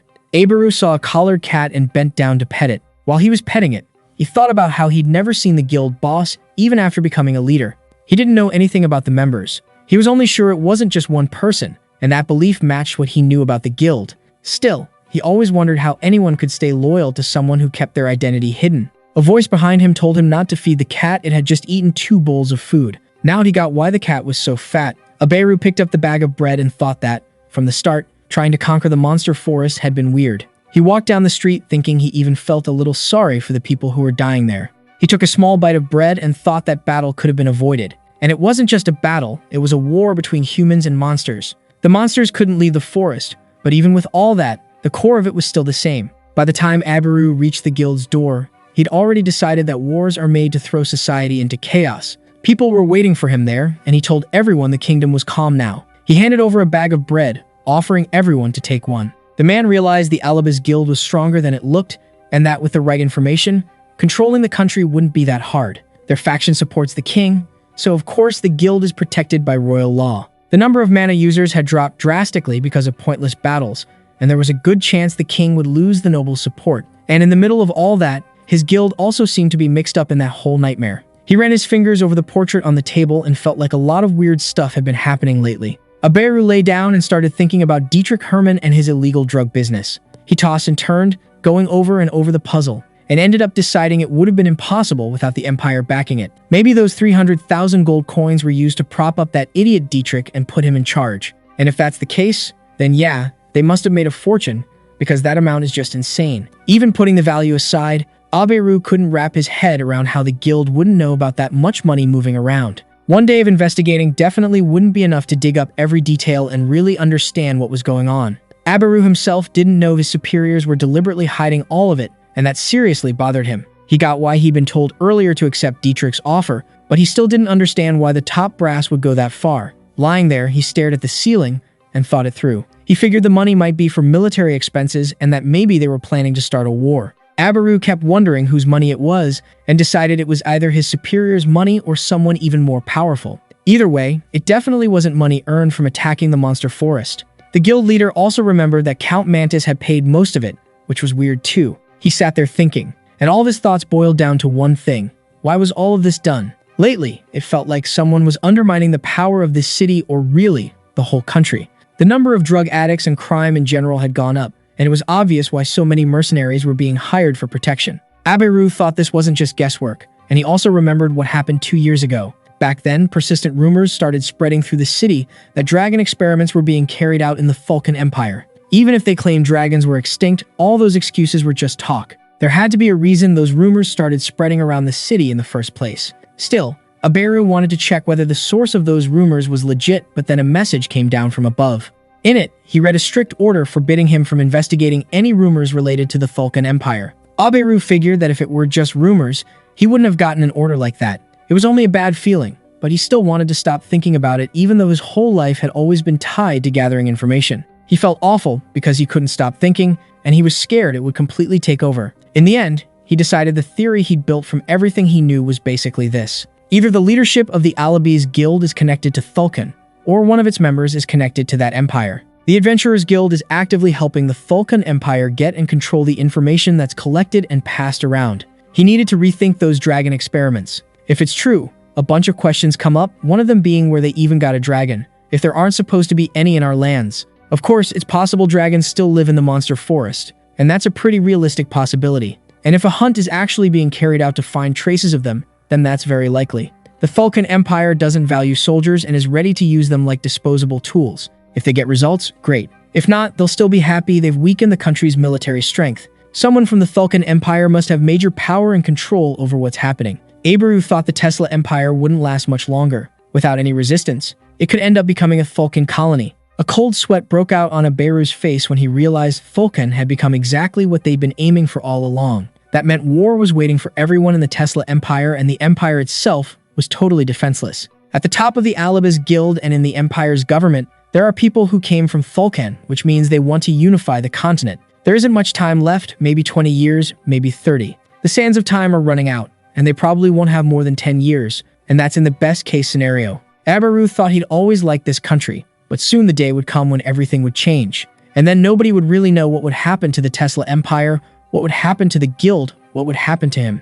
He didn't like the idea of becoming some disposable hunting dog after catching a few rabbits. Abaru figured he just needed to create new hope, and it had to be strong, so strong it would never break. Right then, Jack Valantier was sitting in the circular temple in a lotus position, gaining a new power circle. The dragon looked at him in awe, wondering who he really was. She hated humans because they cut off her limbs, drained her blood, and kept her trapped in magical chains while she turned into a dragon and roared in pain. Because of that, she couldn't love people, she hated them. But that was the twist of fate. It was a human who saved her. Her parents abandoned her. They wrote something about species fusion or whatever, and when the time came, they left her in a country called Thulkan. At first, she was scared that strong people like him might eat dragon meat, and it drove her crazy. But she realized he didn't need anything in return, which was really weird because everyone always wanted something from her. Someone as good as him couldn't be some demon who'd destroy the world. She was sure the Third Lord was totally wrong about his prediction. It couldn't be true, but she didn't understand how someone could reach the third circle in just 1 hour,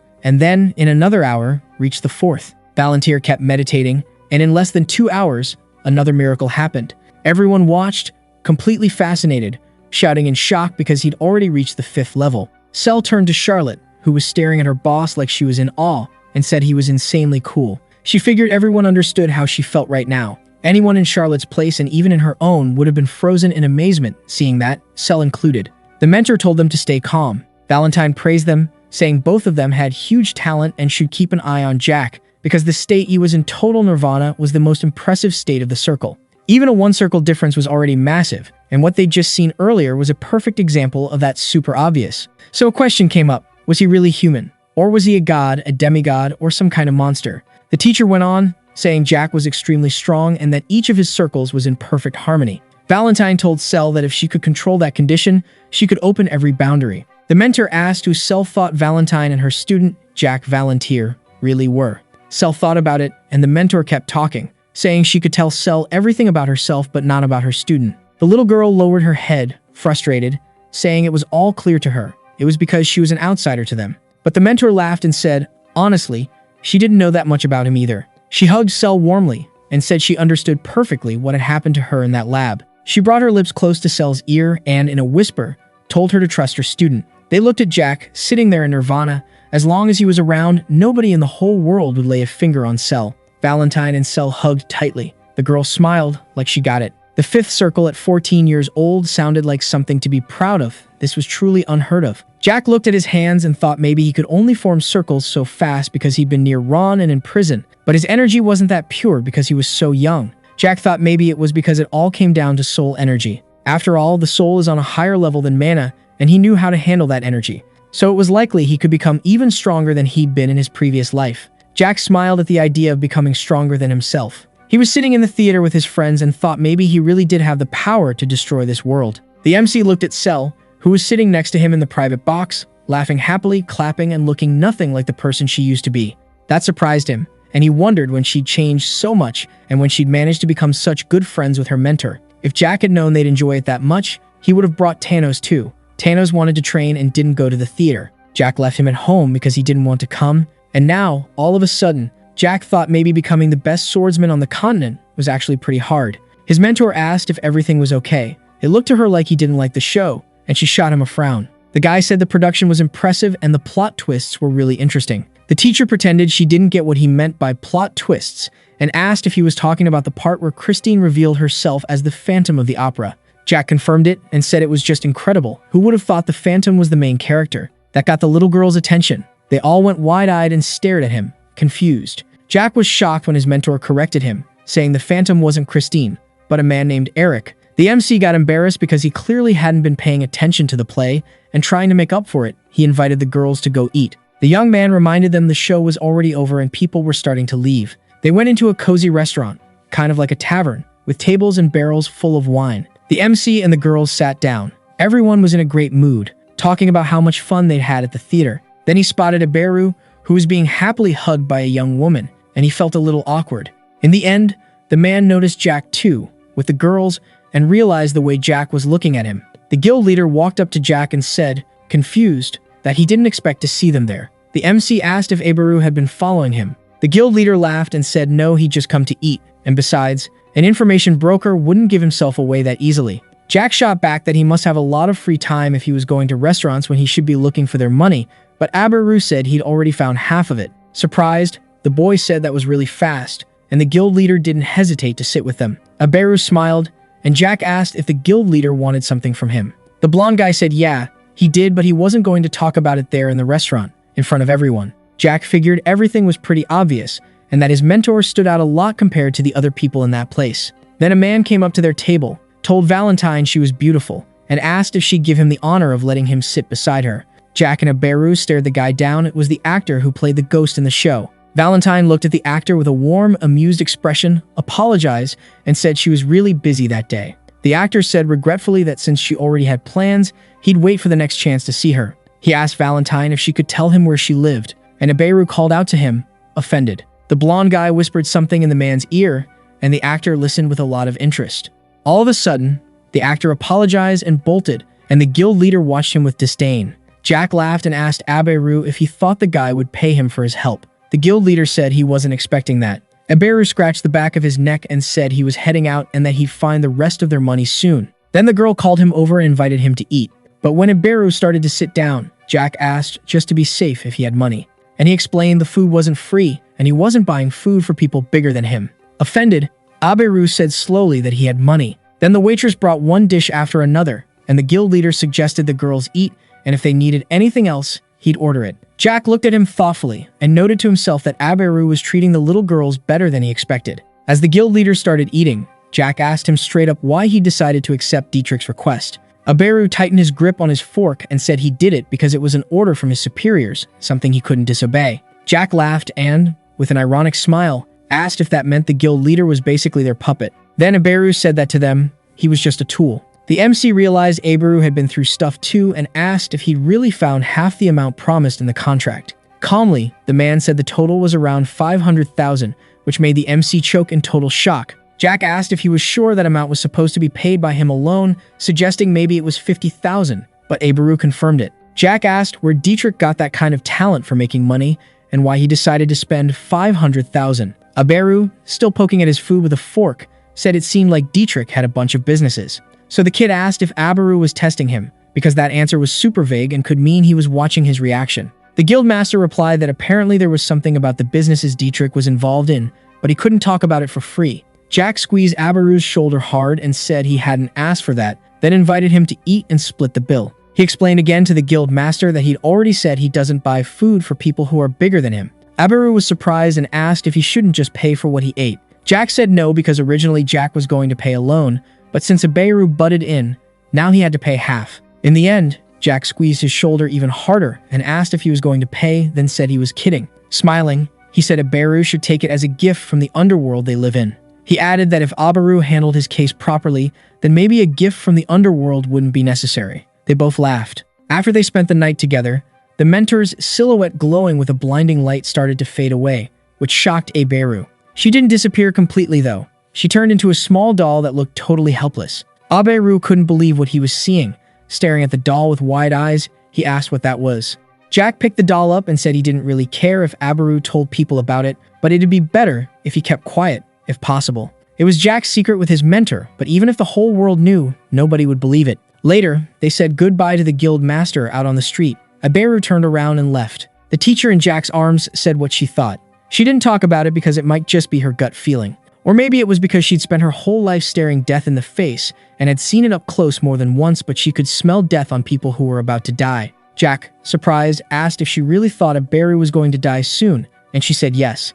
The only thing she could say to comfort him was that it probably wouldn't be Jack who killed the guild master, it would be other people or monsters. The MC thought he'd heard that a lot of talented people died in the Empire around that time, and apparently Aberu was one of them. The doll asked the young man what was bothering him, and Jack said, honestly, even he didn't know. He didn't know what kind of person the guild master really was, he only knew his name and title. Aberu didn't seem totally untalented, but at the same time, he didn't have anything to offer Jack. Meanwhile, Aberu walked down the street thinking he might have to work overtime again that day, and that he'd have to chew the awakening fruit. The next morning, Jack took advantage of the water springs at the place where he was staying with his companion. The mentor, sitting on the steps, grumbled that the place was originally meant for meditation and prayer. The boy said they were enjoying their time off and invited her to join him, but she refused. On the temple steps, he saw Cell and asked what she decided and what she was going to do overall. He sat down on the steps and asked if he could hear it. She looked down at her feet, thinking, and stayed quiet. Then she said angrily that she wanted revenge.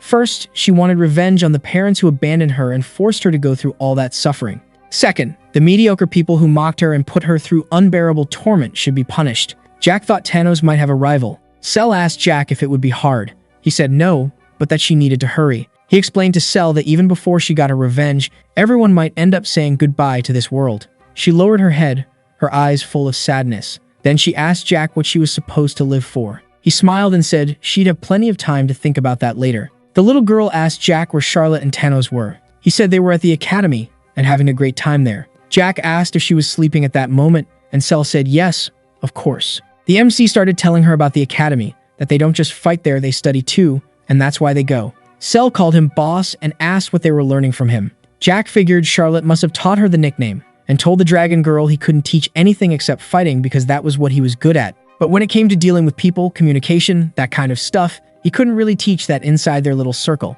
He told Cell the academy brought together people from all over the country, and that being surrounded by them would give her more room to think and grow. Jack admitted he'd like to send her there too, but he didn't feel like she was ready yet. Cell agreed and said she still didn't get along with people, and it probably wasn't going to change anytime soon. The MC was surprised and asked why she thought that. The dragon girl hesitated and said she just did. Then Jack's face got kind of sly and he splashed water on her, which totally freaked her out. She yelled at him, offended, asking what the hell he was doing since he'd just thrown water on her. He laughed, apologized, and said she had this really unpleasant expression on her face. In the end, he told her not to cling so hard to things. Her past was just the past, nothing more, and it was already gone from her life. Cell thought about it and asked Jack if he was attached to his past. Her eyes were full of curiosity. Jack said he was different from her because she was still just a kid. He suggested she keep living freely, like a bird. He also told her that if she ever wanted to go to the academy, she just had to say the word. Suddenly, the boss looked into the room, searching for Jack,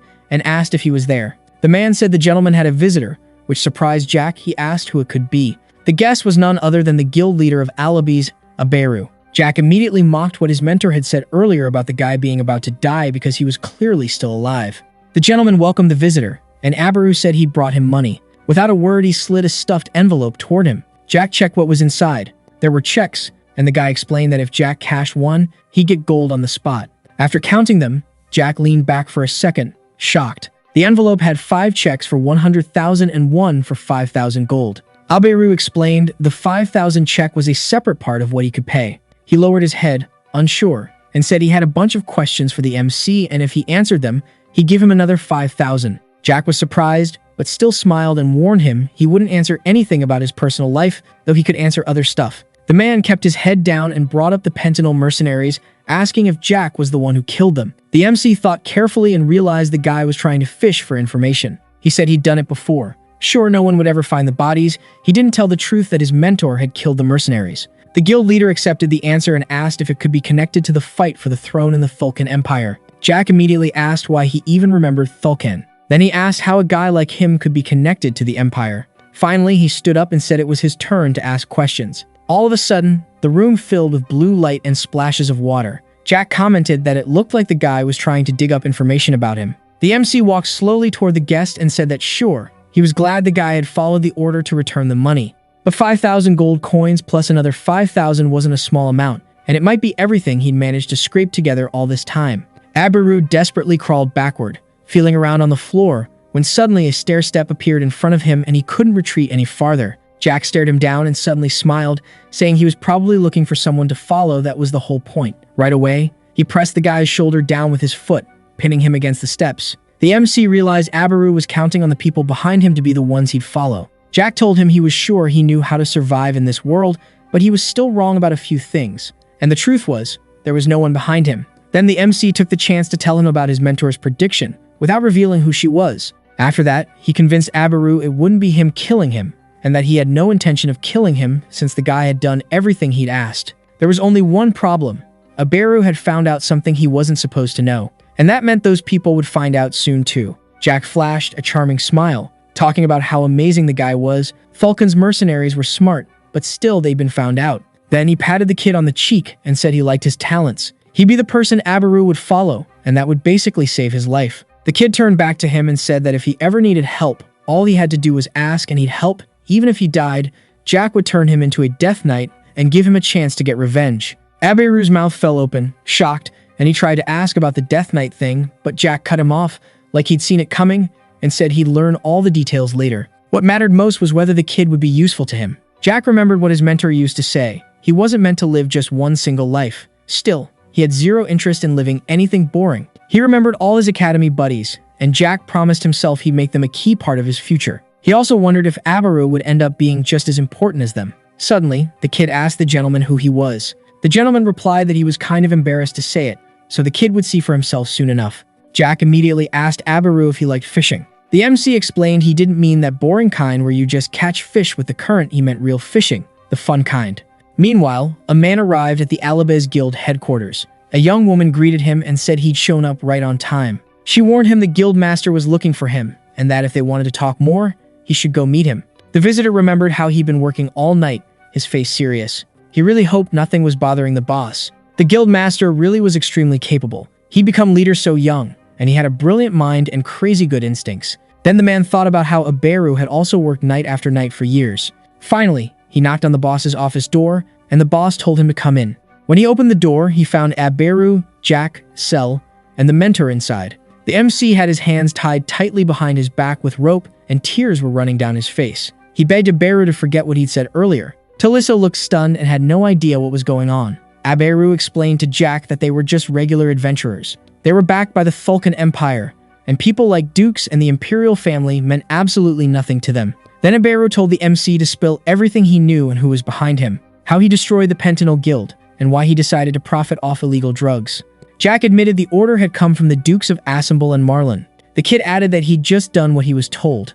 After hearing that, Abiru ordered Taliso to send a letter to his superiors, warning them the Dukes were planning something. Taliso was surprised and asked the boss how their guild could possibly be connected to the Dukes. The answer was a furious punch slammed into the table. Abiru was furious and yelled that this wasn't the time for questions, and asked how he still didn't get that their lives were in danger. He also said he'd been ordered to meet Dietrich's demand, and because he'd failed, he'd screwed up. Taliso hesitated. How was a newcomer like him supposed to know that? But Abiru sighed and told him to stop playing innocent. The Falcon Empire hadn't been trying to kill Dietrich, because he was just a puppet. They could have left him alone and used him. But the Duke's whole family was involved behind the scenes, and because of that, Dietrich was dead. The Duke's family and maybe the entire kingdom was about to turn against the Falcon Empire, and it was already happening. Putting his palm over Taliso's, Abiru apologized for the whole act he'd put on in front of him. He said he'd gotten another order too, to get rid of the man if he ever dared betray the Empire, and maybe Taliso had gotten the exact same order. Get rid of him if he got in Falcon's way.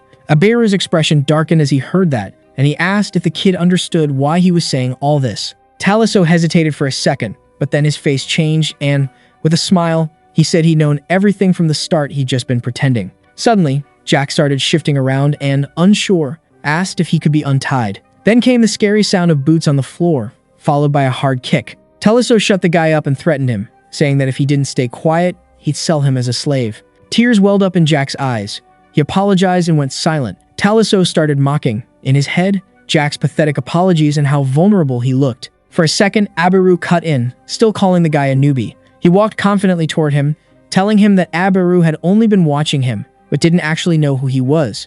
Then the man admitted he was really a servant of the Marlin family's secret organization. Abiru was horrified by what he said. Mana users become mages or swordsmen, people who specialize in killing, like Bentaman from the Pentanal Guild, usually carry something like a dagger. People like that are called assassins or cleaners. Noble families have regular swordsmen and mages among their soldiers, plus a separate team of cleaners. And the Duke's family is no exception. Looking dark as a storm cloud, Abiru asked the man if the Duke of Marlin was one of the ones behind it. With his eyes wide, Taliso muttered that just a few minutes ago, the guy was talking like he knew exactly what was going on. Jack said he'd already had suspicions and they'd just been confirmed. The rope tying his hands came loose, and he stood up, saying something interesting was about to happen. Maybe he should become an actor, because he kept up that whole performance for so long and managed to show so much emotion on his face.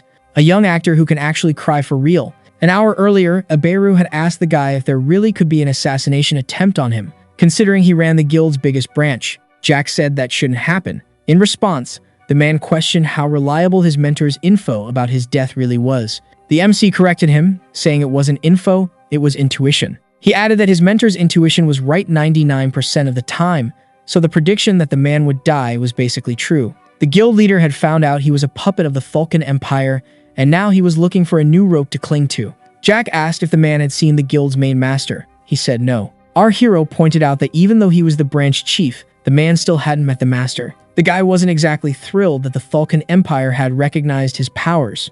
Abiru was lost in thought, wondering why nobody had tried to persuade him of anything. He came to the conclusion that the guild didn't trust him. There was a good chance they were planning to fill the guild with their own people, and they might already be considering someone else to replace him. Even though he was leading the guild right now, he was doing it quietly, but someone in the guild was watching him. Jack Valantier snapped him out of it and asked how they'd fill the manager position if he died. After all, it was totally possible someone was already ready to take Abiru's spot. The MC said the guild wouldn't just pick some random guy. It would definitely be an experienced subordinate, maybe someone clever, good at hiding what they really wanted. And that person would most likely be from Abiru's own circle. Jack told him to think about the people who'd been around him lately, the experienced ones, hard to read, and tied to the guild. After thinking for a bit, Abiru remembered Taliso, who joined the guild a few months earlier. Jack drifted into thought too, remembering his first meeting with Taliso. The day they met, they bumped into each other on the stairs. When he ran into him, Jack Valantier got a weird feeling. His footsteps were way too fast and quiet. On top of that, he was from the 7th Circle, which was kind of suspicious, since he was supposedly low-ranked. Abiru told Jack that Taliso's ability to gather information was insane. Sometimes he did dumb stuff and had this goofy look on his face. He could even seem clumsy to some people. Maybe this Taliso guy was a spy sent by another guild, or by nobles. Jack smiled and said it was time to get to work. It'd be interesting to clear everything up with him face to face. Now Cell and the mentor stayed quiet and didn't interfere, but the girl was really worried about what was happening. With silent steps, Jack Valantier walked up to Taliso. He'd been bored, so now it was time to have a little fun. He said it was a shame Taliso gave up so fast. Taliso ended up taking on an aggressive tone. Jack asked why he was still just standing there. The MC smiled and taunted him to attack. That very second, Taliso lunged at him, and Jack just stood there, motioning with a finger. The man quickly pulled a blade and tried to hit the boy, but the MC dodged sharply. He laughed at the guy, and on his next attack, he spun in a circular move with a flip, landing right in front of his opponent. Jack looked him straight in the eyes and said that what people expect from an assassin is way more than that. But even if he tried his hardest, he wouldn't kill even an ant. Taliso hesitated. He wasn't expecting a twist like that. Furious, he demanded to know who the kid was. The MC walked up slowly, stalling him with empty talk. The killer lost his patience and, pissed off, lunged at Jack with a single swipe. The young man grabbed his wrist, knocking the weapon away. Then Jack Valantier yanked him in close and let out a cold, mocking laugh, asking if Taliso was scared he might die. With one hit, the man threw him back. Using his skills, the MC regained his balance and baited him into attacking again. Taking advantage of his hesitation, Jack rushed him with his arm out, putting all his strength into it. Taliso froze, nowhere to go. Before he could do anything, Jack's hand slammed up under his chin. Blood spilled from his mouth, and his body twisted. Finally, the MC got ready to finish the enemy once and for all. At that moment, the mentor covered Cell's eyes with her hands so the girl wouldn't see it. She was still too young for that. Abiru watched everything and asked why they had to kill him when they still hadn't gotten the information they needed. Jack wondered if he was seriously worried about information at a time like this. Then he carefully went over to the little doll and picked her up. With the mentor in his arms, Jack told Abiru, "You don't need someone to be alive to get information out of them. When asked if he wanted to make a death knight, the MC said yes. After hearing Jack out, the mentor was convinced he'd done the right thing. All of a sudden, the boy used Vengeful Night, a spell that brings corpses back and is one of the signature spells of dark mages. When mages first get introduced to dark magic, they start with this spell too, but that doesn't mean it's easy to pull off. To resurrect someone, the target has to be a 7th circle user, and the caster also has to be at least 7th circle. But that doesn't apply to Jack, because he controls the souls of high-level people, not mana. The MC walked up to Abaru and said he needed a neck brace. The blonde kid was shocked, but he quickly turned to the cabinets to look for bandages. He felt sick seeing Taliso's head lolling around. Death Knights don't die. They live forever like zombies, but bodies still rot over time, so you have to preserve what you can before it decays. Jack helped the dead man stand up and ordered him to tell everything he knew. Taliso's mind was a mess, and he revealed that the Duchy of Marlin was an old ally of the guild. Duke Marlin himself is a member of the Adventurers Guild's high-ranking committee, and his current position is around 4th. He found out while he was guarding the Duke, and he was the only one who knew. Jack, controlling his body and mind, listened to everything. He didn't even make the dead guy talk that much, but he trusted what he was saying. He knew it was hard to hold back and talk at the same time, but he asked again if the dead man knew anything else about the committee members. Taliso said no, there was something only the Duke knew. Duke Marlin had promised him the position of leader of the Assemble detachment. Since he was the vice commander of the Dark Knights, he accepted the offer. Jack immediately asked Taliso what exactly the Duke had ordered him to do. Before the dead man could answer, Abaru found a bandage and told everyone in the room. The dead man said he had to find and eliminate anyone who could cause trouble for Fulcon and Duke Marlin. Second, keep an eye on the current branch head, and if he hesitated, kill him. Third, spread information about the Fulcon Empire and report any real, non-fake data to the Duke. Jack watched closely and kept the dead man's mind satisfied with the information he was giving. For a second, the corpse looked drained and kind of shut down, so the MC told him to keep talking. Taliso went on with totally unnecessary stuff. He talked about the Duke's wife having an affair with the Marquis of Dorit. Good thing they'd managed to send their man there, since they'd been expecting that outcome. A dead person spilling pointless details might seem weird from the outside, but it's pretty normal. At its core, dark magic lets you control someone else's mind and soul. It can break and enslave a human soul. So Taliso isn't the same man who tried to kill Jack 5 minutes ago. His soul belongs to the boy now, and he recognizes him as his master. After getting the info, Jack summed it up. They'd managed to figure out that the Adventurers Guild is controlled by the organizing committee, which in turn has ties to the Fulcan Empire, and nobody knows who the committee members are except themselves. Judging by the Tesla Committee, this is basically one branch of a bigger organization, with committees in different countries. Duke Marlin is 4th in rank, Jack said, which means there are 3 people above him. The info wasn't as useful as he'd hoped. Abaru stayed quiet beside the gentleman, still stunned by everything that had happened. Jack told Abaru again that he wanted the man to see for himself what kind of person he was and then make a choice. Abaru didn't answer, so Jack asked what he thought. Abaru clenched his fists, made up his mind, then knelt in front of his master, asking to serve him, saying he'd follow any order from the boy without hesitation.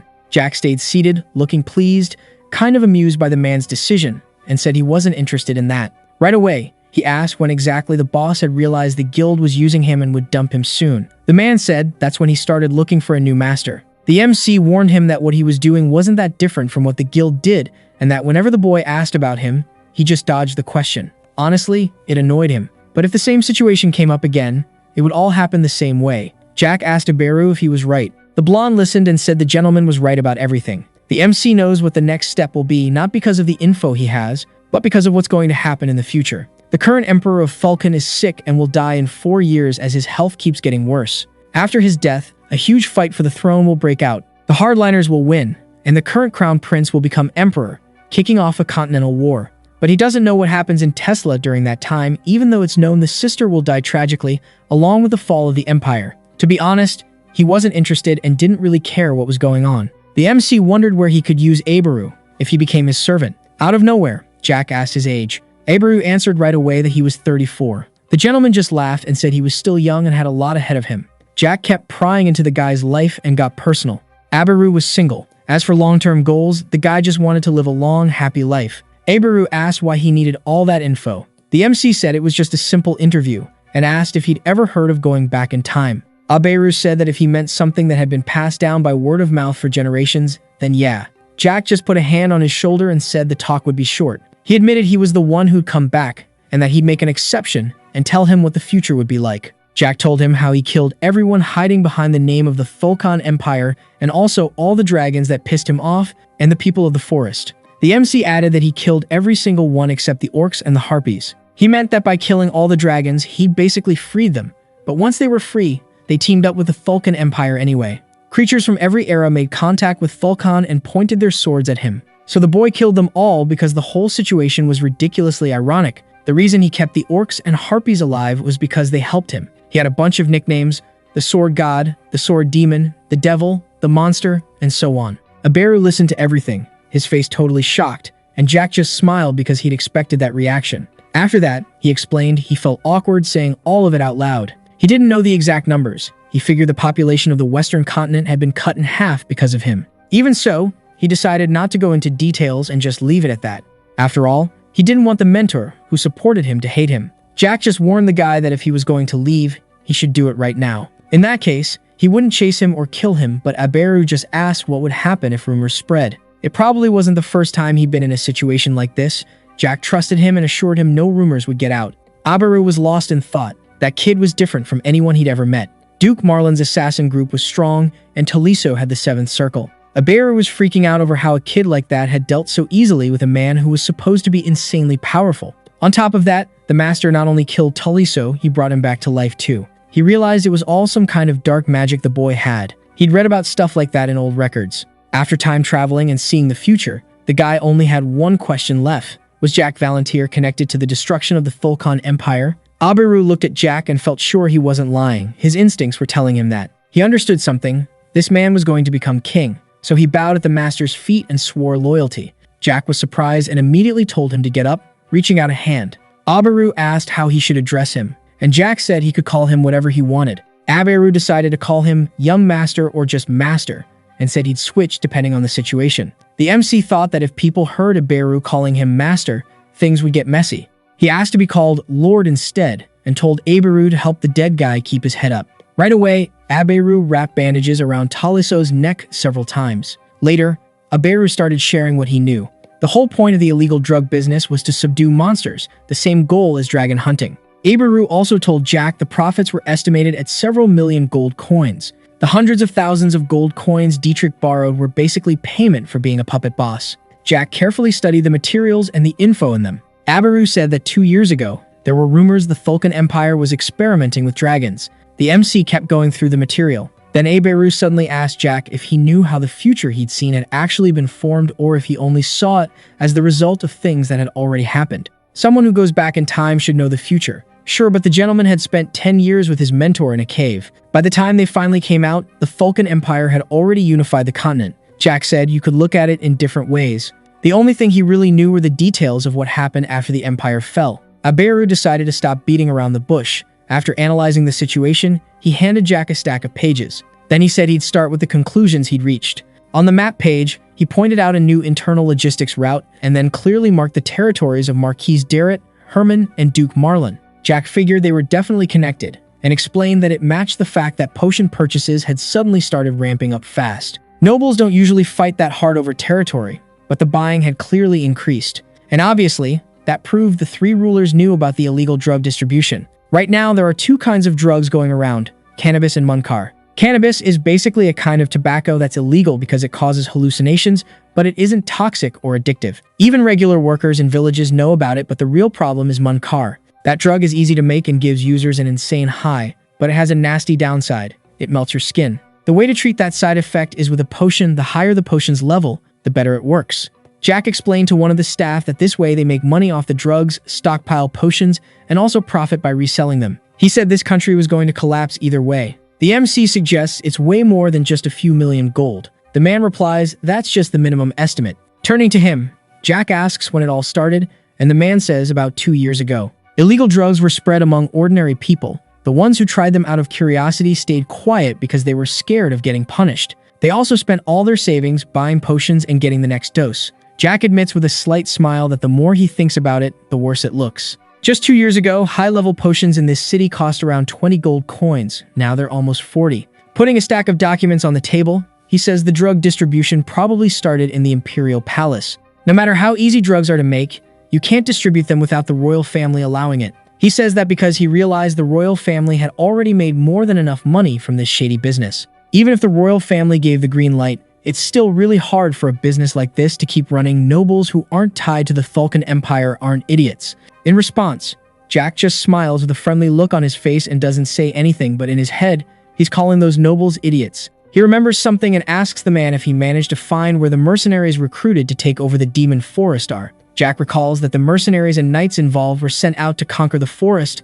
Now most of them are going to come back as corpses. In other words, they're wiping out evidence connected to the Falcon Empire, basically covering their tracks. The MC suggests the civil war is being funded by the hardliners, and the man agrees. There's still no sign of huge sums being transferred from the Tesla Empire to the Falcon Empire, because that idiot is keeping the money he receives. The man asks if Jack meant there's still something left in Tesla when he brought up the deal money. That surprises Jack Valentir. He turns to him, admits the guy's assumption makes sense, and praises him for being sharp and smart. The boy asks where he'd hide the money if he were in their shoes. The man thinks about the question since it's pretty sensitive and makes a guess, probably in the palace, since the emperor and the royal family are involved. He says that's just his guess, because he doesn't really know much. Then he says he knows Duke Marlin is fourth in line for succession, but it's not clear who the other two are. Jack tells him to stop stalling and guessing and just say what he really thinks. The man says the second spot was held by Duke Marlin's assets, and it's very possible the third spot is held by the Academy, since it's mixed up in all of this. Jack wonders if it's the same academy he's thinking of, and the man confirms it. The main hiding places are the Imperial Treasury Room and Duke Marlin's hands, which honestly could be true, but the academy being involved is pretty unexpected. Jack Valentir points out that during the school year, the academy is closed off to outsiders, which makes it a great place to hide things. House Ozenbul has way more influence in the duchy's territory than the Imperial Crown does. Right now, there are only 2 people in the Empire with authority higher than Duke Marlin's, but still below the Emperor's. That's the head of House Ozenbul, the Duke of Ozenbul, and the director of the infamous academy, Rommel. Hearing that, Jack thinks about the 3 families that basically form the backbone of the whole Tesla Empire. 2 of them don't rule openly, but run the empire from the shadows. The Emperor's ruling family, the Marlin family, and the Ozenbul family. Those are the 3 pillars holding up and controlling the entire empire. Now he gets where this is going. All the Empire's major powers have teamed up with Falcon's hardliners. If things had been different, the Tesla Empire wouldn't have fallen like this, with drugs everywhere and all the deaths that come with it. He's sure Director Rommel or the Duke of Ozenbul has allied with the Falcon Empire as part of some conspiracy. Jack Valentir asks if he thinks all of this is Director Rommel's doing. The blonde guy admits he knows Jack has a special relationship with the Duke, but Jack convinces him it's just basic mutual help. He asks what the blonde guy thinks, saying he's willing to hear why he doubts Rommel. The green-haired and platinum-haired girls, overhearing the conversation, realize they're talking about something important. The man in the room, pouring a drink, comments that it's impossible not to notice Rommel's influence in the state. It's been 7 years since he retired and handed the duchy over to his son, but more than half the aristocracy still follows him. Jack says with a sigh that this is new to him. Even though he's not especially interested in the Empire's situation, he wonders whether the Duke of Ozenbul will keep that influence. Jack suggests that would make the director just a symbolic figure, and the real power would be the Duke of Ozenbul. Aberu says that's a problem. He asks why, since Duke Frederick Ozenbul, who actually controls the lands, is very capable, even exceptional. But even he hasn't been able to escape Director Rommel's shadow, because Rommel is extremely influential in the Empire's political scene right now. On top of that, the man adds that people say the owner of the Magic Tower is going through some kind of closed-door training. That catches Jack's interest. He says he remembers that guy, the tower's owner. He says he thought it was weird that the man wanted to make him his student, but lately he hasn't heard anything about him. There are rumors that this Tower Master could become a really powerful 10th Circle mage. If the Empire of Tesla's third master, known as the Magic Tower Master, ends up becoming his subordinate, then you can't ignore the fact that the director's second son is the commander of the Imperial Guard. The MC asks if he's in the 10th Circle. Aberu confirms it. Based on that, Jack says they need to be way more careful. There's no way someone that high up doesn't know what's going on inside the Empire and still does nothing. Picking up his brown pup off the ground, the old man grumbles that it ran out of the dorm again. Jack asks what the blonde guy means. The MC thinks to himself that this is really different from the future he knows. The Magic Tower Master, who followed Academy Director Rommel for 30 years, is in a political clash with the current Duke of Ozenbul and the head of the Imperial Knights. But they're all definitely tied to Ozenbul. Maybe he's the most dangerous person in the Empire, the blonde guy says in the story. Jack says that's funny and asks what the other possibility is. The blonde guy tells him he's a double agent. The MC thinks both theories make sense. In the future, Director Rommel died defending the Empire from the Falcon Empire, But he has no idea what happened before Rommel made that choice, so it's totally possible he only seemed like a rebel, while actually being a double agent for the Empire. This'll be interesting to watch, Jack thinks. Drinking wine from a wooden mug, he turns to Aberu, puts a hand on his shoulder, and asks if he knows what it means to catch a mole. With a nasty grin, he says they're going to take all the money they managed to get from their shady business. Early in the morning, in Asenbol's territory, a girl with glasses stretches and says it's a great morning. The weather's so clear, perfect for a part-time job, she thinks, walking down the street humming. Hearing voices behind her, she turns, curious, toward a group of people gossiping on a street corner. They're giggling about a rumor that Duchess Melon is having an affair with Marquise Darrett. One of the older women keeps going, saying it looks like the Duchess just isn't attracted to her husband. Another girl says Duke Melon is known as a rabbit since his stamina is only 40 seconds. The girl listening gets embarrassed and hurries off, not understanding how people can talk like that about a noble family. As she climbs the stairs, she gets more and more annoyed at what's happening in the city. Duke Melon is one of the pillars of the Tesla Empire. No one should be spreading rumors like this. And even at a time like this, they're tearing down one of the main supports holding the Tesla Empire up. When she reaches the market, she tries to catch her breath, but realizes these rumors about noble families are being talked about everywhere.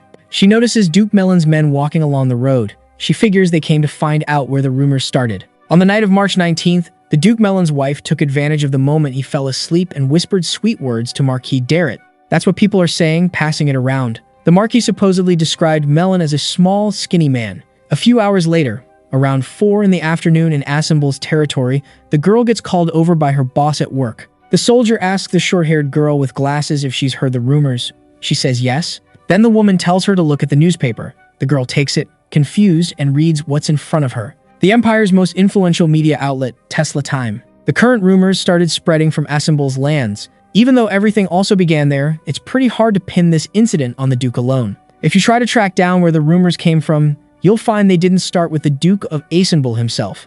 They say it all started in the Adventurers Guild. This conflict isn't between Asenbol and Melon, it's between the Alibis Guild itself and Duke Melon. At the same time, at the Melon family estate, a man angrily grips a newspaper. He throws the pages onto the red carpet, yelling, asking what kind of bastard did this, talking about all the rumors and the popular article. The furious man grabs the edge of a massive table. Bastian Melon, the unquestioned authority of the Tesla Empire, is a man whose solid build doesn't match his age. But even so, his weak point is stamina. He's furious, thinking 40 seconds is way too short. He could last a full minute. He curses under his breath, face red, jaw clenched with rage. He realizes the info is way too detailed and specific. On March 19th, 5 months ago, his wife and the Marquis of Darrett were clearly having a good time together. Bastian noticed and immediately put his wife under house arrest. After that, Tuliso, the same guy who owns the tower with the 10th circle, reported the incident to him. The man chews his nails. His nervousness shows he couldn't have told anyone all this in person,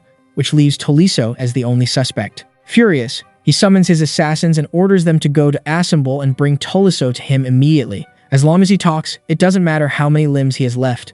The assassins answer loudly and head out, while he paces around the office in rage. Outraged, he curses his cheating wife, calling her damned for betraying him. He also viciously insults the Marquis of Darrett, his wife's lover. Bastian wants to start a civil war right now, so consumed by rage at his wife and the Marquis of Darrett that he's ready to go to war with the man and wipe him out. Half of Shushir Marlin's elite knights, members of the Order, are away on the mission to conquer the Demon Forest. Bastian doesn't have enough people, and his absence doesn't help either. The green-eyed man watches, irritated, thinking it through. On top of that, rumors have been spreading through the Adventurers Guild. He suspects the Thulkon Empire might be trying to get rid of him. He sits down, exhausted, and rubs his face. He decides he needs to capture Tuliso first and hear him out. He concludes something extremely weird is going on. 9 that night, the scene shifts to Autumn Bowl. Jack is in the room. The blonde guy is helping the kid put on a black cloak. The boy thanks Aberu for the clothes, even if it's all just to trick Tuliso. Still, he's annoyed because he looks like a prisoner. He pats Aberu on the shoulder and says he ended up looking pretty stylish.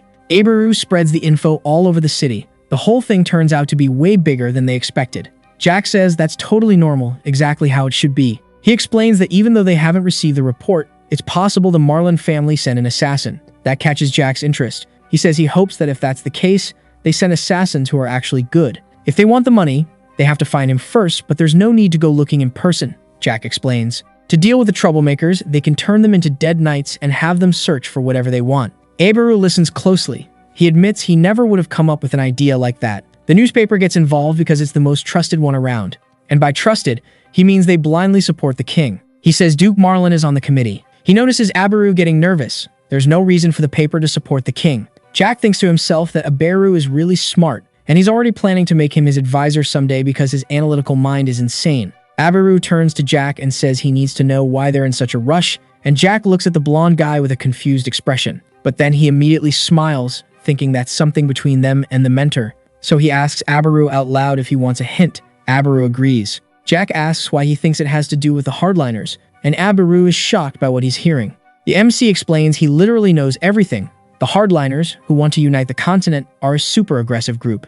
Meanwhile, the moderates follow the opposite ideology. They don't want war on the continent for the Tesla Empire's survival. It's way more beneficial to side with the people who support moderate views, Jack Valantier says. He asks Abaru why Duke Marlin and the Emperor are working with the hardliners. Abaru honestly admits he didn't know. The Thulkan Empire was running dragon experiments, basically genetic experiments. The whole point of those experiments was immortality. Stunned, Abaru asks if the committee is an organization created to find immortality. Jack, looking satisfied, says the blonde guy guessed right. The Emperor and the Duke are people who feel like something's missing in their lives. The reason they cooperate with the hardliners is because they were promised more than what they already have. Dragon experiments always seemed weird to him, and he couldn't find any material that pointed to her past or where she came from. On top of that, nobody in the city had ever seen her before, a girl with platinum hair and white eyes. Turns out the girl named Cell, who's with Jack, is together with the green-haired girl. The blonde guy suggests Cell is actually a dragon, and the MC happily confirms his reasoning. Abaru asks Jack if he really brought her from the Thulkan Empire. With a charming smile, he admits it. The man is totally shocked and asks if the kid destroyed the lab. Grinning, the MC waves his hands and says it got turned to ashes. If that's the case, the hardliners don't have any choice but to hurry. There've got to be people in the neighboring Ismail Empire working with the Tesla Empire hardliners, and in the country next to that one, and the next, and so on. Every country has hardliners. If the neighboring countries back the moderates, it doesn't matter how strong the hardliners are, they'll lose. There's only one thing that makes you work with hardliners: immortality. Humanity always has been, is, and always will be desperate for eternal life. Genetic crossbreeding experiments only ended up creating a monster with an extremely short lifespan. Jack Valantier wondered what info they'd shared with their allies. The MC figured that even if the experiment failed, it would still be useful to people chasing power. Basically, all those people are idiots. The only reason any of it was possible was the brilliant Crown Prince, the hardliners' leader. He managed to stir up division in 5 countries except the Thulkan Empire, all with a single dragon in his hands. But the downside was that the Thulkan Empire now had that dragon, and the only tool the Crown Prince used was Jack's. More specifically, the dragon was living with the MC himself,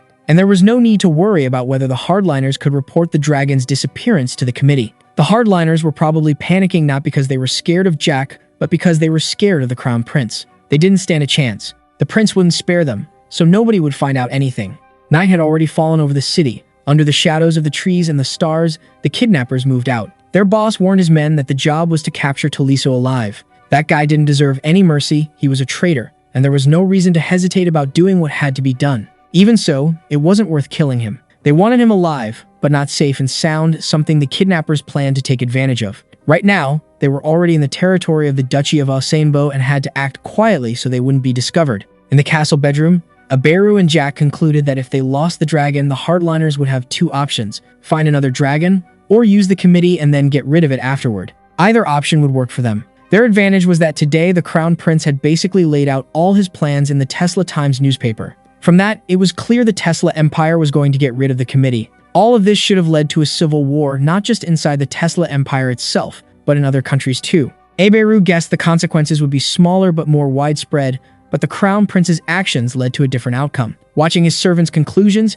he compared it all to a domino effect. Once a civil war starts in the Empire, others follow, and then more after that. By the time that chain reaction ended, it would cause disastrous consequences that would hit the entire continent. The moment Jack exposed and spread the Duke Marlin scandal, nobody could have imagined the disaster that would follow. Most of the time, it's impossible to predict the outcome, but the MC wasn't just anyone, and he could do it because he knew the future. At that moment, a real battle of sharp minds was playing out. On one side, the Crown Prince, who made his move.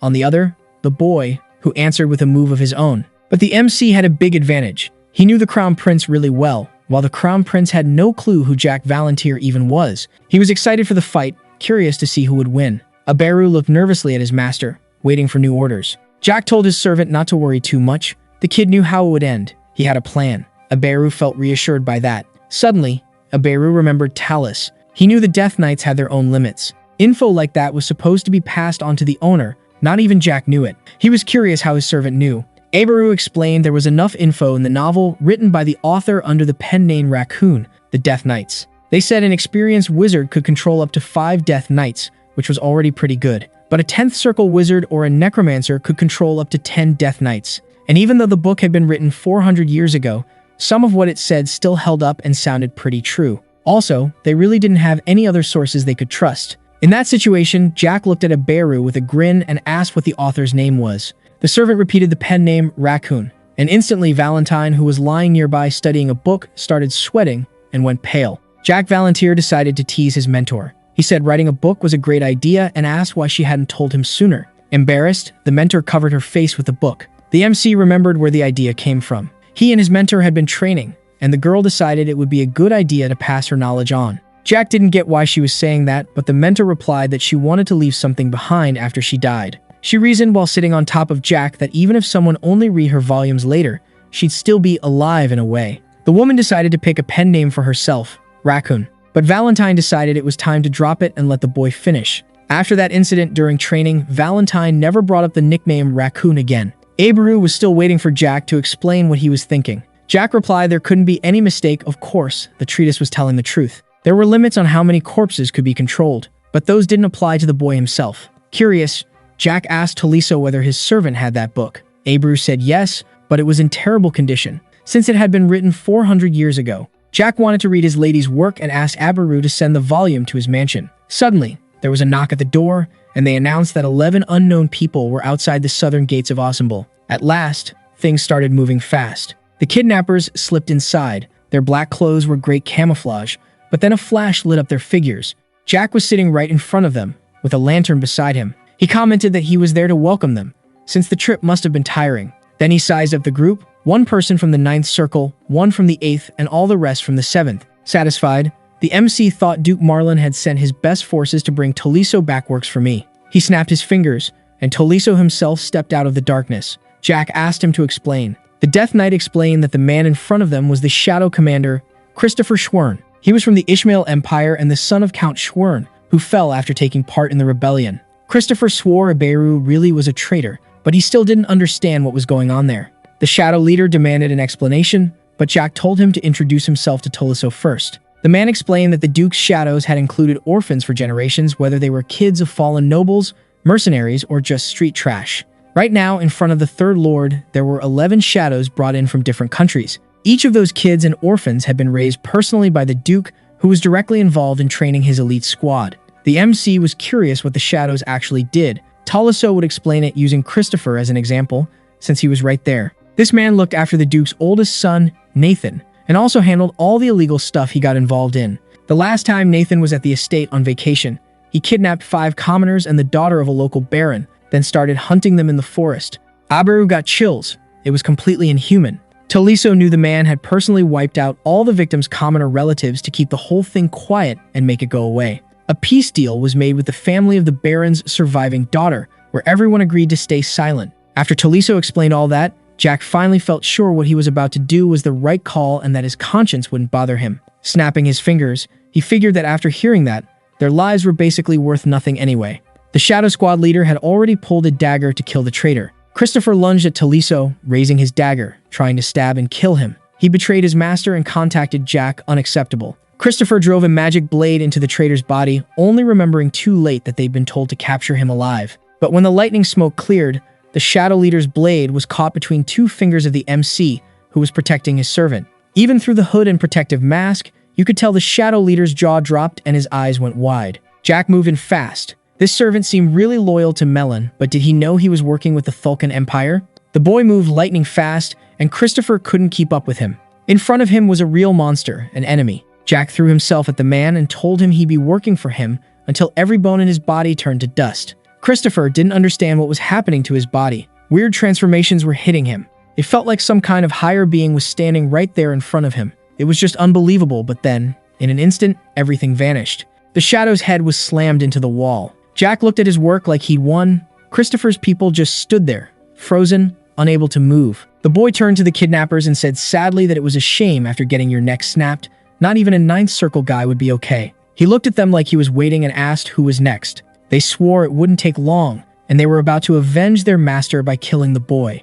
Jack easily dodged the shadowy dagger strikes. He slipped around them one by one and drove his blade into their bodies. Valantir didn't even spend a full minute on each of them. He was insanely bored of killing them. The weak couldn't do anything against him. Every wall in the room was soaked in red. In the end, only one was left standing. He was shaking all over, barely able to hold the blade, asking what kind of creature was standing in front of him. The shadow turned and ran toward Eberu, holding the blade close to the MC's servant's throat and warning him not to come closer and to get out of the way. If those orders weren't followed, he cut his throat. But Jack just yawned, tired, and rolled his shoulder. His body didn't show even a hint of worry. He looked at the man with sleepy eyes and asked why he didn't just end his own life. It was already night out in the courtyard, and everyone was tired. The shadow didn't get why Jack was saying all that, but those words weren't meant for him, they were meant for Toliso, who had already raised the fountain pen. In an instant, he finished off the man who was bothering them. Jack handed Eberu several gold coins so he could restore order in the building. Now they had to deal with the dead before turning them into knights.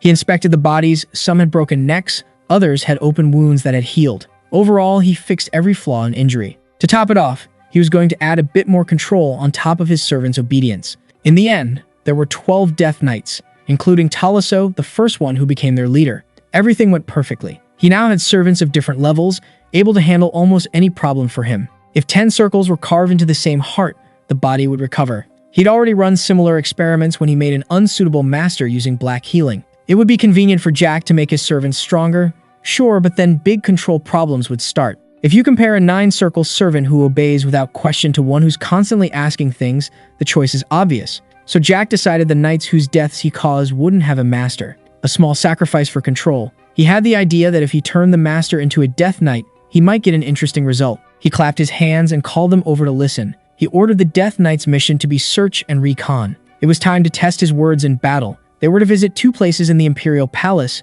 as well as Duke Melon's estate. He asked which of them was best at noticing hidden places, unusual areas carefully kept out of sight. Everyone immediately pointed to Toliso. Judging by how he was always first among them, he was clearly really talented. Jack handed him a scroll tied with a ribbon and told him he was now the key to the mission. Jack's order was to find a place where a huge amount of money, at least several million in gold, could be stored. The others' job was to help him and do everything they could to keep Toliso focused. They needed to remove any unwanted distractions. There was one more detail. As soon as he found the place and saw the target with his own eyes, he had to send a signal to everyone else. Once he realized everything was gathered, Toliso was supposed to tear the scroll in half, right in the middle of the target. The scroll Toliso held was a magic scroll containing a teleportation formula. With it, you could move only objects, which could include corpses. Jack warned that if Toliso couldn't find the gold, he should just tear the scroll inside the Imperial Palace's storage. He called 2 men over. He had a special mission for them. The boy whispered a few words in their ears. The MC called Christopher over and explained that the scroll with the red thread had to be delivered to Duke Marlin's lands, and the blue one to the Imperial Palace.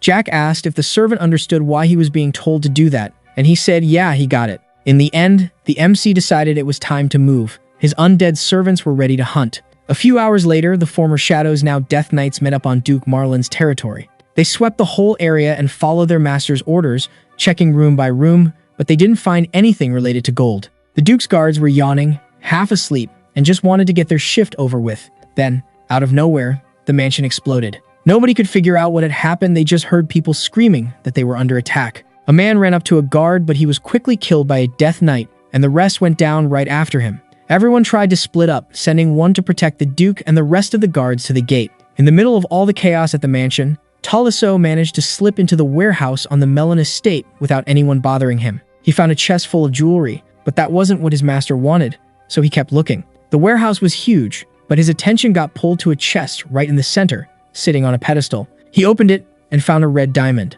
That wine-colored stone was the rarest gem in the world and worth at least 4 million gold coins. The servant was happy he'd found what he was looking for, but that wasn't all. Sure, he took the stone, but there still wasn't any money there for a civil war. Screams were echoing everywhere. The mansion was on fire, and the warehouse had caught fire too. All the servants were frantically calling for reinforcements, but anyone the Death Knights could reach was basically as good as dead. Suddenly, Toliso appeared right in the middle of the slaughter and called for Christopher, who got the scroll ready. The former leader tore it open like his master had ordered and headed to the next destination. All of a sudden, The center of the massacre lit up with a blinding light, and to the guards who arrived just in time, the attackers' spot was completely empty. They couldn't understand what had happened. At the same time, Jack and Iberu were talking. Calmly in the room, the servant worried the knights had burned too much mana traveling from the palace to the duchy, but Jack reassured him. The MC had set up a magic circle so his servants could gather mana. He did it right away when he transformed them. You have to understand, Death Knights didn't last long.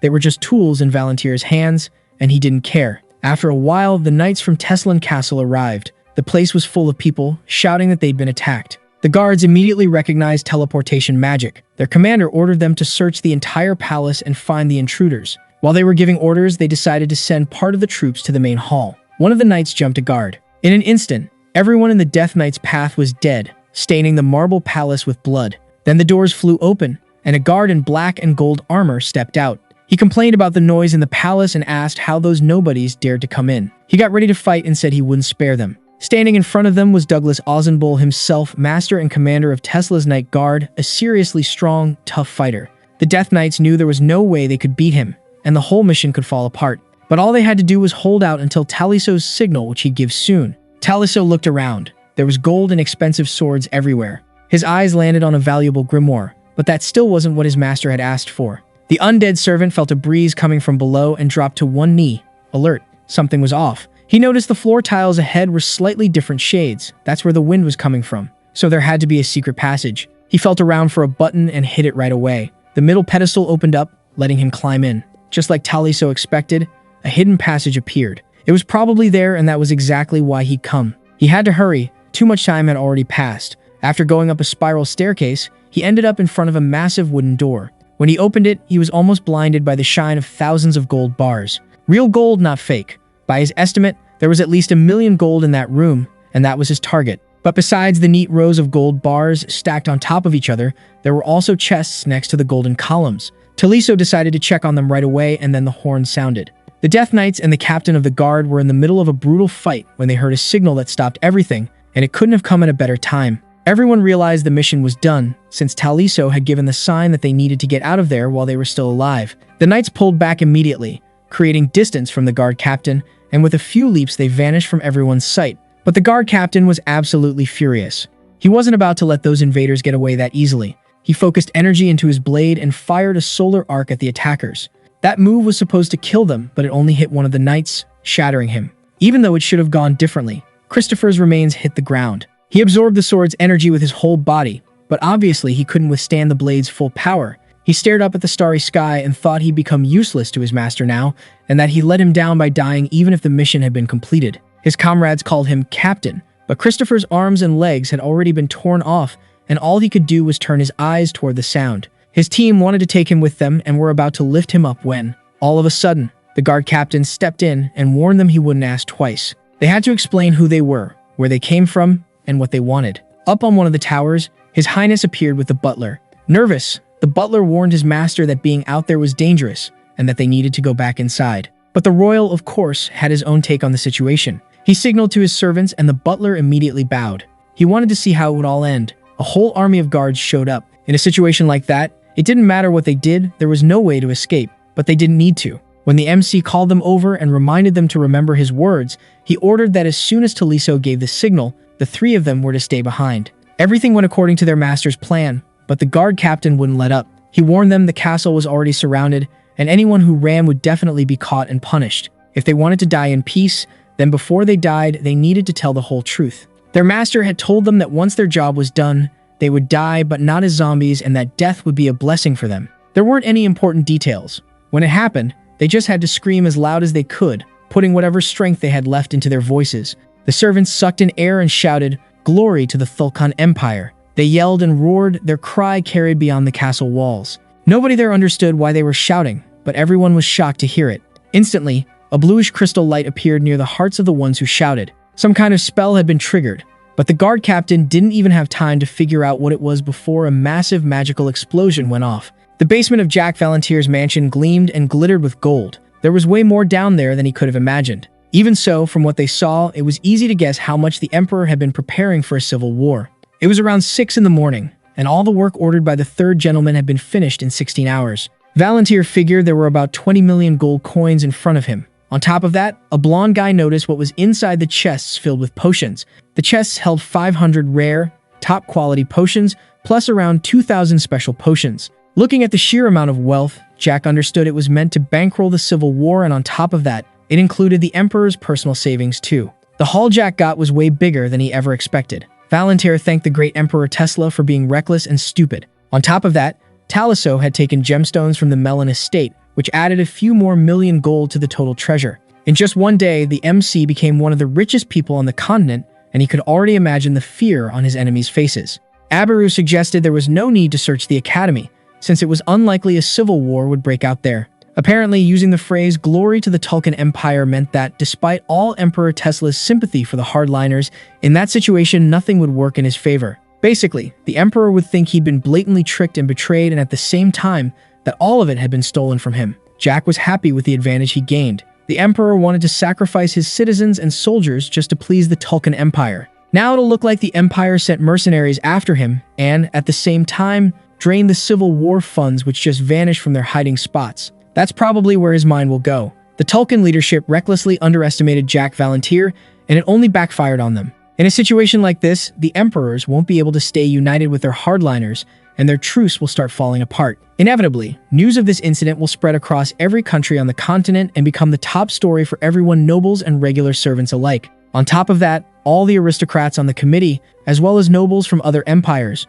will start doubting that any of this ends in anything but even bigger chaos. Jack saw it coming, and everything went exactly according to his plan. Abaru couldn't stop admiring his master, showing him huge respect. Now they wanted to see the results of their work. They needed to start rolling out the second part of Jack's plan, little by little. According to the original scenario Jack had cooked up for his own purposes, the hardliners were planning to kick off a civil war in the Tesla Empire. But they couldn't start a war in a situation like this. They had no money, and trust had taken a hit. With resources that low, there was no way they could talk about working together. In the end, it could go two ways. In one, they'd still unite despite everything. In the other, they'd turn on each other. Abaru figured the first outcome, what the third gentleman suggested, was the most likely, but even then, he wasn't sure. Jack didn't like half measures or uncertainty, and his servant had good reason to be thinking through the possibilities. Abaru was already waiting for orders. He'd do everything exactly the way his master told him. Nothing would stop him from reaching their goal. Jack Valentir was pleased with his servant's enthusiasm, and first,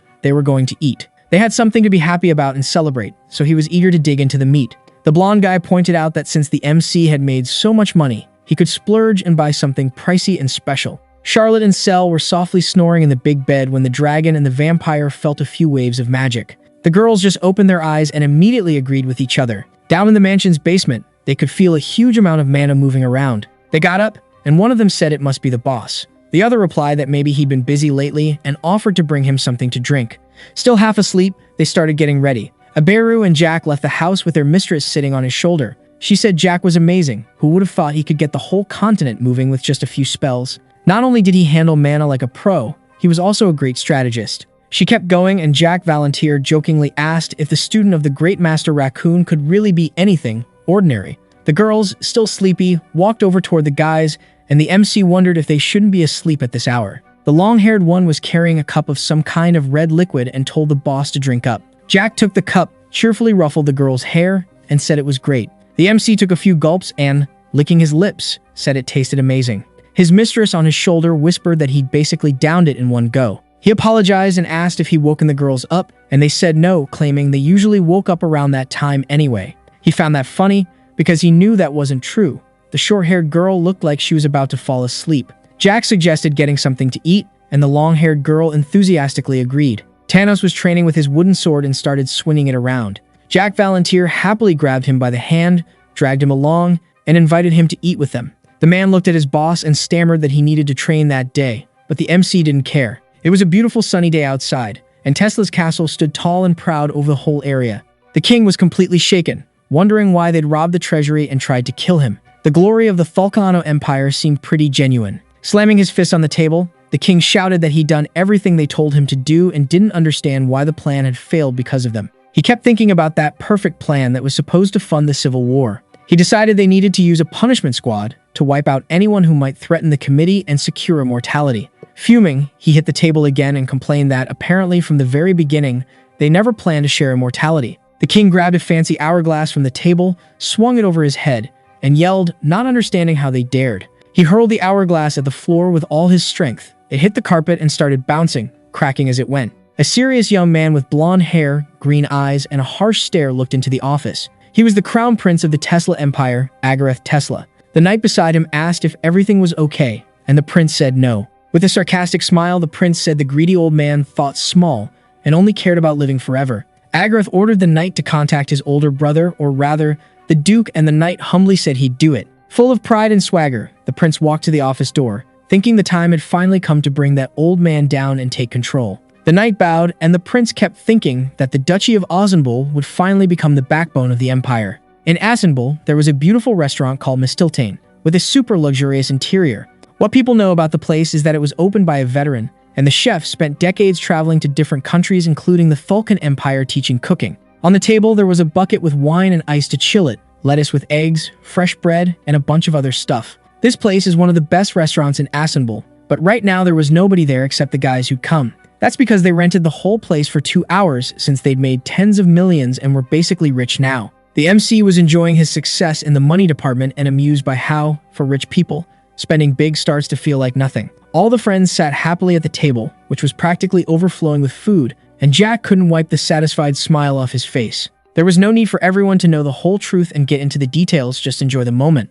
The food really was amazing. Those kids didn't need to know or hear about all the complicated, exhausting stuff it took to make money. Since he'd been busy the day before, the MC hadn't had enough time for Charlotte, so he asked how things were going with her studies at the academy. She said she was having a lot of fun. For example, she said that yesterday they had fencing class, and Charlotte managed to beat 5 people. The teacher was shocked by her skill and agility with a sword and called her a genius, saying she definitely needed to keep developing that talent. The boy was really happy. Charlotte liked the training and laughed with her, but there was something else she wanted to say. The vampire asked her master what the word parachute meant. Jack was totally confused hearing that from her and gently asked where she'd heard it. Charlotte explained that her mana teacher called her that, and she didn't understand what it meant either. Then she asked the teacher what it meant, but he couldn't explain anything and even got mad at her for asking. Jack knew that, in the past, there'd been a tactic where soldiers were dropped into enemy territory from the air using a parachute, but after about 5 years, everyone forgot about it because it was pointless and unnecessary. The parachute faded away and basically vanished from history after that. Because of that whole incident, parachute became kind of a symbol of being useless. Even though the MC looked calm on the outside, inside he was furious that some idiot had called Charlotte useless. He wanted to meet that guy in person. Valentir gently asked the girl what the teacher's name was, and she told him. Jack decided to remember that name for later and asked if anything else had happened at the academy besides that. She said no, and added that she'd even made friends, but she'd heard some weird rumors. The rumors about Jack Valentir basically said he was completely useless and had 0 skills, that he was some dumb kid who couldn't do anything. Valentine smiled behind the MC. He immediately turned to her, annoyed, because he clearly heard her laugh. Even though Valentine denied saying anything, Jack noticed she always laughed whenever she heard stuff like that. To be fair, Jack Valentir had been called an idiot plenty of times before. He asked what the girl thought of him now. Did he look like an idiot? Charlotte and Cell immediately said, of course not. The blonde boy to Jack's right said that if his master was an idiot, then the opposite word, genius, must have disappeared from the dictionary. The more they talked, the more the MC liked the kid. It was time to introduce the young man to everyone else. His name was Aberu, and he was the head of the Alabis Guild branch. Tanos and Charlotte wanted to keep eating and try the fruit juices. Aberu asked what Jack was planning to do next, and the MC said it was finally possible to talk without kids getting in the way. Valentir had a job for his newly hired servant, something that fit Aberu's status and personality. Aberu said he was ready to carry out any order from his master. The MC told his servant to go to the Marquis of Valentir's lands. The balance of power was shifting, and he needed eyes and ears there.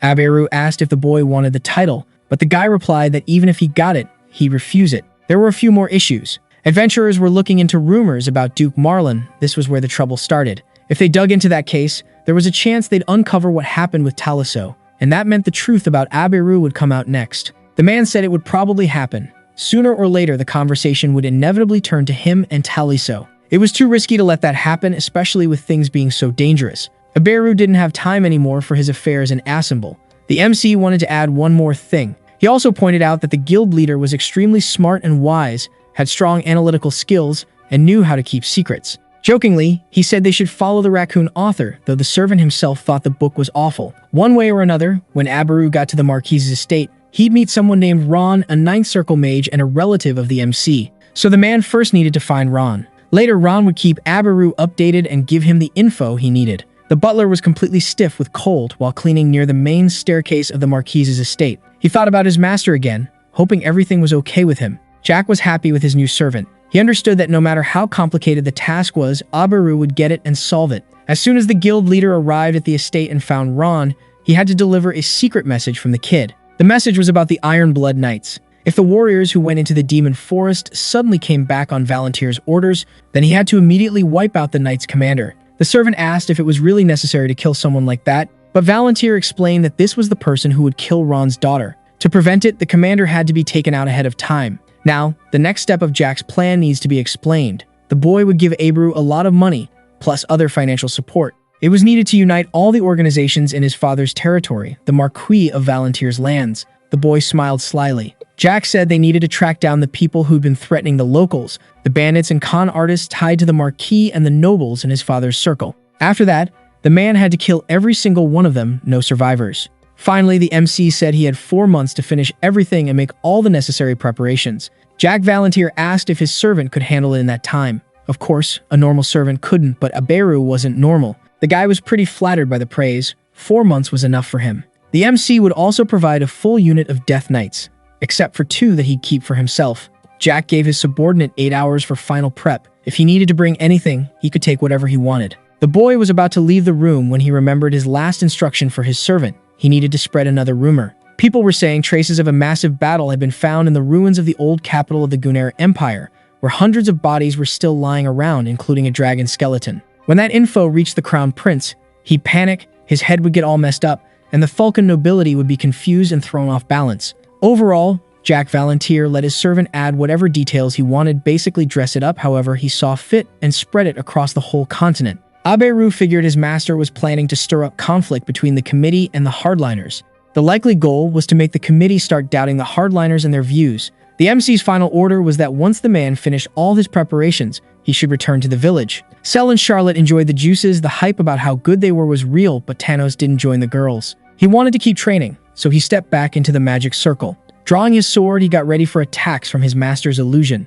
The illusion raised its magic sword and took a stance. Like always, this was the best way for Thanos to train. The guy got up, just like his master had taught him, and decided that this time he'd be able to block at least one hit from Jack's illusion. But he was way too naive. Thanos didn't even have time to swing his sword or even blink before an illusion slipped past him and sliced his head off. The fight ended in an instant, and Thanos woke up on the brick floor of the training field. Every time his head got cut off, the feeling was terrifying, and he had to stop and catch his breath. He looked up at the sky. Today it was clear and blue. Thanos had lost count of how many times the illusion had killed him. He trained with Jack in the magic circle hundreds of times. He kept hoping to sharpen his skills and at least make a little progress, but so far, he'd never managed to block a single strike. The only thing that felt unfair was that Jack Valentier's projection only had one circle. If Thanos didn't know his master, he'd think he was lying, but he believed it was true. He wondered how he was supposed to survive. Even if he poured all the mana from his second circle into defense, they'd still cut his throat. But he couldn't give in to despair. Maybe he just hadn't figured it out yet. It was only a matter of time. For now, he had to keep training. Once again, he'd be a punching bag for that projection, hoping he'd start noticing the openings and learn how to use them. Thanos didn't hear the MC coming up. He asked if it was really that hard. Jack noticed again that Thanos was just a normal person, a human compared to Cell, who was a dragon, and Charlotte, who was a vampire. Even so, Thanos stood out. All he had to do was choose his training wisely, and the results would show up soon enough. But there was one problem Valentier hadn't taken into account: Thanos' sensitive nature. They needed to find a fix for that. Jack Valentier had a bunch of ideas. This year, Thanos turns 18. In a few months, he'll be an adult. The boy still didn't understand what his master meant. Valentier walked up and held out his hand, asking for everything Thanos had, but said that this time, Jack would help him. Thanos handed the boy a bag of money he'd managed to save up at the academy. Jack looked at the bag, thinking, and realized he needed to act. To the boy, Thanos looked like a clean, untouched sheet of white paper, something you could write anything on. Even so, the word effort was already written along the edge, and that was something you couldn't take away from Thanos. But that alone wouldn't get him anywhere near the power he wanted. Everything Thanos did still wasn't enough, no matter how hard he tried. And that was why Jack Valentier was going to help. He'd write one more word himself, just as important, the missing piece for total victory. The MC turned and headed for the door, telling Thanos to follow him, even though the swordsman still had no clue what he was planning. Valentine was waiting outside, blocking the way. The The mentor just stood there and told the boy to take her along. When they got to the basement, he saw the 5 musketeers tied up along with the Death Knights. Tolisso started explaining that while the boy was gone, they'd all come down to the basement one by one. It started when one of them came down without expecting to find anyone, then the Death Knights caught him off guard and tied him up right away. 5 minutes later, another one showed up, and they kept coming down every 5 minutes. The MC was amused, thinking about how stupid those men had been. The leader explained that since Jack hadn't given any execution orders, they just tied them up and waited for new instructions from their master. That so-called musketeer leader didn't get what Jack Valantier had done. A bloodthirsty grin spread across his face, and he asked if Jack really needed him to spell it out. Outraged, the man said the basement had been empty since the day before, and Jack had to explain how he'd made so much money in a single night. Jack didn't really care about those musketeers. Honestly, he wasn't trying to be friends with them. Even after weeks, he still didn't know their names. The leader, in a bossy tone, asked again if Jack was going to explain himself. Jack asked if the guy was seriously giving him orders or if he'd gotten confused. The man said the village belonged to the Duke, and Jack had stolen it. A moment later, the MC reached out and grabbed the musketeer by the throat. Then he said it was his home, something he'd been given after taking out the Empire's spy. If they really thought he'd stolen the property, then they were going to be disappointed. Jack Valantier enjoyed the choking, panic sounds the musketeer was making, but at the last second, he let go of the guard's throat. The MC said it wasn't surprising at all that someone in such a low position didn't have any useful information. He didn't know things would end up this badly, but even so, there was still a way to take advantage of it. So he called Thanos over and asked if he was really a loyal servant. The boy said yes, Valantier was his master. In the end, Jack said that if that was true, he wanted to know how Thanos would deal with those guys, but Thanos didn't really get what the real issue was. It probably seemed weird to him that there was so much gold in the basement, so the MC asked why it was there. He also wanted to know who all those creepy-looking people were, with black eyes and bright white irises.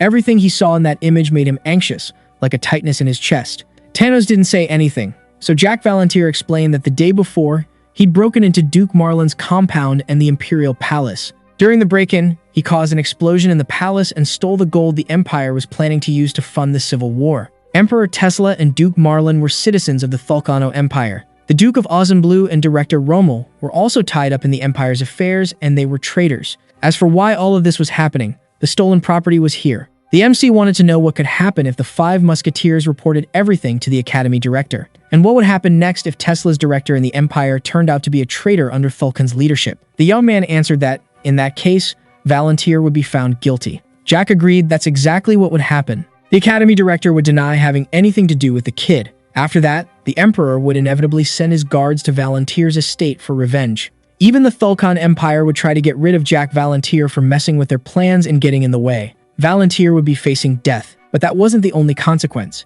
He asked if Thanos remembered the state they found Dragon's cell in. Thulkan's Imperials had run a bunch of awful, disgusting experiments on her. The condition she was in when they found her was because of the pain and injuries she'd suffered. Since they'd come after Jack, they'd take Cell back and return her to their labs, but this time, there'd be no one to save her. Down in those basements, they'd keep up their horrible experiments, and it would eventually end with the Dragon Girl dying. Valantier walked up to the leader of the Death Knights and held out his hand. All of these problems were the 5 musketeers' fault. Because of those stupid faces, everyone would suffer or more likely, die. The musketeers' leader got really nervous, but nobody listened to him. Thanos' hand was shaking, and Jack pulled out the dagger he'd been given. Valantier handed the weapon to Thanos and told him to finish them off. This whole incident was supposed to be training for Thanos. The swordsman didn't know how to answer his master. The 5 musketeers weren't useful to Jack anymore. They were worse than Thanos in physical ability and grit, and worse than a bear when it came to improvising. Even in that situation, they weren't smart enough to take orders from Jack, and they wanted someone to explain what was going on. Keeping people like that around made no sense. Aberu's loyalty already covered everything they could do. Because they were useless, they had to die. Jack walked up to Thanos and asked why he was hesitating so much. Thanos asked if it was really necessary to kill them. Valantier smiled and asked if the swordsman actually wanted to save their lives. It seemed like Thanos wanted to suggest that Jack Valantier tell them to forget everything they'd seen and heard in that place, and not do anything stupid later. Leaving Thanos there, Jack told him to think carefully about how to deal with those traitors, while Valantier went back to his business. Valantier asked if the MC really planned to look after Thanos all the way to the end, and without hesitating, he said yes. Sure, Jack appreciated his servant's persistence and hard work, but without those, Thanos didn't really have much of a sense of who he was, and that needed to be fixed. If he kept going with the same mindset and didn't change the direction of his life at all, the results would be disastrous for him.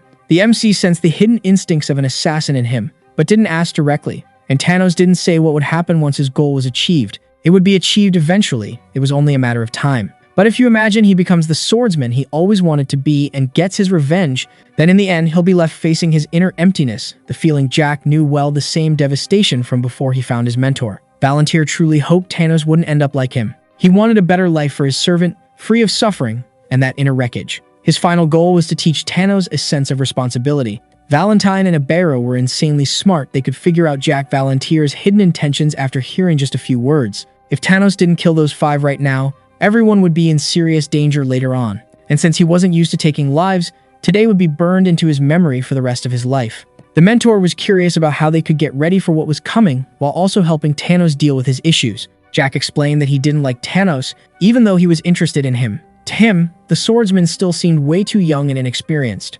Even so, the more the MC watched him day after day, the more his heart warmed up to the swordsman. He wanted to raise him and bring him into his family, like Charlotte and Cell had. But that was just what he was thinking. He didn't know what Thanos wanted.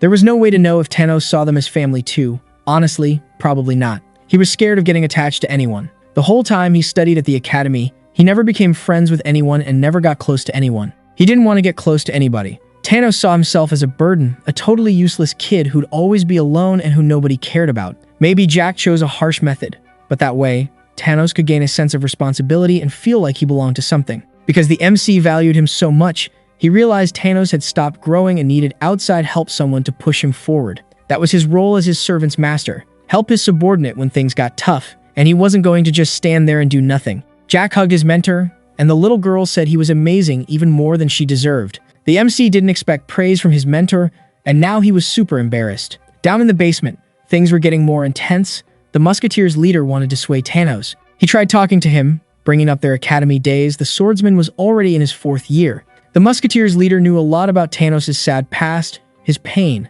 and how badly he wanted his dream. Stuff had happened to Thanos before, and Director Rommel ignored him and didn't give him any attention. Thanos' idea of getting revenge and stabbing the director in the back wasn't the best plan, and the Musketeers' boss could help him. He offered the servant a deal. The country's fate was in the swordsman's hands, and if the plan worked, Thanos would get everything he wanted. Even if the leader looked weak and pathetic, he had some power and could help Thanos with his cause. After rambling on, he asked if they had a deal. Thanos turned to the thoughtful leader. He killed animals and monsters at the academy, but humans were different and new. He hesitated, but then remembered how Jack Valantir had taken him in and given him another chance. On top of that, he'd helped him get even stronger, but Thanos still didn't know if he saw the MC and the girls as his family. After thinking about the 3 of them, he decided that, yeah, he really was Jack's sword. Thanos moved in decisively with the dagger toward the Musketeers. Charlotte and Cell were his family, and the man started yelling about money. He tried to convince the kid he could help him get revenge and do whatever he wanted, but Thanos didn't hesitate anymore.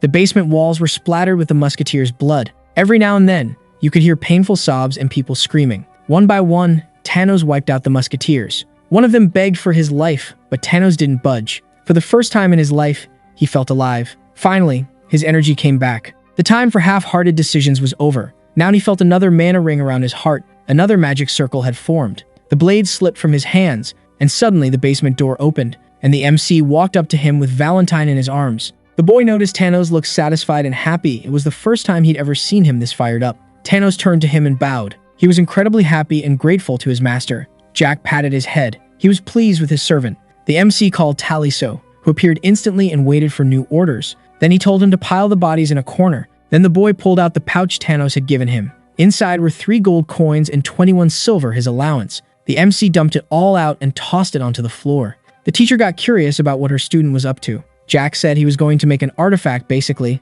a subspace pocket. Bags like this are pretty common, like people imagine, but what the MC wanted to make was something special. There were only 2 kinds of subspace pockets on the continent, and Jack Valantir was about to create a 3rd kind, something rare. The first kind is the one that lets you pull objects from a specific place. You stick your hand in the bag and take the items out. That's the most common type of artifact. There were around 100 of them. But the big downside was that the place actually existed in the real world and could be robbed. Then, after those pockets were invented, another type appeared way rarer and more specialized, with basically unlimited potential. This item was true subspace, made using soul energy, and it could store an unlimited number of items. In this case, there was no need to worry about theft. because the pocket itself was the only place the items existed. A pocket like that could be made by mages using soul energy. Before, there was only one artifact like that on the entire continent, but now there would be two. Jack drew in the mana around him and got ready to change the bag's magical structure. He had to create a formula for accelerated teleportation and convert it into mana. Then he needed to wrap the bag in it and pour energy into it. The process took a long time and was insanely exhausting. Then a spatial hole appeared in the modified formula. Its location and size could be adjusted, and Jack Volunteer was doing that now. Those traits would be smoothly fused with soul energy. The bag lit up with a blue glow and the dark basement brightened. After a long time, Jack managed to create the artifact. It was tough, and he completely lost track of time. Thanos said 2 hours had passed since he started making the bag. Jack hadn't used his soul energy in a long time, and his whole body hurt. Still, it was worth it. At first glance, it looked like he was holding an ordinary cloth bag, but really, he had an insanely rare artifact in his hands, one that could store an unlimited number of items.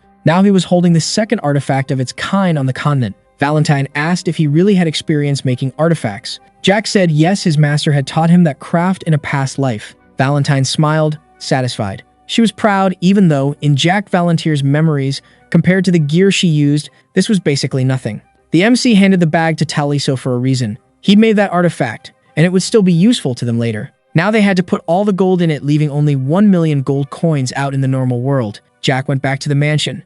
He felt exhausted and filthy, and all he wanted was a bath. Valentine scolded him for overdoing it, but she didn't really need to worry. They passed the training field where the magic circle was, and Jack invited her in to test his new powers. Volunteer wanted Thanos to feel the difference between the second and third circles, even though it was obvious the swordsman wasn't thrilled about the idea. They crossed the bridge and walked toward the magic circle. Thanos followed. Jack wanted to give him a small but important tip. As soon as he stepped into the circle, he should focus mana into his eyes. After what happened today, he was supposed to have a delayed reaction, so he did what the gentleman told him. Thanos entered the circle, like Volunteer ordered, and got ready to attack. The illusion was already on the other side, getting ready to fight. Both of them took their stance in front of Thanos. Following his master's advice, the swordsman focused the mana coming from his 3 circles.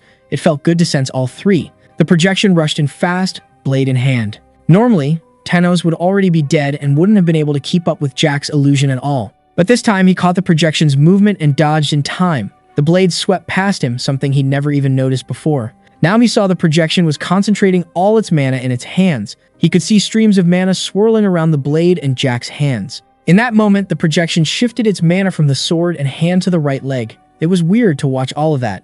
Normally, physical mana users spread mana through their whole body to get balanced results in both attack and defense. You could tell that method worked well, which is why it was so common. He spread his mana through his whole body and only used it that way. But the projection in front of him used mana differently. He'd never seen anything like it, so he kept losing. The projection attacked again, and Thanos managed to block the rapid strikes. This time, he noticed that right at the moment of attack, the projection funneled mana into a specific area. While dodging, he focused on what he needed to dodge. With that kind of focus, he could basically read where the enemy's fight was headed. His sight could be called the circle's advantage. It became way too easy for him to read the flow of battle. Thanos finally realized the projection in front of him had no idea how to hide its attacks. The illusion rushed in again, aiming for his head, but this time Thanos was ready. He moved fast and danced smoothly around the projection. The illusion's blade grazed his ear, while the swordsman's own sword pierced the projection's throat. Finally, he did it, not just hurting it, but beating the projection. But then blood started coming out of it, and he wasn't sure who he'd actually stabbed.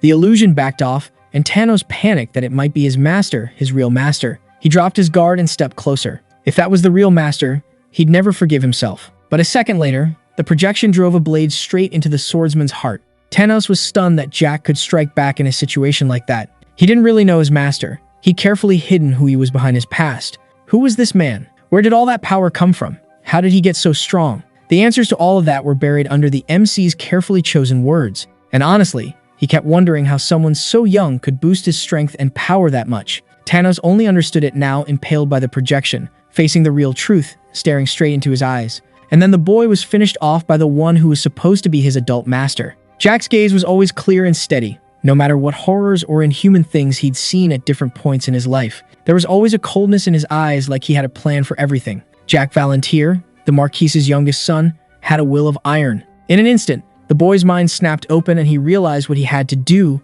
kill him. He used the instant death skill. Up until then, he hadn't had that feeling. That was why his strength and magic had been developing so slowly. He was just doing the same thing over and over. Thanos blew the projection's head apart. He finally beat it, killed his master, even if it was only a training partner. No matter what happened, he'd keep improving, sharpening his skills and discovering new ones. A turning point was getting close, and he'd work even harder than he already was until his goals were carved into his heart. The circle collapsed, and Jack was standing right in front of him. Valantir held out a hand and congratulated him on coming back. Thanos realized he really had returned, and he got up, using that hand for support. Thanks to that battle, the swordsman reached the level of the 4th circle, even though he still didn't fully get it himself. Valantir found it surprising that Thanos' power kept growing after forming the circle. He was already at his 4th circle, and changing himself meant changing his future. Jack was insanely happy about his servant's success. Now he'd finally be able to change himself down the line. Valantir noted it was also Valantir's own merit. He had a talent for passing on knowledge and teaching other people new skills. But the guy said he'd only pushed him a little. The boy who used to just try had become someone who gave everything to reach his dream. The mentor agreed. Jack got curious about Thanos' past, since he barely knew anything about it. The swordsman had mentioned a few times that he'd lost his circle in the past, and Jack could see it clearly. There were 2 marks carved into his heart. It happened 5 years ago, when he was 12. He lost his mana circles because of some incident. Considering he'd reached the 2nd circle at 12, it was like he'd grown up in a good environment and nothing had really held him back. Valantir suggested Thanos might be royalty, though he didn't know from which country, which only made him more curious. Still, he decided to wait until the kid was a bit more grown up. Thanos himself had to want to talk about that messed up past. Unlike before, Jack was interested in Thanos' body. Now he wanted to see the metamorphosis. Truth is, hardly anyone understood how a mana limit was decided. Different people reached different circles, and nobody could figure out the link. Jack's theory was that a mana user's limits are set by the length and width of the veins mana flows through. Thanos' veins were really narrow. That was a result of the shock he took when his circles broke in the past. But either way, the inside of those veins was still enough to form 4 circles. There was a danger that if all the circles broke at once, the blood vessels all over his body would twist up, rupture, and get clogged, basically killing him. But Thanos had already lost his circles before, and even after that, the blood and mana from 4 circles still managed to flow through his veins. Jack couldn't even imagine how huge the kid's blood vessels must have been before he lost his circles. Since birth, Thanos had been gifted with talent not even the MC could match. His veins were more than enough for 9 circles. Jack remembered the bodies of the 5 musketeers. Their circles had been torn apart the same way, but they couldn't restore them at all. They couldn't expand their veins, so every time they used mana, they felt unbearable pain. Thanos was different. He not only survived the painful shock and the ruptured veins back then. In the end, he managed to do what he'd always wanted for his goal: get stronger and get closer to mastery. Jack helped Thanos to his feet, but Thanos lowered his head and started crying. The swordsman's sobbing wouldn't stop. Valantir noticed Thanos was still really young, but all these emotional outbursts were honestly kind of entertaining to watch, and she'd been like that too. The MC opened his arms and offered him a hug, not really thinking about the fact that Thanos was at his physical peak. The moment Thanos wrapped his arms around him, Jack felt like he was being crushed by chains. Valantir was glad she'd positioned herself above his head ahead of time. The kid wouldn't stop crying, and Jack even hugged him back, giving him a friendly pat on the back. After that, their relationship grew and hit a new level. Now that he'd reached his 3rd circle, he was relatively calm. Even then, Jack noticed his emotional state and was happy he could keep his feelings under control. Thanos' face was red and soaked with tears. Valantir wondered what the swordsman might have felt or seen while he was inside the magic circle. So she asked if Thanos remembered what he'd said after creating the magic circle, whether he was ready to keep working until he lost his pulse. He kept sniffling, but said he was ready, and Jack wished him luck with training and reaching his goals. Thanos' heart couldn't handle that much emotion, and he threw himself at his master again, this time squeezing even tighter. Jack couldn't take it, and now Thanos was carrying him on his back. When they got to the mansion, Thanos was a little embarrassed about the state his master was in. Valantir figured she burned a lot of soul energy, which was why she had a pounding headache. They ran into the girls. Charlotte looked at Jack's almost dead body, gave him a thumbs up, and smiled. The MC got annoyed at that smug look. Why couldn't this girl mind her own business? So he decided to scold them and asked if it wasn't time to head to the academy, since class had probably already started. A few minutes later, Jack and Charlotte were already in the academy's official uniform and heading to class. The swordsman was so wrapped up in everything that he almost forgot about class, and Charlotte was basically going on a date with Cell. Cell and Valantir watched them go. Jack took the dragon girl's hand. Those two had work to do as well. They went back down to the basement together. Cell asked what they were doing down there. This time, Valantir's targets were in the corner of the basement. The Death Knights had piled up the 5 musketeers. The MC noticed that since he'd asked for them to be removed, they could have at least arranged them in a more presentable way. Cell stood still, but her face instantly twisted into this bloodthirsty smile. She smiled. Valentir couldn't believe what she was seeing. This was extremely rare, and in that situation, it made even less sense. Valentir calmed down quickly because something about it scared her. A moment later, Jack heard the leader of the Death Knights greeting him. If Charlotte had been there instead, she would have frozen up, and when she saw the corpses, she probably would have screamed. That would have been the normal reaction, but Cell was different. She looked at the bodies like they were trash dumped in the street, and she smiled. That reaction from a 10-year-old girl was wrong. Cell walked over to the bodies, and Valentir got worried. The dragon turned to him, wondering why he'd frozen. She looked totally harmless and sweet, and you couldn't have said that before. She was smiling at death. Jack had no idea what to do with the girl. He said it was fine and that he needed to go to the academy to meet Charlotte. The whole way there, Valentir kept thinking about it, but couldn't come to any clear conclusion. Cell isn't like normal kids. Her own parents abandoned her, and she spent years in brutal conditions.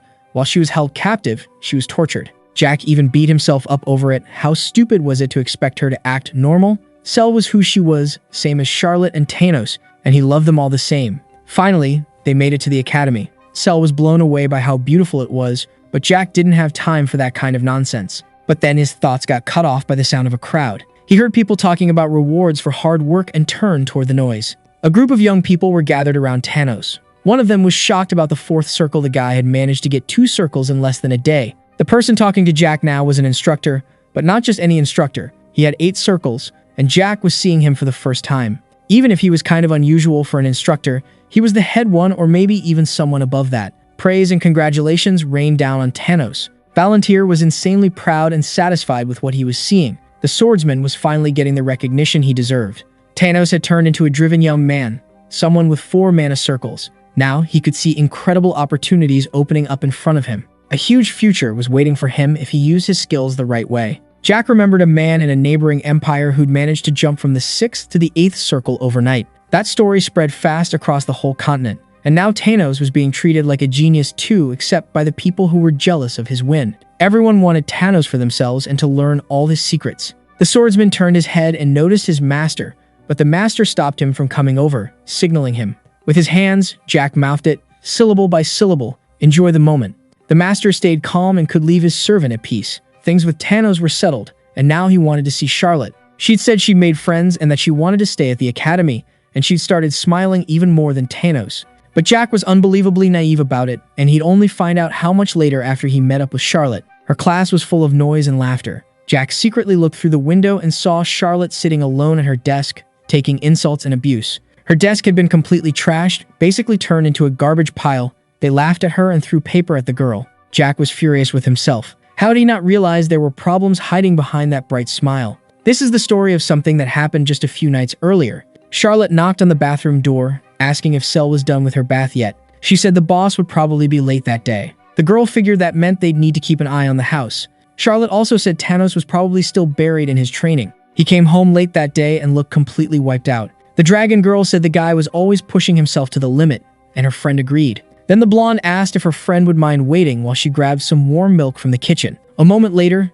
Charlotte was walking through the house. She was really happy Cell had come to keep her company, and she'd bought a nice present for her new friend. She was sure the girl was going to love it. But when she went into the kitchen to grab the jewel she'd hidden, a cat had already found it. Charlotte started yelling at the cat, Nobby, telling her to give it back. The two of them took off running through the house, arguing about it, and the dragon heard the whole thing. Charlotte couldn't understand why the cat had decided to steal that of all things. Then she tripped on the red carpet and face-planted. Palm, a servant, asked if she was okay, and the vampire asked if he'd seen a cat running around. Then the weird guy told her where he'd seen the cat go. Charlotte went after it, searching for the animal. That's when she saw the cat slip through a half-open door. She threw the door wide open, yelling that she'd finally caught the little monster. Inside, she ran into the cook holding a cleaver. Pow! The cat went flying out the window, not caring about anything. Charlotte didn't care either and lunged after it, and the animal started getting scared. The cat feared for its life and jumped up onto a patio umbrella. The vampire wasn't playing around. She got furious and charged straight at it. That's when she finally managed to grab the object, but unlucky for her, it snapped. She hit the ground and all the pearls from the necklace went flying in every direction. Pow! The girl was shaken, and the dragon showed up out of nowhere. The white-haired one says she heard some noises and ran over to see what it was. Now she wants to know what's going on. To fix the broken necklace situation, Cell used some clothesline rope. She had to make 2 new necklaces. Charlotte tries to argue that she was going to give her a much fancier, cuter necklace than that one, but the dragon doesn't seem hurt. Actually, she's really happy and says she finally feels like she has a real family. At that moment, the vampire gets emotional and says she wants to keep that friendship forever. A door opens in the mansion. Thanos walks into the room, saying he ended up getting back really late from training, and asks if everyone's already asleep. On the bed, the two girls are snuggled up together like sisters. He's really happy to see them and wishes them a good night's sleep. Our video ends here. If you liked it, leave your like. See you next time. Bye bye.